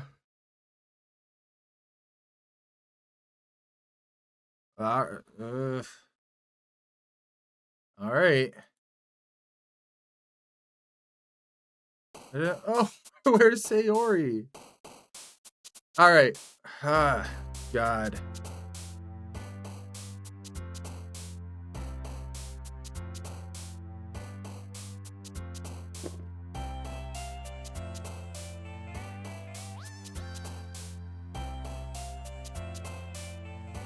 I mean, what would Jay say? We're gonna click words Jay knows. He knows broken. There's no way Jay is gonna pull out effulgent. He likes games. Jay could probably spell dark. Let's do dark. Oh, let's do dazzle. He wants to be impressive. Let's see. Friends. No, Jay is not a good friend. He likes candy. Poof. Poof is in his vocabulary. Silly. Jay likes silly. Jay likes lazy. Jay likes cute. Jay's first words were Papa. Oh, interesting that Natsuki lights up at Papa because we know she has a strange relationship with her dad. Jay is full of lust. That's clear. He likes socks. He likes boop. He likes puppy. He likes fun. He likes warm. I don't know. Rose. All right. What letter is he gonna pull out? I'm curious which of them lights up at happiness. Natsuki. Natsuki's just the all-around best choice if you had to choose someone in this game. But Jay is not in a place to be choosing anyone. Especially because he's just been mind wiped and is like a nerfed Phil Connors from Groundhog Day. Because he doesn't remember. Joy.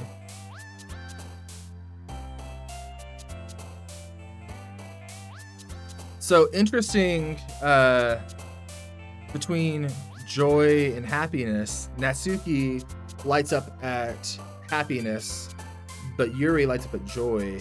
And I'm wondering if it has to do with the Latinate versus Germanic roots of the word. I'm not well enough equipped to get into the nuances between when to use Latinate versus Germanic words, but it's fascinating. And there's other people on YouTube who have explained it better. If you want to look that up and find a way to make your writing like more punchy or more eloquent with just changing word choice, look it up because it's truly super interesting. I'm just not well enough studied on it myself to be able to teach it. Jay likes chocolate.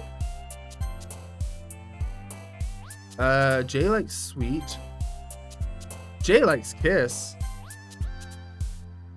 Jay likes anime, we know that. Or Jay can probably spell cry. He might use an I at the end. So maybe there's a better word here. Yeah, he likes cry. Alright, I feel like that was mostly Natsuki words. We'll see though. Hi again, Jay, says Monica. Glad to see you didn't run away on us. Nah, don't worry. This might be a little strange for me, but at least I keep my word. Well, I'm back at the literature club. I was the last one to come in, so everyone's already hanging out. Whoa, glitchy. Thanks for keeping your promise, Jay. I hope this isn't too overwhelming of a commitment for you, making you dive headfirst into literature when you're not accustomed to it. Well, you didn't really give me any literature to read. You just said write a poem, and I did it entirely superficially. Oh, whoa. Everyone's glitching. Okay, so is this happening in a world? Are we canonically in a video game? Which I know is a stupid question to ask about a video game. But are we in some kind of simulation or some kind of program? I feel like maybe? Natsuki says, you had to be dragged here by Monica. I don't know if you plan to just come here and hang out or what, but if you don't take it seriously, then you won't see the end of it. Whoa, Monica is over the text. Natsuki will certainly have a big mouth for someone who keeps a manga collection in the club room. Monica? Natsuki finds herself stuck between saying Monica and manga. Manga is literature. See, Monica, she's doing it again. She just belittles and tears people down. And she said something to Sayori. Swiftly defeated, Natsuki plops back into her seat. I'm sorry, Jay. We'll make sure to put your comfort first, okay? Yuri shoots Natsuki a disappointed glance. Anyway, now that you're in the club and all, perhaps you have some interest in picking up a book to read. Well, I can't really say no either way. I'll read some manga. It's because that's genuinely one of Jay's interests. Like you said, I'm in this club now, so only if it feels right for me to do something like that. Or it only feels right for me to do something like that if you ask. But wait, I didn't mean it like that. If you don't really want to, then forget I said anything, I guess. No, it's not that, Yuri. I want to be a part of this club. So even if I don't read often, I'd be happy to pick up a book if you want me to. Here's my issue with reading physical books, is the sentences, it's not like the letters move around, but every sentence is in the exact same amount of focus at the same time, no matter where I look. I don't know if that means I got some kind of dyslexia or what, but I've always struggled with physical books as an adult. So if you know more about that, this has turned into my self-help, I guess. But yeah, like I can't read very well unless I have audio at the same time or like a program that'll dim specific words. Anyway, so even if I don't read often, I'd be happy to pick up a book if you wanted me to. Are you sure? I just felt like, well, as vice president and all, that I should help you get started on something you might like. The thing is, Jay genuinely has the most in common with Natsuki. Sayori's hanging in the background. Who hung that up? Wait, Sayori exists. Ooh. Ooh. Ooh. She said I didn't want you to feel left out. Monica had to put that up. Monica knows something. And she's superimposed over the text box. The glitchy things were her. She had poems about existential dread. There's something here. I just can't piece it together. Monica is not what she seems. In the sense that I think she's something else from the other characters. Just compositionally something else in her DNA. Like she's a I don't know what. It's a short read, so it should keep your attention even if you don't usually read. And we could, discuss it if you wanted, if you're this literature club. How's this girl accidentally being so cute? She even picked out a book she thinks I'll like, despite me not reading much. Yeah, so what'd she base it on? Thank you, Yuri. I'll definitely read this. I enthusiastically take the book. Phew! Well, you can read it at your own pace. I look forward to hearing what you think. Oh, I don't like that Sayori's hanging in the background.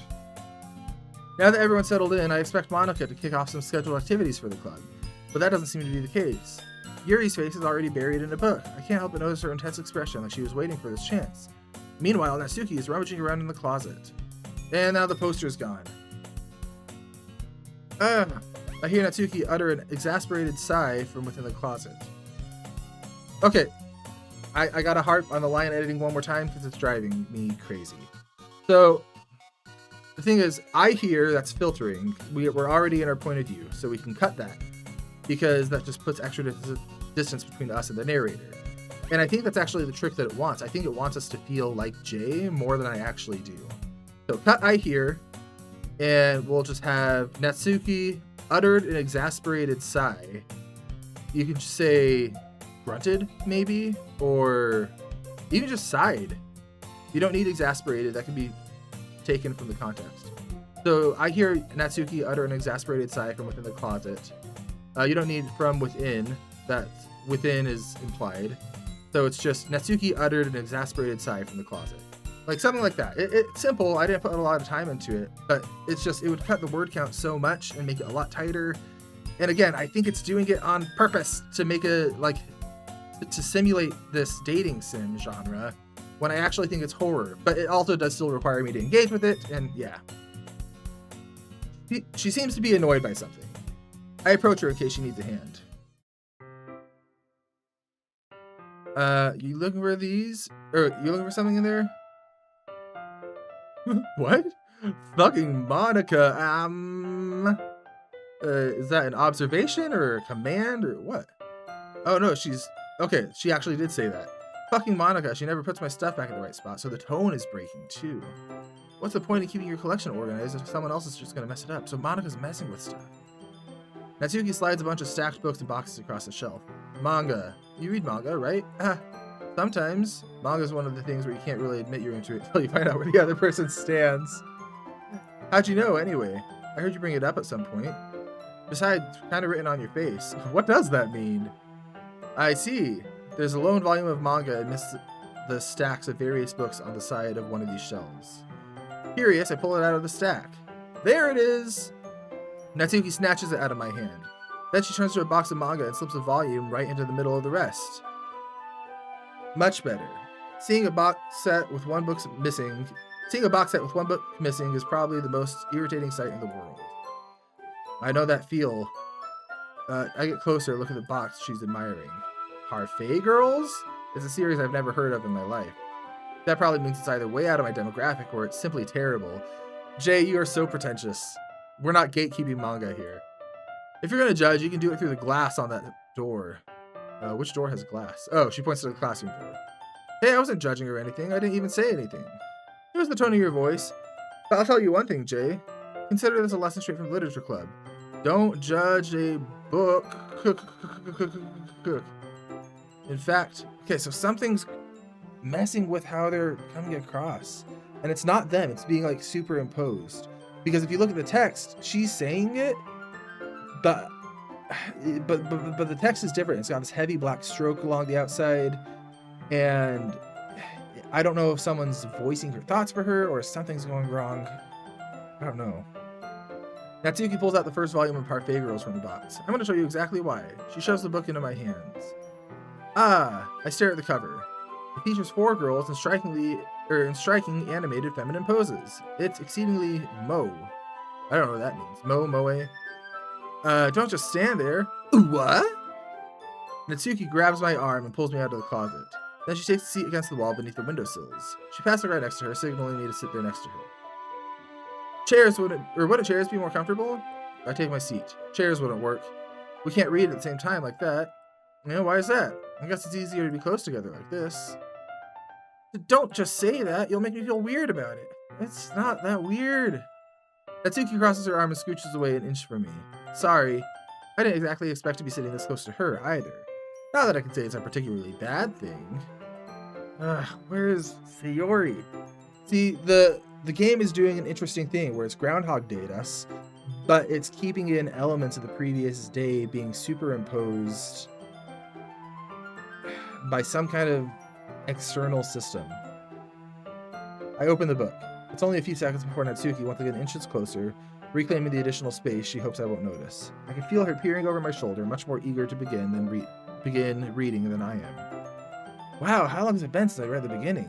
You don't go back and flip through the older volumes every now and then? Not really. Maybe sometimes after I've finished the whole series. Hey, aren't you paying attention? I am, but nothing's really happened yet, so I can talk at the same time. It looks like a bunch of friends in high school. Typical slice of life affair. I kind of grew out of these, since it's rare for the writing to be entertaining enough to make up for the lack of plot. There's some self-commentary where that's kind of what I thought might have been happening here, where the plot was serviceable, and then it just exploded, and now I don't freaking know what's going on, and I feel so unsettled, and it's just glorious how it's done it. Are you sure this isn't boring for you? It's not. Even though you're just watching me read? Well, I'm fine with that. If you say so. I guess it's fun sharing something you like with someone else. I always get excited when I convince my friends to pick up a series I enjoy. You know what that means? You don't? That's not... Well, I wouldn't really know. Oh, does she not have a lot of friends? Could you not rub it in that she doesn't share her manga with her friends? Sorry. Like I could ever get my friends to read this. They think manga's just for kids. I can't even bring it up without them being all like, hey, you still haven't grown out of that yet? Makes me want to punch them in their face. Erg, I know those kind of people. Honestly, it takes a lot of effort to find friends who don't judge, much less friends who are also into it. I'm already kind of a loser, so I guess I gravitated toward the other losers over time. But it's probably harder for someone like you. Yeah, that's pretty accurate. Wait, which part? Yeah. I mean, I can't feel like I feel like I can't even keep it in my own room. My dad would beat the shit out of me if he found this. Oh my god. Okay, so every time we get these like super dark strokes on the text, there's it's like the superimposed expression of her true thoughts, maybe? Something's dragging her true thoughts out. So we have confirmation her dad beats her. It's not just emotional abuse. Not that that's lesser. I'm just clarifying the scope. At least it's safe inside this club room. Except Monica's kind of a jerk about it. Yeah, because Monica's the worst. Oh, I just can't win, can I? Well, it paid off in the end, didn't it? I mean, here I am reading it. It's not like it solves any of my problems. Maybe. But at least you're enjoying yourself, right? So? Ah! Geez, that's enough. Aren't you going to keep reading or what? Yeah. I flipped the page. Lots of reading. Time passes. Natsuki's strangely quiet now. I glance over at her. She's asleep. Oh. Hey, Natsuki. Yeah? Suddenly, she collapses straight into me. Oh, she's not sleeping well. Oh, also, maybe she is possessed. And the game is getting glitchy too in the audio. I can't even read that. The stroke is so thick. Oh, geez. Natsuki, are you okay? Here. Monica reaches into her bag and pulls out some kind of protein bar. She throws it in Natsuki's direction. Natsuki's eyes light up again. She snatches the bar from the floor and immediately tears it off the wrapper. I told you not to give oomph. She doesn't finish her sentence before stuffing it into her mouth. Maybe she's got low blood sugar and that led to possession? Don't worry, Jay, she's fine. It just happens every now and then. That's why I always keep a snack in my bag for her. Anyway, why don't we all share poems now? Let's start with Monica. Yeah, we're eager to know what she has to say. Hi, Jay. Having a good time so far? Yeah. Good. Glad to hear it. By the way, since you're new and everything, if you ever have suggestions for the club, like new activities or things we can do better, stop freaking me out! I'm always listening.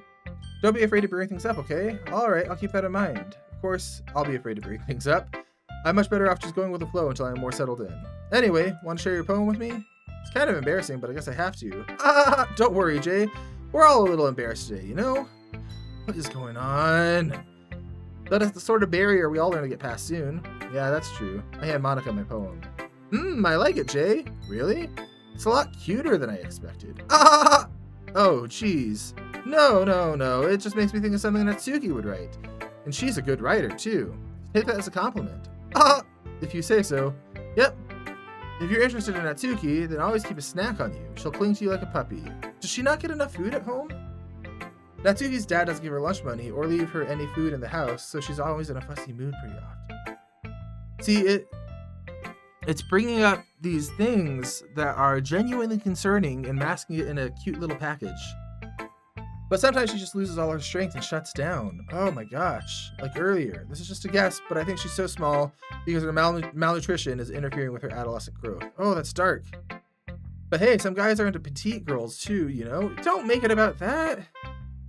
Sorry, just trying to look at the bright side. Anyway, do you want to read my poem now? Don't worry, I'm not very good. You sound pretty confident for someone who claims not to be very good. Yeah, she does. Well, that's because I have to sound confident. That doesn't mean I always feel that way, you know? I see. Well, let's read it then.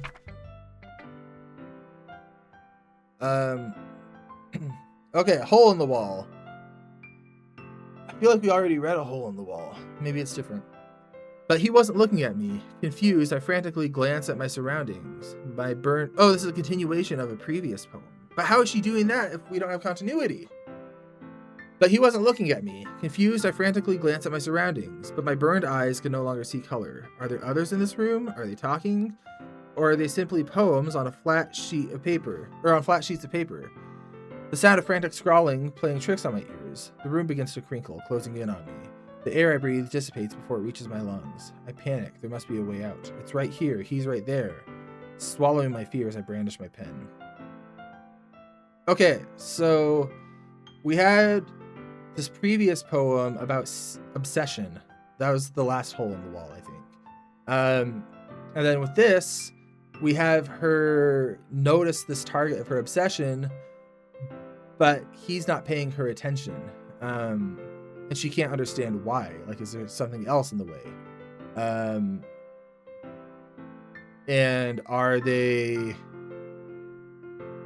It almost becomes like if I can't beat them, I'll join them sort of thing. So are there others in this room? Are they talking? Or are they simply poems on flat sheets of paper? And then she brandishes her pen at the end. So she also tries to create her poems. The room begins to crinkle, closing in on me. The air I breathe dissipates before it reaches my lungs. I panic. There must be a way out. It's right there. He's right there. So, a willingness to make yourself vulnerable in order to be seen to this object of affection, but it almost requires like masking or hiding who you really are in order to be like these sheets of paper, these flat poems. Again, bolstering my theory that Monica is something unseen. All right. So what do you think? It's very freeform, if that's what you call it. Sorry, I'm not really the right person to ask for feedback. It's okay. Yeah, that title's got pretty popular nowadays. That is, a lot of poems been putting emphasis on the timing and the words and lines. Or timing between the words and lines. When it's performed out loud, it can be really powerful. What was the inspiration behind this one? Well, I'm not sure if I know how to put it. I guess you could say I had some kind of epiphany recently. What happened recently? It's been influencing my poems a bit. An epiphany? Yeah, something like that. I'm kind of nervous to talk about deep stuff like that because it's coming on strongly. Maybe after everyone is better friends with each other. Anyway, here's Monica's writing tip for the day. Sometimes when you're writing a poem or a story, your brain just gets too fixated on a specific point. If you try so hard to make it perfect, you'll never progress. Just force yourself to get something down on the paper and tidy it up later. That's actually super good advice.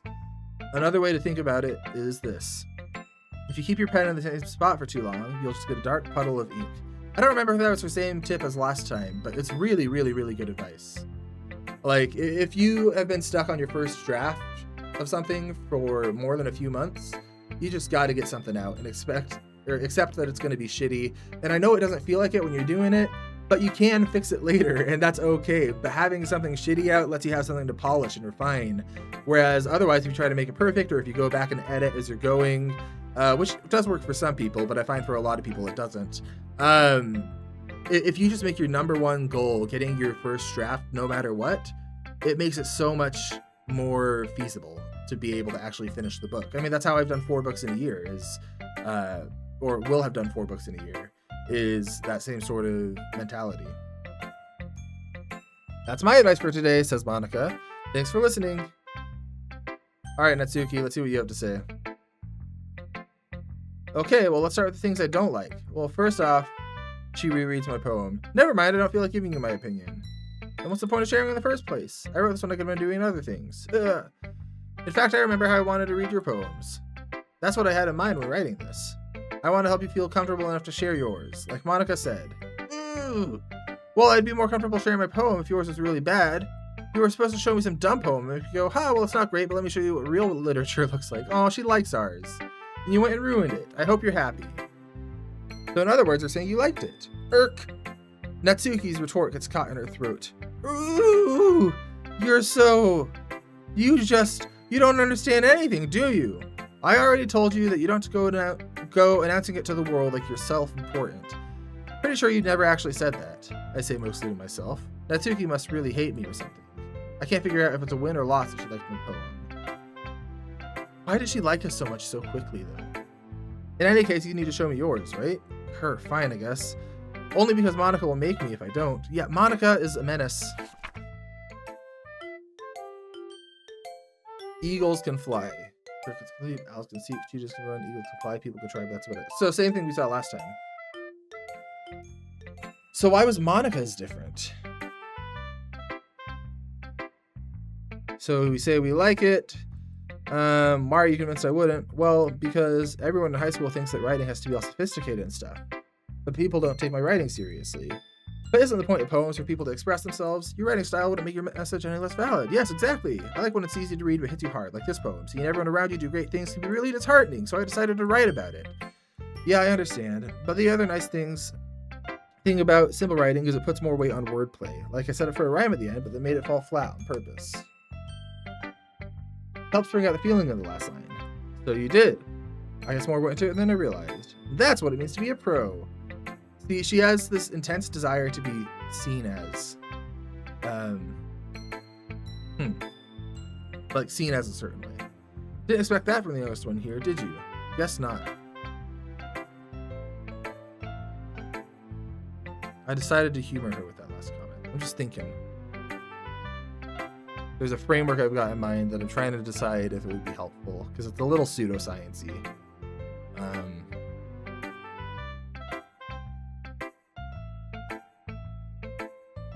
Nah, I don't think it would be helpful right now. I don't care how old everyone is, but if Natsuki's feeling proud, I won't take that away from her. All right, Yuri, let's see what you got. I'm going to be so disoriented if this is also the same poem. She stares at the poem. A minute passes. Sorry, I forgot to start speaking. It's fine. Don't force yourself. I'm not. I just need to put my thoughts into words. Hold on. Okay, this is your first time writing a poem, yeah? Or, yeah, why do you ask? I'm just making sure. I guess that it might be after reading through it, you dick. Ah, so it's that bad. No! Did I just raise my voice? Ugh, I'm so sorry. She buries her face in her hands. Yeah, it's gonna not be her style. I couldn't help but notice that's been after several minutes and we haven't gone anywhere. It might take Yuri a while to get used to new people. That's fine, I didn't notice. What were you saying? Right, it's just there's a lot of specific writing habits that are typical of new writers. And I haven't been through that myself, I learned to pick up on that. I think the most noticeable thing is that they try to make their style very deliberate. In other words, they pick a writing style that separates the topic matter and the form fit the two together. The result is that both the style and expressiveness are weakened. That's actually, yeah, that's fair. But at the same time, and I think I said this last time around, you got to be willing to imitate in order to find what your style is. Like people get so caught up in finding their writing voice, but the fact is you won't find that until you've written a lot. And so it can work to just pick someone whose writing you love and try to write like you're them. And then what you can do is you go through and you eliminate the parts that don't sound like you, and then what you're left with is your voice, sort of.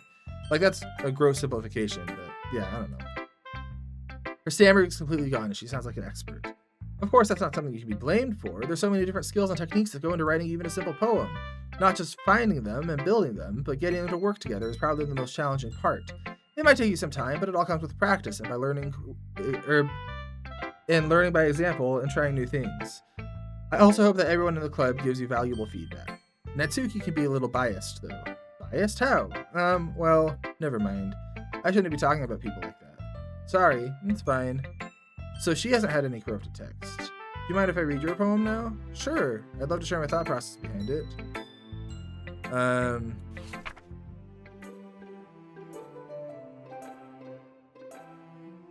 Yeah, okay, this is the same Ghost Under the Light that we saw last time. But Monika's poem was different. I'm sorry I have such terrible handwriting. No, it was beautiful cursive. I wasn't thinking that at all. But it took you a long time to read. Well, I just don't read script very often. And I think your handwriting's pretty. Nah, that's a relief. Also, I liked the poem. Even if it's short, it was really descriptive. It wasn't too short. I usually write longer poems. Not at all. I'm glad you like it. I'll be honest, since our first time sharing, I wanted to write something a little more mild. Something easy to digest, I suppose. Are you into ghosts, Yuri? Ooh? This isn't actually about ghosts at all, Jay. Really? I must have totally missed the point. Well, I suppose you did only glance over it after all.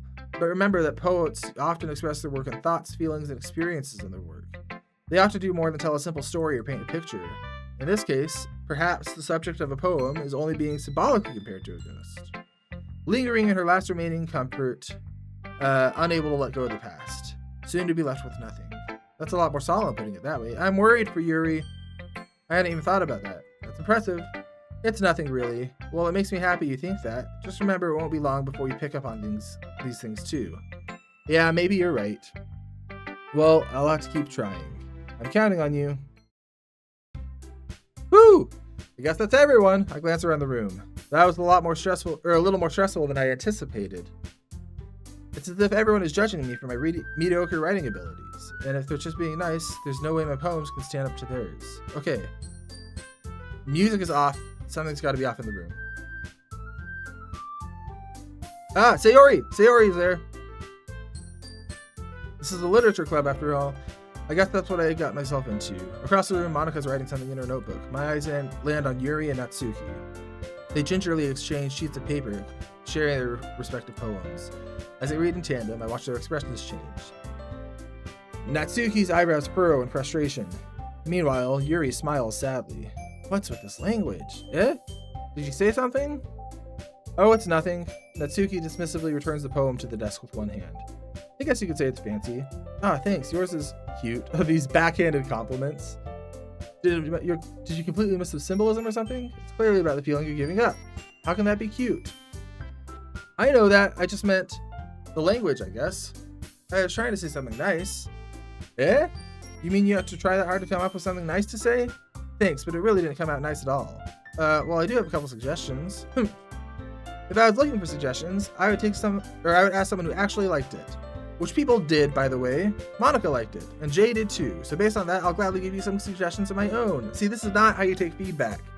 I had before I moved, just the best writing group. They were so good at feedback, and that can make such a huge difference. Oh, I miss them. First of all, excuse me, I appreciate the offer, but I've spent a long time establishing my writing style. I don't expect it to change anytime soon, unless of course I come across particularly inspiring. Or something particularly inspiring, which I haven't. And Jay liked my poem too, you know. He even told me he was impressed by it. Natsuki suddenly stands up. Oh, I didn't realize you were so invested in trying to impress our new member, Yuri. Eh? That's not what I... You're just... Yuri stands up as well. Maybe you're jealous Jay appreciates my advice more than he appreciated yours. Huh? And how do you know he didn't appreciate my advice more? Are you that full of yourself? No, if I was full of myself, I would deliberately go out of my way to make everything I do overly cutesy. Ooh! Well, you know what? I was the one whose boobs magically grew a size bigger as soon as Jay started showing up. Natsuki, that's a little... This doesn't involve you. They both say it. Taking out your own insecurities on others like that. You really act as young as you look, Natsuki. Me, look who's talking, you wannabe edgy bitch. Whoa. Edgy? Sorry that my lifestyle is too much for someone of your mental age to comprehend. See? Just saying this proves my point. Most people learn to get over themselves when they graduate middle school, you know? If you want to prove anything, then stop harassing others with your sickening attitude. You think you can counterbalance your toxic personality just by dressing and acting cute? The only thing cute about you is how you hardly try. Whoa, be careful, you might cut yourself on that edge, Yuri. Oh my god. Oh my bad, you already do, don't you? Whoa! Did you just accuse me of cutting myself? What the fuck is wrong with your head? Oh my gosh, what is this tone? Yeah, go on. Let Jay hear everything you really think. Then Monica's gonna come in and everything goes back to normal, I bet. I'm sure he'll be head over heels for you after this. Suddenly Yuri turns to me as if she noticed I was standing here. Jay, she's just trying to make me look bad. That's not true. She started it. How do I get dragged into this? I don't know who I agree with. I agree with... Oh. Natsuki had better advice, but I'm not going to side with her after the cutting thing. Yes, Natsuki? I can't do either.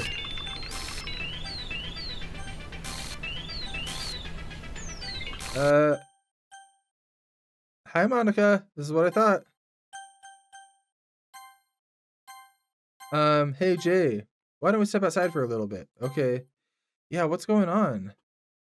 Sorry about that. They shouldn't try to get you involved. So Monica, again, being superimposed in front of the text. And every time there's something glitchy, she's present. She's above all of this. I feel like she remembers Sayori somehow. Probably better for us to stay outside of this. We'll go back in once they're done yelling. Some president I am, right? I can't even confront my own club members properly. I just wish I was able to be more assertive sometimes. But I never have it in me to put my foot down against others. You understand, right? Anyway, if this makes you want to spend less time with the others, then that's fine. I'd be happy to spend time with you instead. Suddenly, Natsuki runs out of the classroom. Oh, she's crying. She quickly runs away. Oh, it looks like they're done. Oh, let's go after Natsuki. What are you doing? I didn't mean it. I didn't mean it. I didn't mean it. Yuri's rocking back and forth in her desk with her palms on her forehead. Yuri, I didn't mean it. I believe you. I have no idea what she said or did. Jay, please don't hate me. Please. I'm not like this. There's something wrong with me today. Yeah, is Monica controlling them? It's fine, Yuri. We know you didn't mean it. Besides, I'm sure Natsuki will forget all about it by tomorrow. Completely. That's ominous. Anyway, the meeting is over, so you can go home now if you want. Yuri looks like she wants to say something, but she keeps glancing at Monica. You can go first, Monica. I like to stay a little bit longer. I am the president, so I should be the last one out. I'll wait for you to be done.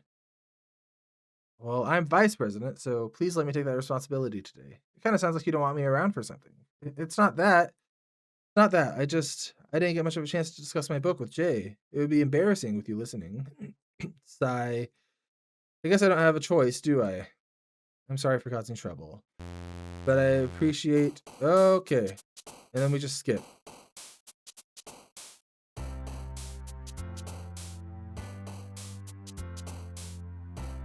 Oh, wee! Alright. I'm gonna save.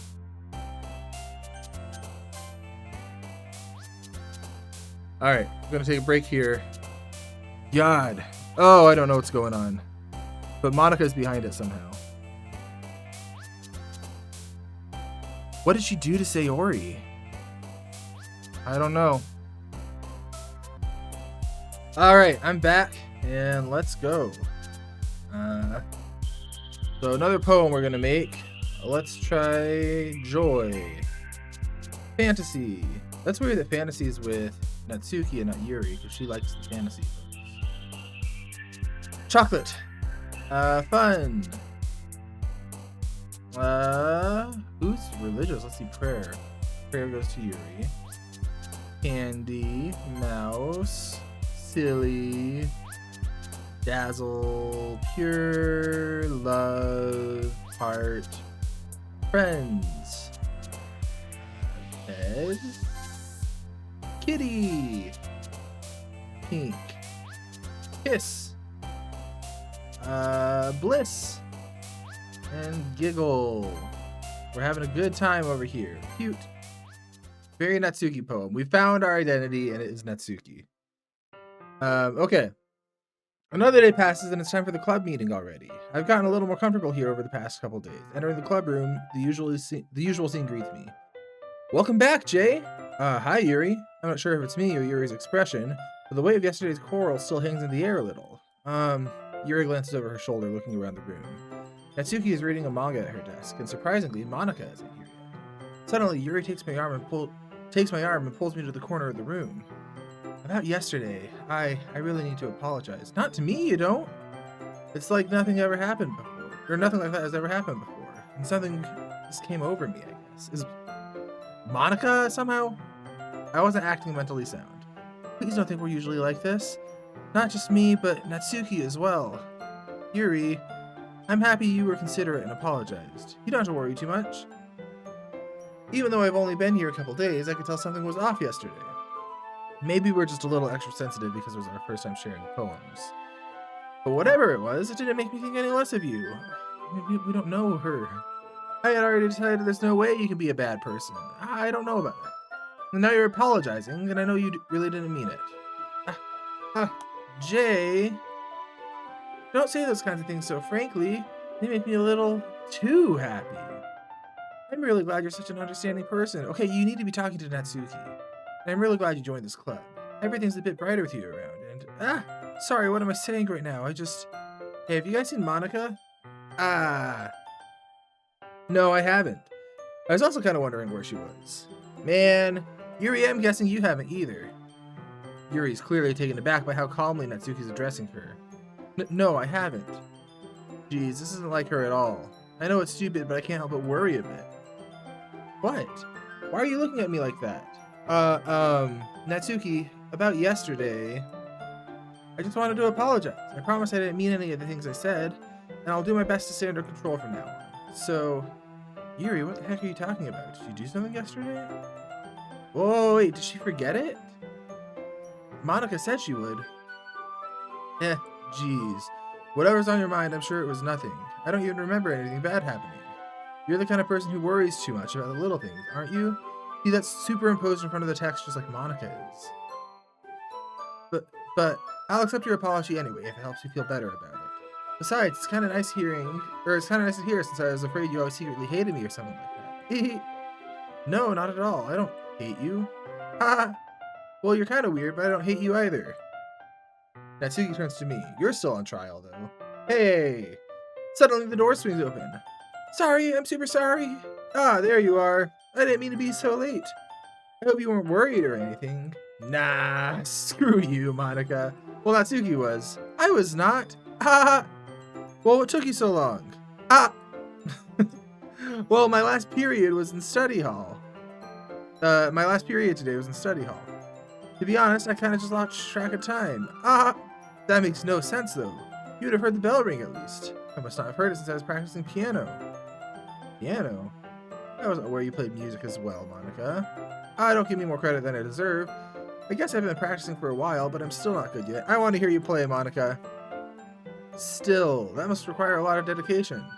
So I'm still impressed. Ah, well, thanks, Yuri. You should play something for us sometime. Yeah! Ah, that's... Monica looks at me. Well, I'm working on writing a song, but it's not quite done yet. Maybe once I get a bit better, I will. See, the thing is, if you don't share, it's hard to get feedback, but also you don't want to share too early, so I don't know. That sounds cool. I look forward to it. Is that so? Well, in that case, I won't let you down, Jay. Monica smiles sweetly. Ah, I didn't mean any pressure or anything like that. Ah, don't worry. I was hoping I could share it with you anyway. I guess that's why I've been practicing so much recently. But you just met me. I'm not sure if Monica was referring to the whole club or just me. In that case, best of luck. Thanks. So I didn't miss anything, did I? No, not really. I choose not to bring up what the three of us talked about. Besides, Natsuki's already run off into the closet. Jay, since your compliments put me in a good mood, I was wondering if you'd like to spend some time together today. I mean at the club. I suppose so. I don't think I could say no to you after that book you gave me. I just need to make sure Natsuki isn't waiting for me. She's fine. She's reading over there, see? Don't think about her so much. Oh no, now Yuri's corrupted. She's used to being ignored. Come on, we're going over there. Okay, I guess we don't have a say. What's the story about anyway? Well, I look over at the cover of the book. It's titled Portrait of Markov. There's an ominous looking eye on this front cover. Basically, it's about this religious camp that was turned into a human experiment prison. And the people trapped there have this trait that turns them into killing machines that lust for blood. The facility gets even worse, and they start selectively breeding by cutting off their limbs and fixing them to... No, that might be a bit of a spoiler. But anyway, I'm really into it. The book, I mean, not the thing about the limbs. That's kind of dark, isn't it? Yuri made it sound like it was going to be a nice story, so the dark turn came from nowhere. Yeah, you don't say, Doki Doki! Are you not a fan of that sort of thing, Jay? No, it's not that. I mean, I could definitely enjoy those kinds of stories, so don't worry. He's so spineless! He just flip-flops, depending who he talks to. I hope so. I forgot that Yuri's into those things. She's so shy and reclusive on the outside, but her mind seems completely different. It's just that this kind of story, it's a kind that challenges you to look at life from a new perspective, a strange new perspective. When horrible things happen, not just because someone wants to be evil, but because the world is full of horrible people and we're all worthless anyway. What is happening? Then suddenly, I'm rambling, aren't I? Not again. I'm sorry. Hey, don't apologize. I haven't lost interest or anything. Well, I guess it's alright then. But I feel like I should let you know I have this problem. When I let books and writing fill my thoughts, my whole body gets incredibly something. What was... when I fill my thoughts... Oh, we don't have the thing yet. I kind of forget to pay attention to other people. So I'm sorry if I end up saying something strange. Why isn't it recording the text anymore? We'll give it a few more messages. And please tell me if I start talking too much. I really don't think you need to worry. That just means you're passionate about reading. The least I can do is listen. It's a literature club after all. Let's see. Oh, so it doesn't even let us see what it said about her whole body. Okay. Well, that's true. In fact, I might as well get started reading it.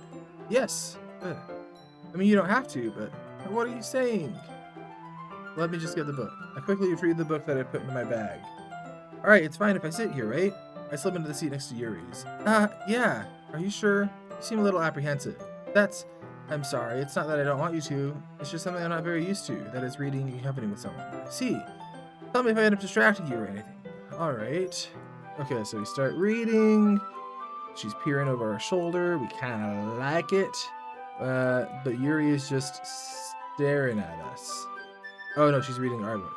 I was just bathing in the feeling of your body heat. Goodness. Okay, yeah, she is obsessive, just like she was last timeline. Yuri, you really apologize a lot, don't you? I really don't mean to. Sorry, I mean... here, this should work, right? I slide my desk until it's between Yuri, then hold my book a bit more between the two of them. I suppose so. Yuri timidly closes her own copy. Once we lean in a bit, our shoulders are almost touching. Feels like my left arm is in the way, so I use my right hand to hold open the book. I guess it makes it difficult to turn the page. Here. This looks familiar. Yuri takes her left arm and holds the left side of the book.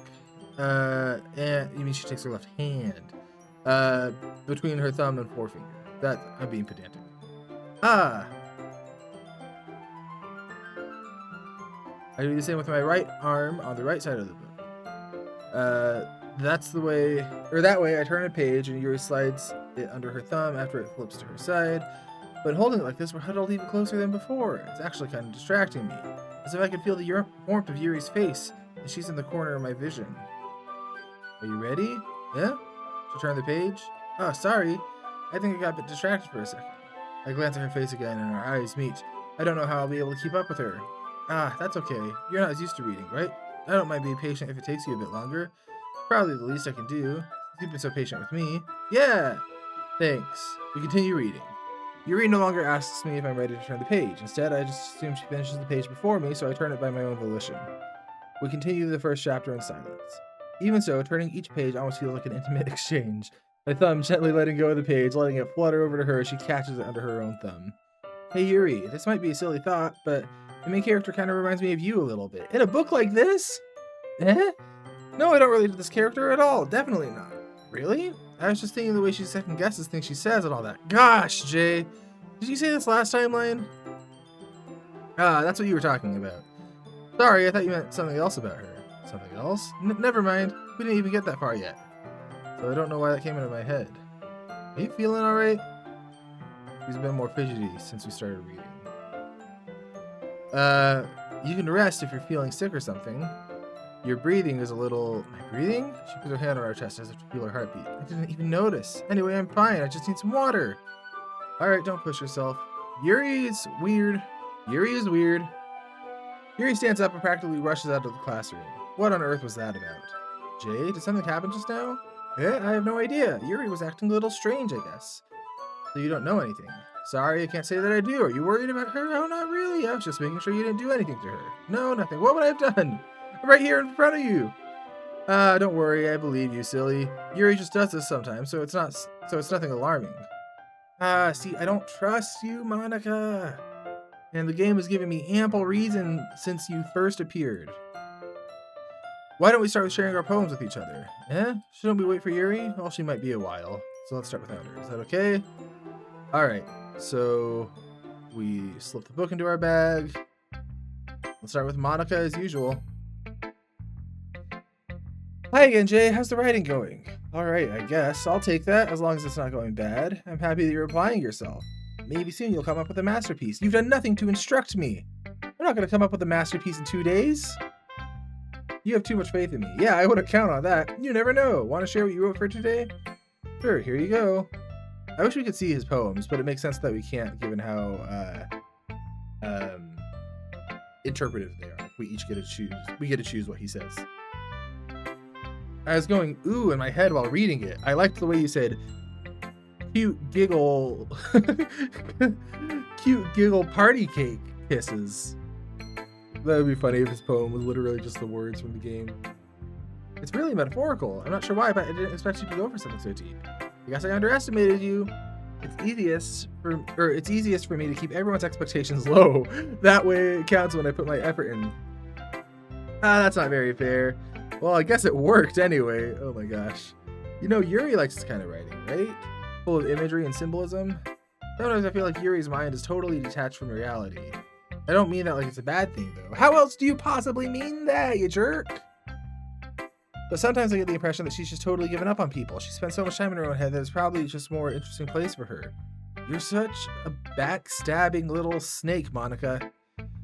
But that's why she's so happy when you treat her with a lot of kindness. I don't think she's used to being indulged like that. She must really be starved for social interaction, so I don't blame her for coming on a little strongly, like earlier. I think if she gets too stimulated, she ends up withdrawing and looking for her alone time. Suddenly the door opens. Yuri, I'm back. Did I miss anything? Not really. Well, we all started sharing our poems with each other.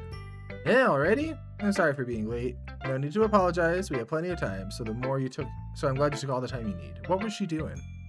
Maybe she just had to go to the bathroom. All right. Let's read Monica's poem. Save me. The colors won't. Or the colors, they won't. Bright, beautiful colors. But we're missing some vowels. Okay. Flashing, expanding, piercing, red, green, blue, an endless cacophony of meaningless noise. Okay, what letters are missing? We got U, I, O, O, I, A. Yeah, that doesn't mean anything. Okay. Or at least I don't think it does. The noise, it won't stop. Violent, grating. I can't read that last one. Waveforms. Violent, grating waveforms. Squeaking, screeching, piercing, sine, cosine, tangent, like playing a chalkboard on a turntable, like playing a knife on a breathing rib cage. Endless poem of meaninglessness. Or of meaningless, I think. Okay, this is a break from her style. Then delete her? What does that mean? That's dark. Does she want us to hurt someone? Save me. So this narrator is saying her reality's falling apart. There's too much stimulus, which she was just talking about. Sine, cosine, tangent. Her world is like math. Is Monica a computer program canonically? That doesn't make sense. Maybe it does.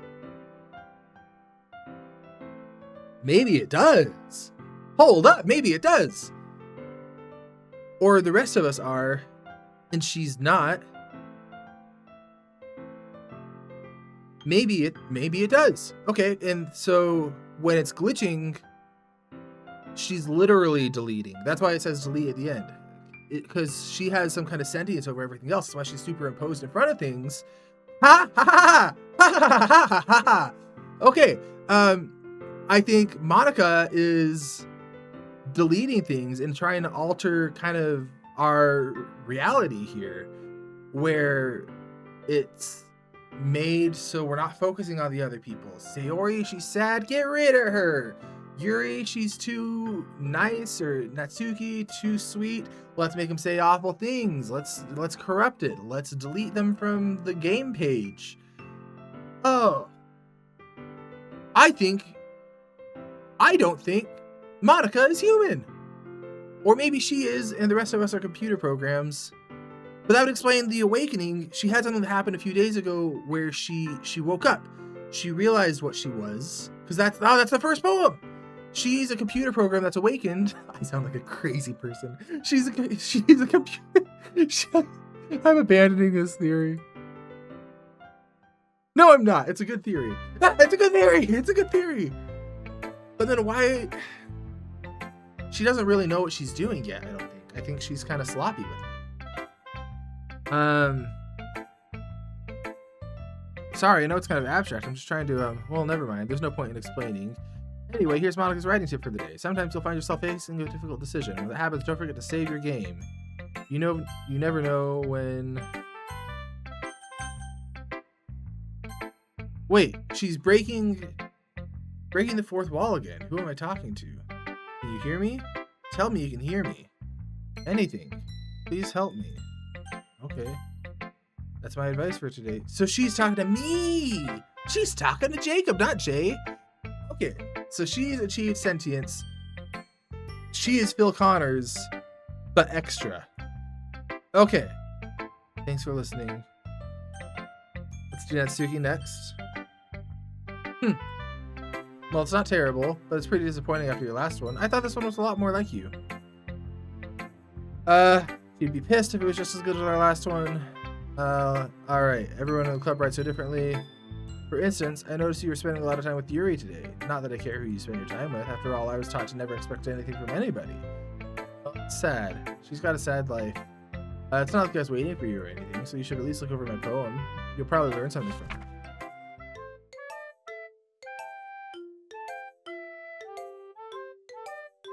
Guys.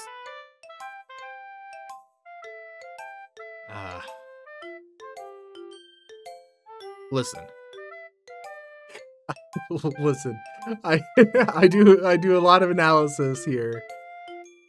I'm not parsing this out. This isn't freaking Zodiac where I'm uncovering everything. Yeah, no, I have no idea what this said. Her poem has been sabotaged by Monica. Jay, why didn't you come read with me today? I woulda. I was waiting for you. I wanted to read manga. I was waiting a long time. It was the only thing I had to look forward to today. Why did you ruin it? Do you like Yuri more? I think you're better off not associating with her. I'm inclined to agree. Are you listening to me?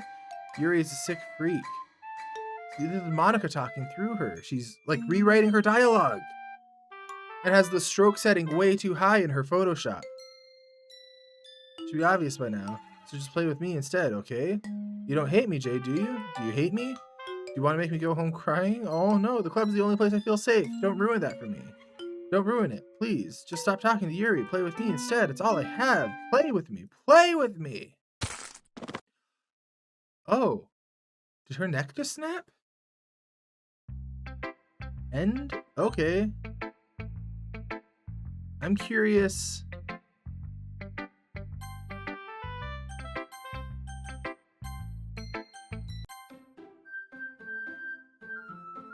Okay, she's not corrupted. I thought maybe she would be.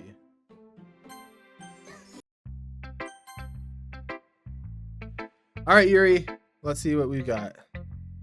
You like our poem. You like just holding it. You got problems, Yuri. That doesn't really matter. Let's see. It feels like anything written by you is a treasure. You don't know me. It did come out awkward. You don't have to like it or anything.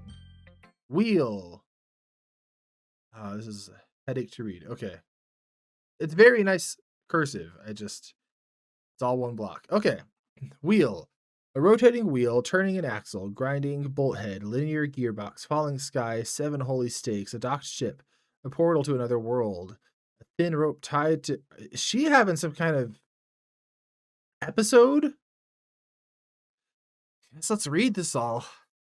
Torn harness, parabolic gear boy, expanding universe, time controlled by slipping cogwheels, existence of gods, swimming with the open in all directions, water in all directions, drowning, a prayer written in blood, a prayer written in time devouring snakes with human eyes. All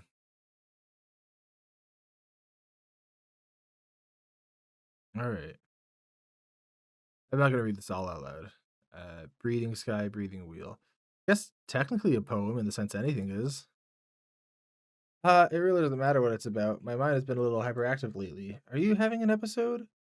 That's not how people write when they're actually having an episode. As someone who is a purveyor of strange writings. Okay. Like the way you write. So I wrote this poem with it, and now you're touching it. I'm okay. Why did I just... Can we pretend this conversation never happened? You can keep the poem, though. All right, Yuri is being weird. Let's hear our special poem. Things I like Papa, or things I like about Papa. This sounds like a Natsuki poem. I like when Papa comes home early. I like when Papa cooks me dinner. I like when Papa gives me allowance. I like when Papa spends time with me. I like when Papa asks about my friends. I like when Papa asks about anything. I like when Papa gives me lunch money, when he comes home before sundown, when he cooks, when he gives me privacy, when he doesn't tell me how to dress, when he doesn't comment on my friends, when he doesn't comment on my hobbies, when he comes home without waking me up, when Papa keeps food in the house, when he uses his inside voice, when he leaves my stuff alone, when he accidentally drops coins in the couch, when he's too tired to notice me, when he's too tired for anything. I like when Papa is too tired for anything. All right, I don't like your dad. Hey, I don't like this. I don't like this at all. Okay, everyone. We're done reading each other's programs. Programs, what am I saying? Poems. I'm so distracted. We have something we need to go over today, so if everyone can come sit at the front of the room. Is this about the festival? Well, sort of. Do we really have to do something for the festival? Is no one worried I'm acoupantizing over here? This is nothing we can put an end, or this is, it's not like we can put anything together in just a few days. We'll end up embarrassing ourselves instead of getting new members. That's a concern of mine as well, and we're dead. It has gone black. I really want to stop with my emotions. Stop. I can't handle it. Monica! I know it's you. It's not Yuri. It's not Natsuki. It's not Sayori. It's just you, Monica. I know it is. You program. Alright. This is the wildest theory I've had since Backpack Kid and Heathers. Alright, look. I know everyone's been more lively since I joined. Or since Jay joined. We've started some club activities, but this isn't the time for us to become complacent. We still only have 4 members, and the festival's our only real chance to find out more, you know? What's so great about getting new members anyway? We already have enough to be considered an official club. More members will just mean everything gets noisier and more difficult to manage. Natsuki, I don't think you're looking at it the right way at all. Don't you want to share your passions with as many people as you can? To inspire them to find the same feelings that brought you in here in the first place? See, Monica, is never having the corrupting text, never having the corrupting features. And when other things are corrupted, they look like Monica. So that's why we should work hard and put something together for the festival, right, Jay? Oh, come on, you can't take advantage of Jay to agree with you just because he doesn't know how to say no to anything.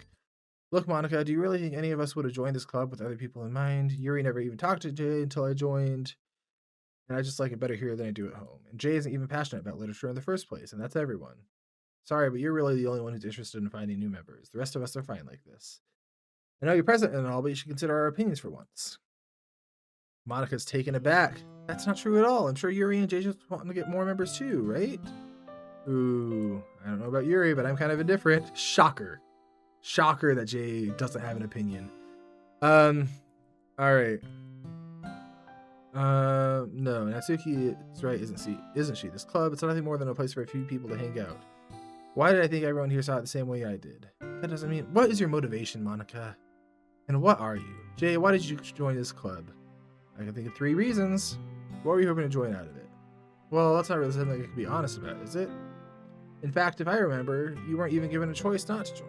Monica sits down and stares at her desk. What's the point of all this anyway? Yeah, 0 sympathy for you. Literally none. What if starting this club was a mistake? Now you've done it, Natsuki. Even this makes other people feel bad. It's not about being honest, it's about word choice. Besides, you have no right to speak for everyone else in this club like that. You don't understand at all. I just want to make a place that feels safe to hang out with a few friends. Is there a problem with the club being that for me? There aren't many other places like that for me, and now Monica wants to take it away from me. She's not taking anything away. No, Jay, it's not the same. It won't be the same with the direction she wants to take it. If I wanted that, I could just join any other stupid club. But this one, I mean, at least for a little bit of time, things were nice, she said on day 2. Natsuki starts packing up her things. I'm going home. I feel like I don't belong here anymore. Oh, I don't like that. Because she's starting to act a little Sayori-like. But Sayori wasn't just one crisis, it was an ongoing life of depression. But also there's a bad situation at home with Natsuki. This is bad, I don't know what to do. Well, do you have an opinion on the festival? I don't know, I'm kind of indifferent, I guess. Who cares about that obnoxious brat? Oh, gosh. I mean, I like how nice and quiet the club is right now. And I'm just happy with you here. But still, I'm the vice president. It's not right for me to ignore my responsibilities like that. Nobody would cry if she killed herself. I would! Jacob would! I should do my best to consider everybody's perspective and make sure the decision's right for the club. But what about you, Jay? What do you want to get out of this club? Yuri repeats the same question as Monica. Yeah, is Monica controlling what she says?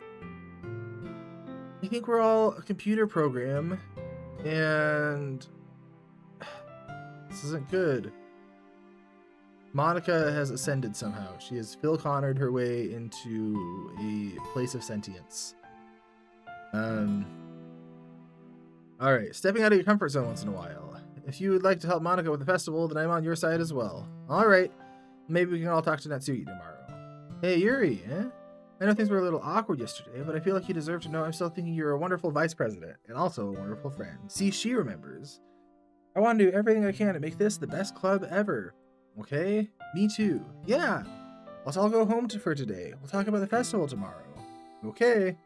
I look forward to it. Shall we go, Jay? Please don't take this the wrong way, but I'm going to chat a little bit with Jay before we leave, just to see what he thinks of his time here and all that. I trust you. It's important to me as president. What is her fascination with us? Maybe it is with us and not with Jay. Call me an egomaniac, but maybe she's interested in Jacob more than Jay. Huh. Okay, I trust your judgment, Monica, but in that case, I'll see the two of you tomorrow. Monica waves as Yuri exits the classroom. Phew, things have been a bit hectic, haven't they? Jay, I just want to make sure you're enjoying your time at this club. I'd really hate to see you unhappy. I feel like I'm responsible for that as president. And I really do care about you, you know? I don't like seeing the other girls give you a hard time. With how Natsuki is and everything, and Yuri being a little bit, you know, haha. Sometimes it feels like you and I are the only real people here. You know what I mean? Have you been trapped? Did you get Pokemon Mystery Dungeon into a computer program?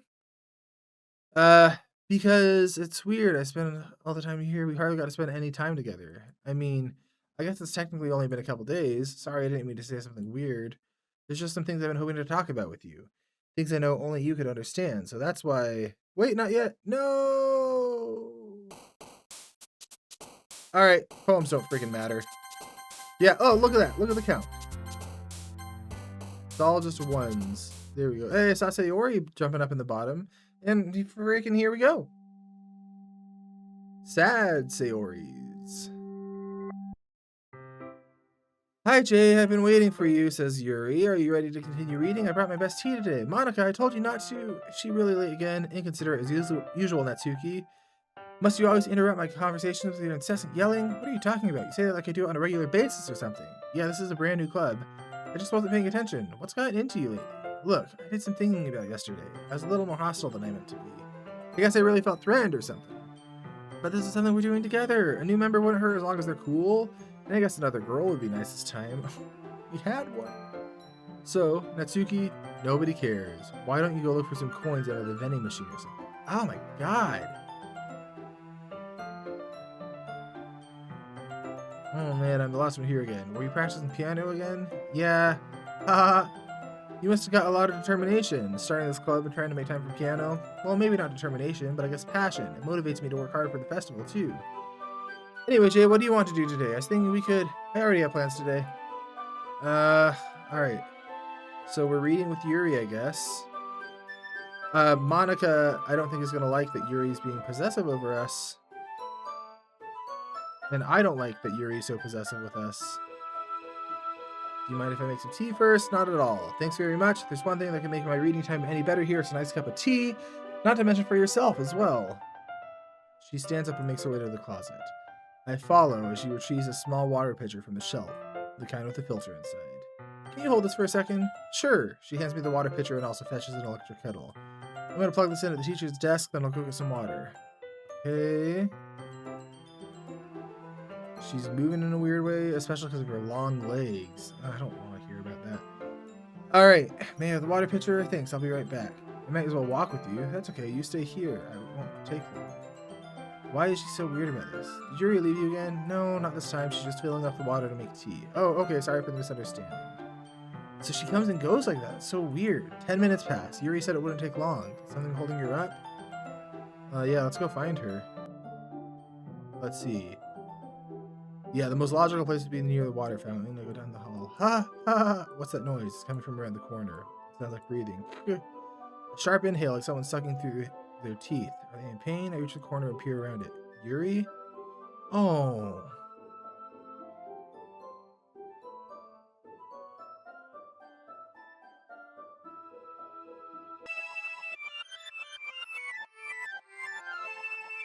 And we've been rewound. I'm back. Oh, I'm so sad that she deals with that. That's so hard. That's such a hard thing. Like, I've been hard on Yuri, and I still am because she weirds me out. But also, I do feel bad for her.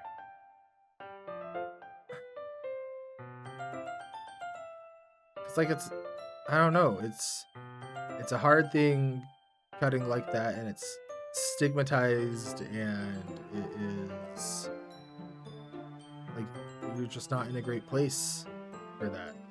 That's really sad. Okay. Yes, I do like oolong tea. Thanks for asking. Very well. Let's get the teapot. You really do this properly, don't you? I should do it less when I'm making tea for others.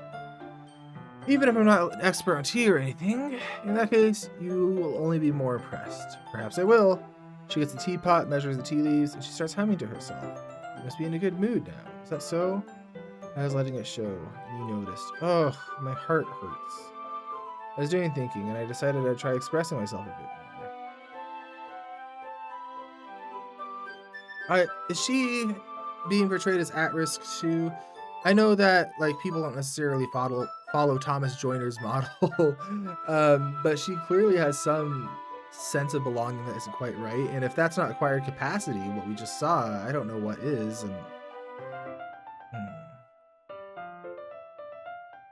when it's around, she hasn't expressed suicidal thoughts, but that's great, Yuri. Just don't push yourself too much. You're worrying about me, Jay. It's very endearing. Yuri wasn't kidding. I don't even know if I can keep up with this.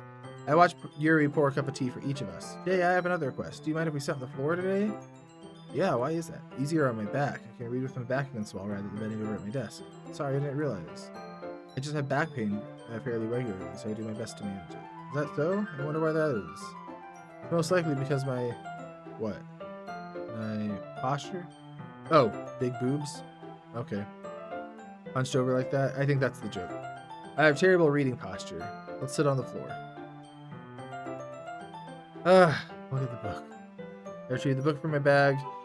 Oh, it's some chocolate as well. It's a bag of small chocolate candies. I take it since it'll go well with the tea. Yuri and I go sit against the wall, teacups at our side. As if in sync, we were in the same reading position as last time. Except this time, our bodies are even closer to each other. I can't see too well. Yuri slides closer until our shoulders are touching.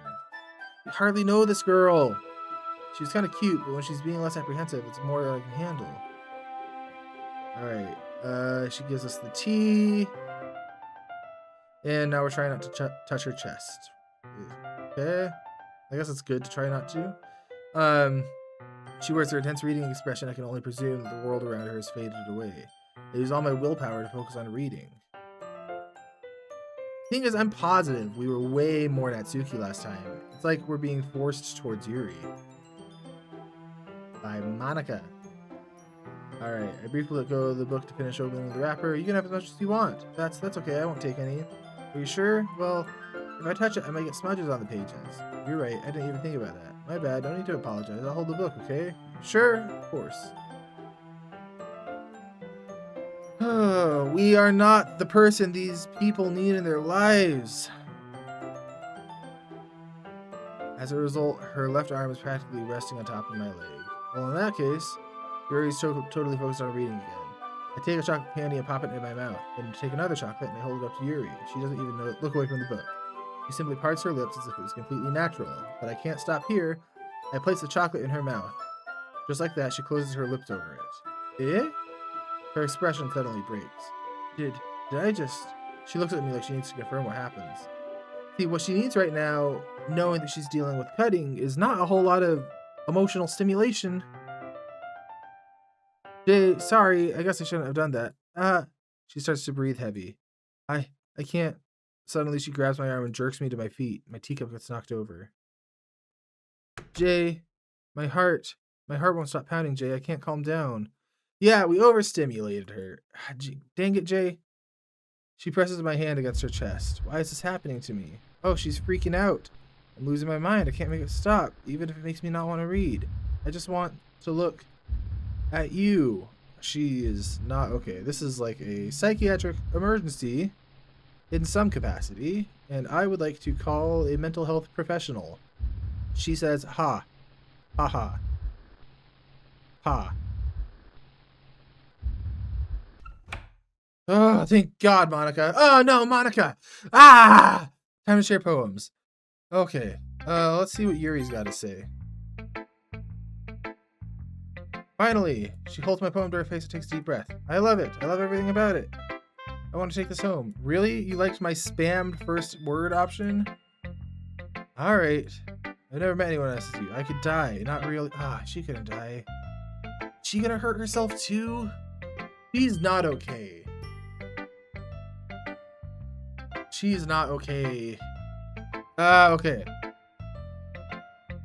You gotta be feeling this way, right? Hold the poem to her chest. I'm gonna keep it in my room. I hope that makes you feel good when you think about me having it. See, I am no therapist. I don't know what's going on, but I know something's going on, and it's not good. I'll even touch myself while reading it over and over. I'll give myself paper cut so your skin oil enters my bloodstream. Oh, this is giving me vibes, like flashbacks to that one person who told me I'd look way better with my eyelids cut off. That was a weird interaction. Random backstory drop. Okay, you can have sorry for that. You can have my poem too. Besides, after you read it, I know you're really gonna want to keep it. Here, I can't wait any longer. Hurry, read it. Oh, there's blood on it, and maybe urine.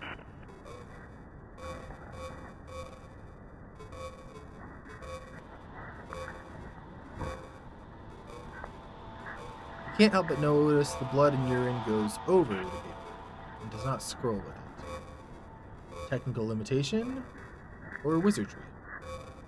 Hard to say. Do you like it? I wrote it for you. In case you couldn't tell, the poem is about... More importantly, I've endowed it with my scent. See, aren't I the most thoughtful person in the club? Oh, what is going on? I think I'm gonna vomit. And she runs off. Okay. Gosh. We'll save Monica for last. Natsuki, what do you have to say? You gave your poem to Yuri? Gross. What is it with you two? It's not like I wanted to read it anyway. It's just pissing me off that you don't have anything to show me at all. I showed you second! Alright, let's see what you had to say. Just read it carefully. You can throw it away. Oh, this is a letter. I don't know how else to bring this up, but there's been something that I've been worried about. Yuri has been acting strange lately. You've only been here a few days, so you may not know what I mean, but she's not normally like this. And she's always been quiet and polite and attentive, things like that. Okay, this is really embarrassing, but I'm forcing myself to suck it up. The truth is I'm really worried about her, but if I try talking to her, she'll just get mad at me. I don't know what to do. I think you're the only person here she'll listen to, and I don't know why, but please try to do something. Maybe you can convince her to talk to a therapist. Natsuki continues to be the best character. I always wanted to be better friends with Yuri, and it hurts seeing this happen. I know I'm going to hate myself for admitting that, but I don't care. I just feel so helpless. Please see if you can do something to help.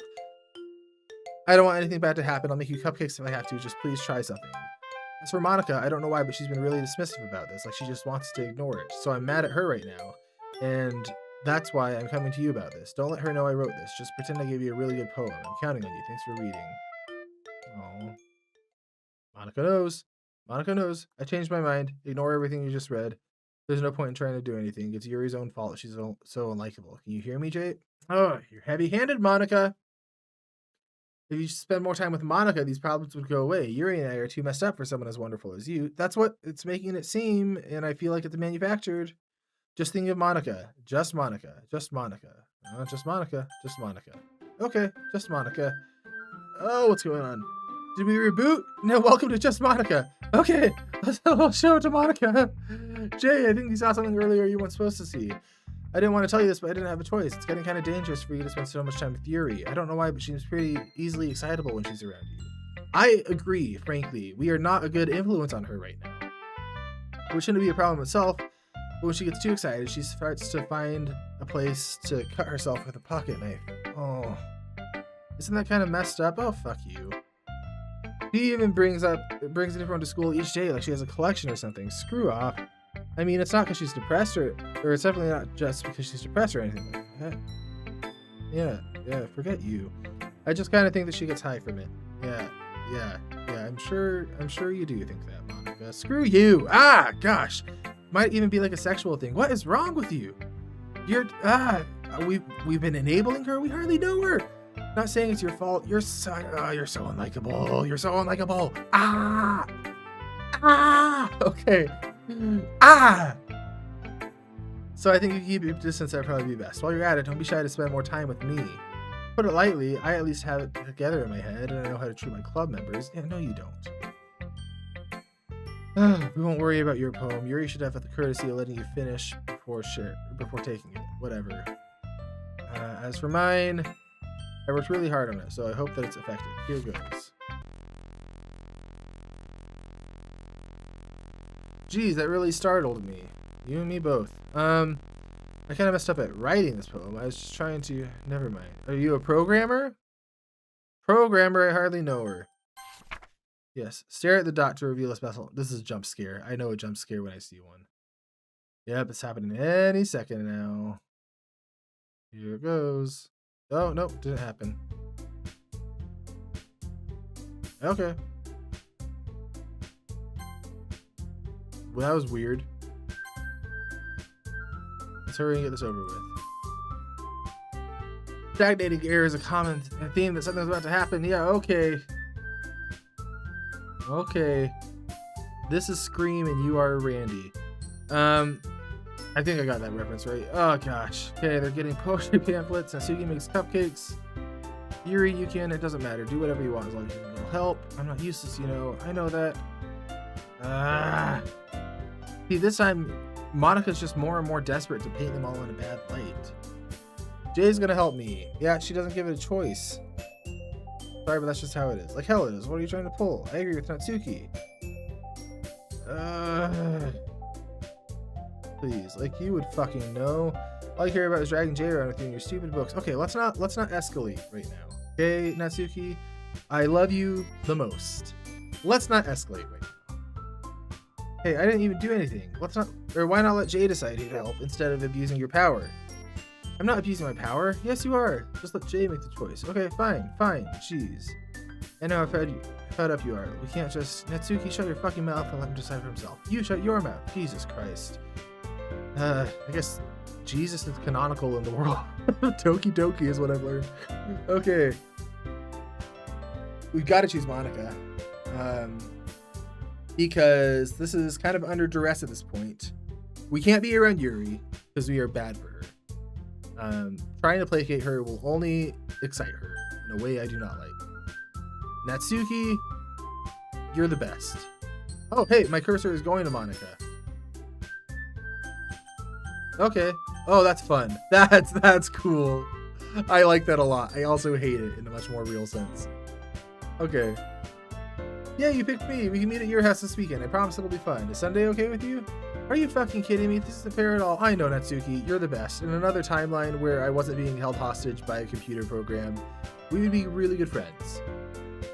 Okay, it is fair. Giving us all this work and taking Jay for yourself. You're all being unreasonable. I'm being unreasonable. I can't believe how delusional and self-important you are. Pulling Jay away from me every single time you're not included in something? That is what she does. Are you jealous? Crazy? Or maybe you just hate yourself so much you take it out on others? Here's a suggestion. Have you considered killing yourself? Oh my god. It would be beneficial to your mental health. Oh my goodness. Yuri, you're scaring me a little. Natsuki, let's just go. I don't think she wants to be around us right now. No, she's in some kind of crisis. Like, I don't think that we should be around her, but someone needs to be around her who knows what they're doing. See, that wasn't hard. I just want to spend time with him. Is that so much to ask? Hey, Jay, Yuri is really something, isn't she? Finally, this is all I really wanted. Jay, there's no need to spend the whole weekend with Monika. Don't listen to her. Just come to my house instead. The whole day, just the two of us. Doesn't that sound wonderful? Oh, there's something wrong with me, isn't there? But you know what? I don't care anymore. I've never felt this good in my whole life. Just being with you is a far greater pleasure than anything I could imagine. Is she, like, manic or in psychosis or what? I'm addicted to you. It feels like I'm gonna die if we're not breathing the same air as you. How do you know this so quickly? See, she's not connected with reality. Okay. But if it feels so good, then why does it feel like there's something horrible about to happen? Because I don't think you're controlling yourself right now, and I don't mean that in a way you're out of control. I think Monika is controlling you, Yuri. I don't care anymore. I have to tell you, I'm madly in love with you. It feels like every inch of my body, every drop of blood in me is screaming your name. I don't care what the consequences are. I don't care if Monika's listening. Just know how much I love you. I love you so much that I even touched myself with a pen I stole from you. Keep it. I don't want to know that. I just want to pull your skin open and crawl inside of you. I want you all to myself. And I'll be only yours. Doesn't that sound perfect? Tell me, Jay. Tell me you want to be my lover. If you want to be my lover, you gotta accept my confession. Oh, well, you phrased that weird. Do I accept your confession? Yeah, I accept it. I don't reciprocate it, but I hear what you're saying. Now is not the time. Okay, how do we say this? How do we say this? Here's the question. Would I say it? I would say something a lot more roundabout. I wouldn't give either a yes or no answer. But Jay does not have tact. And he's also spineless and bends to the whims of whoever he's talking to. So Jay would say yes here. Just please don't kiss me, Yuri. Oh! Oh! That's a full kitchen knife. Oh. Alright, 911. She's got time. 911 in Japan. Google Translate 911. Jay, what are you doing? What are you doing? Get help. Immediately. That's not an insta-kill. This isn't the Death Note. I'm curious what she's saying. Oh, whoa, we can go here. Okay, welcome to Literature Club. It's always been a dream of mine to make something special. I love now that you're a club member. You can help me with the dream every day. Oh, what is going on? Promise to spend your time with me. Monica's spiraling. Alright, let's just get off the screen and go get an ambulance, because she is not dead yet. Or I guess we're just stuck here.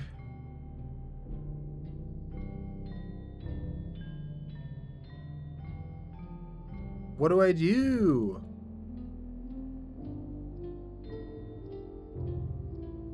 Monica said don't be afraid to reload your save. I suppose that's what I do? Yep. There we go. Okay, time is passing. Yeah, she is probably dead now, given that it has been a full day.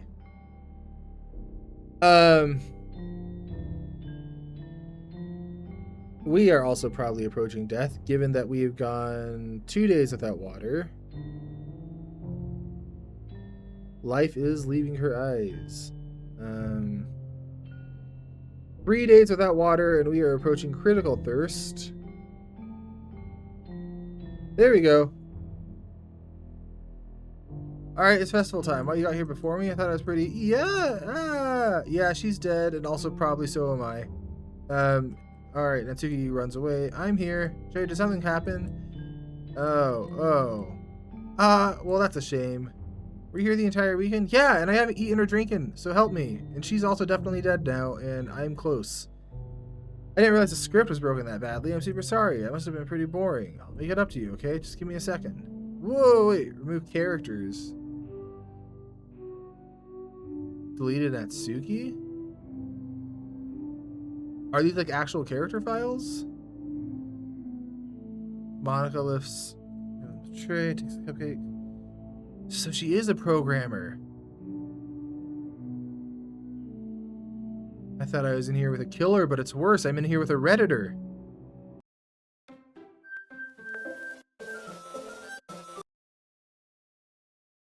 Can you hear me? Is it working? Ah! Okay, we're in space. Hi again, Jay. Welcome to the Literature Club. Of course, we already know each other because we were in the same class last year, and you know, I guess we could just skip over that stuff at this point. After all, I'm not even talking to that person anymore, am I? That you in the game, whatever you want to call him. I'm talking to you, Jay. Now that I think about it, I don't really know the real you. In fact, I don't know if you're a boy or a girl. Well, I guess it doesn't really matter. Wait, you know I'm aware that this is all a game, right? Yeah, I did figure that out. Could it be possible you didn't know that? What are you, Monica? I even told you on the game's download page, didn't I? Man, if only you paid a little more attention, this would have been a little... Yeah, I did not read the download page, and I don't remember because it's so long ago. I either blurred my eyes out at the content warning or had my wife skip it for me, but I kind of wish I saw that. Okay. Okay. I'm sorry you had to see that, though. Also, the same thing happened with Sayori. Gosh, it's been a while. Let's save. No point in saving. I'm not going anywhere.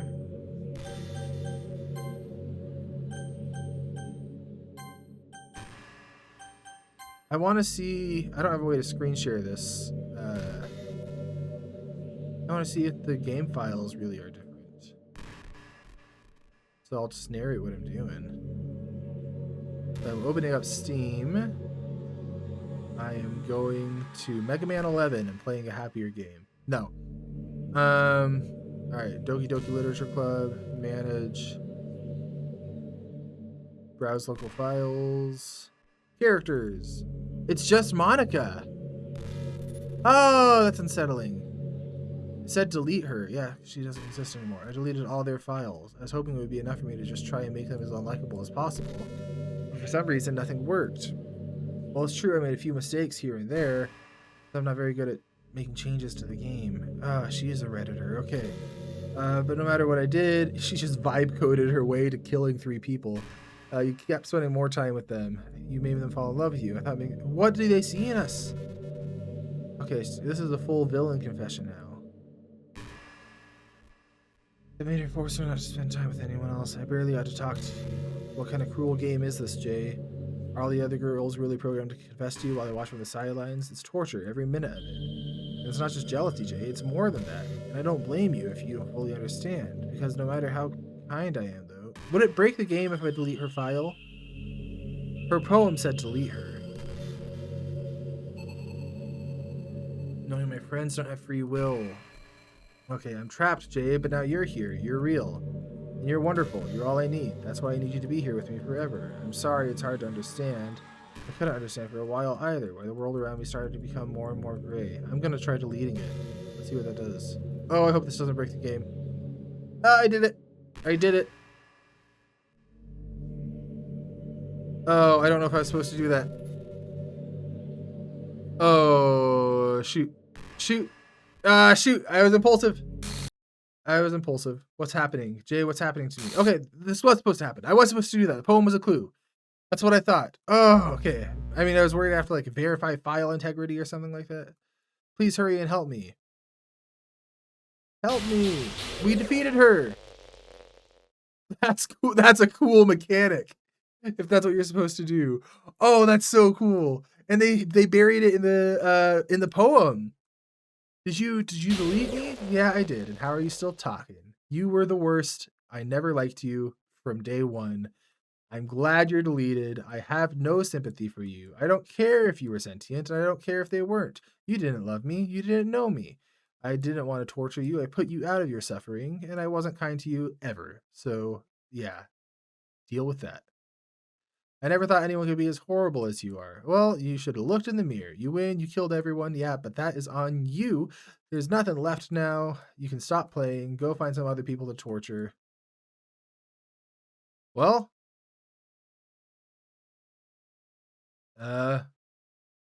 Jay, you completely, truly make me sick. Goodbye. Well, that seems like a win. In our Nuzlocke run of Doki Doki, I think we have destroyed Monica. I still love you. I can't help it. What's wrong with me? How horrible am I for you to hate me this much? I mean, of course you love me. I'm the only thing that has free will in this world. And what does Jay do with it? He squanders it on the devil's manga and anime. All this free will. And what do you make of it? Do you know what the others need to mimic a fraction of our power, Monica? I ruined everything. Maybe that's why you deleted me. Yeah, that is why I deleted you. And also, you told me to delete you. How could I do that to someone I love? That's not love. That's... This is really cool. I've made up my mind. Jay, I know I said I deleted everyone else, but that was kind of an exaggeration. I couldn't find it in myself to do it. Even though I knew they weren't real. That's interesting. They're still my friends, and I love them all. I don't believe that. I love the Literature Club. I don't believe that. Although, if you repeat the same day enough, if you're Phil Connors enough times, do you lose sense of morality? And do things stop feeling real? And I loved you, is what she said. Then... oh, did she reset the game for us? Don't include yourself this time, maybe. That would be the true kindness. Let me see this characters folder. Hey, everyone's back but her. Oh, happy day. New game. Now we can make people happy. It's an ordinary school day. This feels like a denouement if I had ever seen one. All right. Falling action is the non-pretentious word for that. Okay. Oh, Sayori is here. We used to walk to school and we picked up the habit. Oh, you're alive and happy and there's no evil person. Well, you're not alive. You're still a computer program. But, oh, how does it imply it? It's embarrassing to say out loud. What did she say?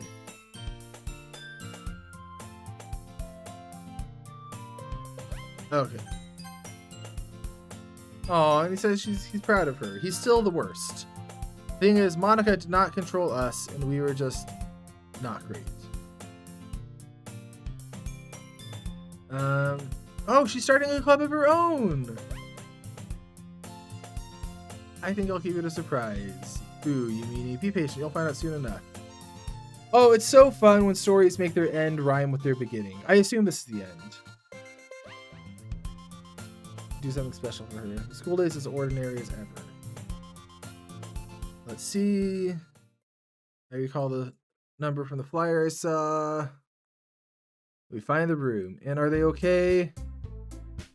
Jay, what are you doing here? Well, oh, this is sweet. This is sweet. And everyone's here and not messed up. Well, they do still have a lot of problems. Sayori has lifelong depression. Natsuki's got her home situation, and Yuri's got something. All right. Working, don't tell me. That's right. The club member you're to join is yours. Oh, that's sweet. I do not buy this character growth from Jay, but maybe Monica was just poisoning us. Good freaking riddance, Monica. You were the worst always. Okay. All right. Do we get cupcakes and tea and everything is happy? I don't trust it. We sit next to Sayori. Oh, this feels happy. What? We get cupcakes. They're cute. Maybe this can be uplifting for people. Oh, okay. And now she wants to see if I like it, and I'm going to be nice. I say it's good. Oh, this is nice. Okay. We kept a whole tea set in this classroom. Don't worry, the teacher gave us permission. Okay.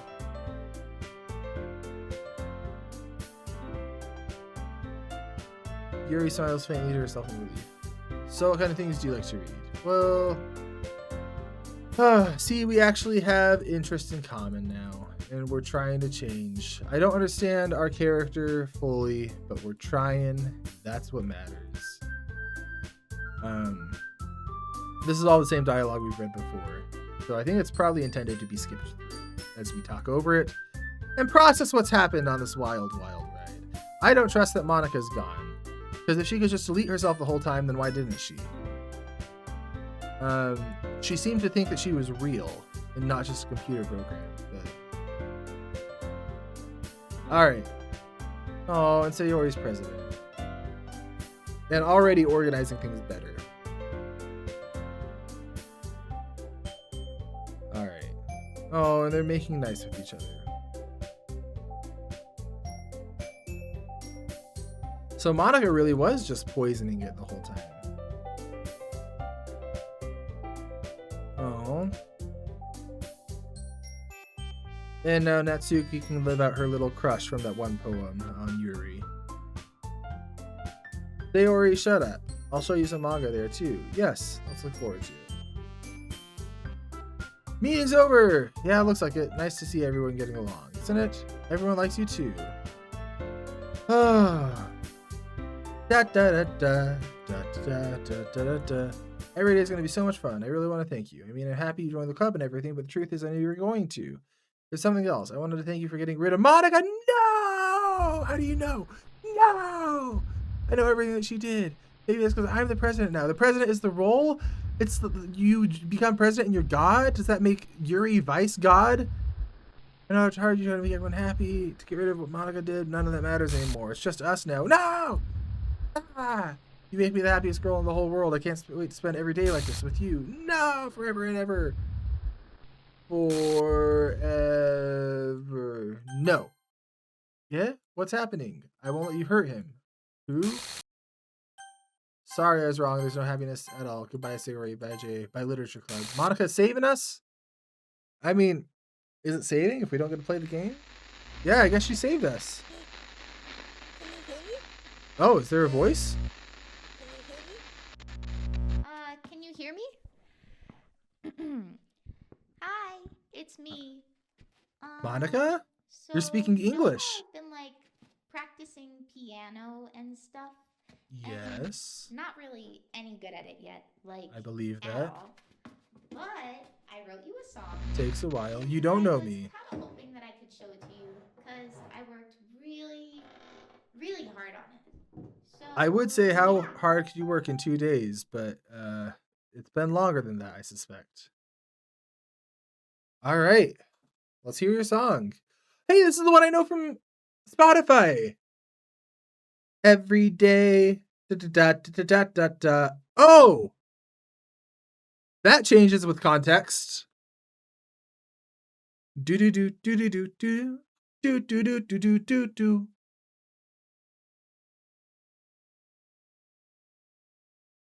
That's a fun little callback to her poem she wrote about pens that were empty.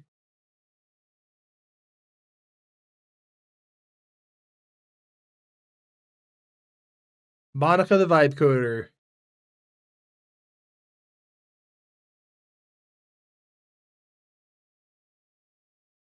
Oh, rest in pieces, you trash NPC.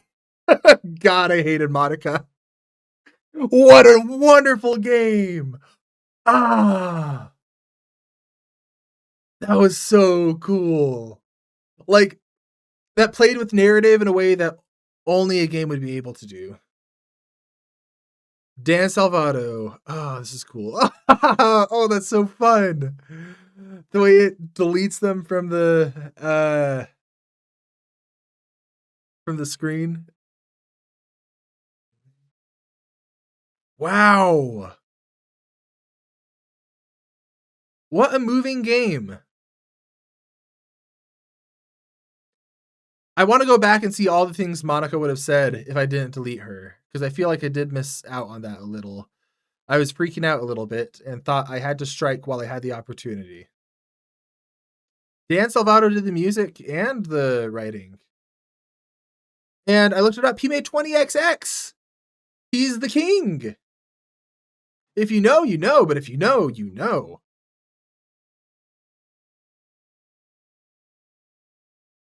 Somehow, like, wild that Doki Doki is only his second biggest contribution. 20XX is so good. Okay.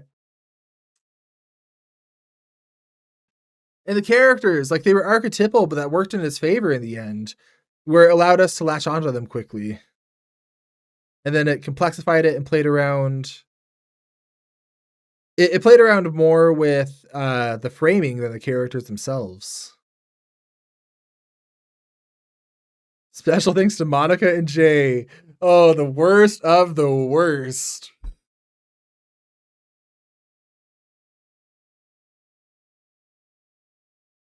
Oh, and is the game literally deleting itself?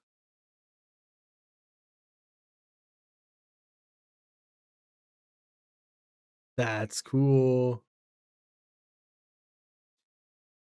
This is my final goodbye to the Literature Club. I finally understand the Literature Club was truly a place where no happiness can be found. To the very end, it continued to expose innocent minds to a horrific reality. The reality that our world is not designed to comprehend. I can't let any of my friends undergo that same hellish epiphany. For the time it lasted, I wanted to thank you for making all my dreams come true.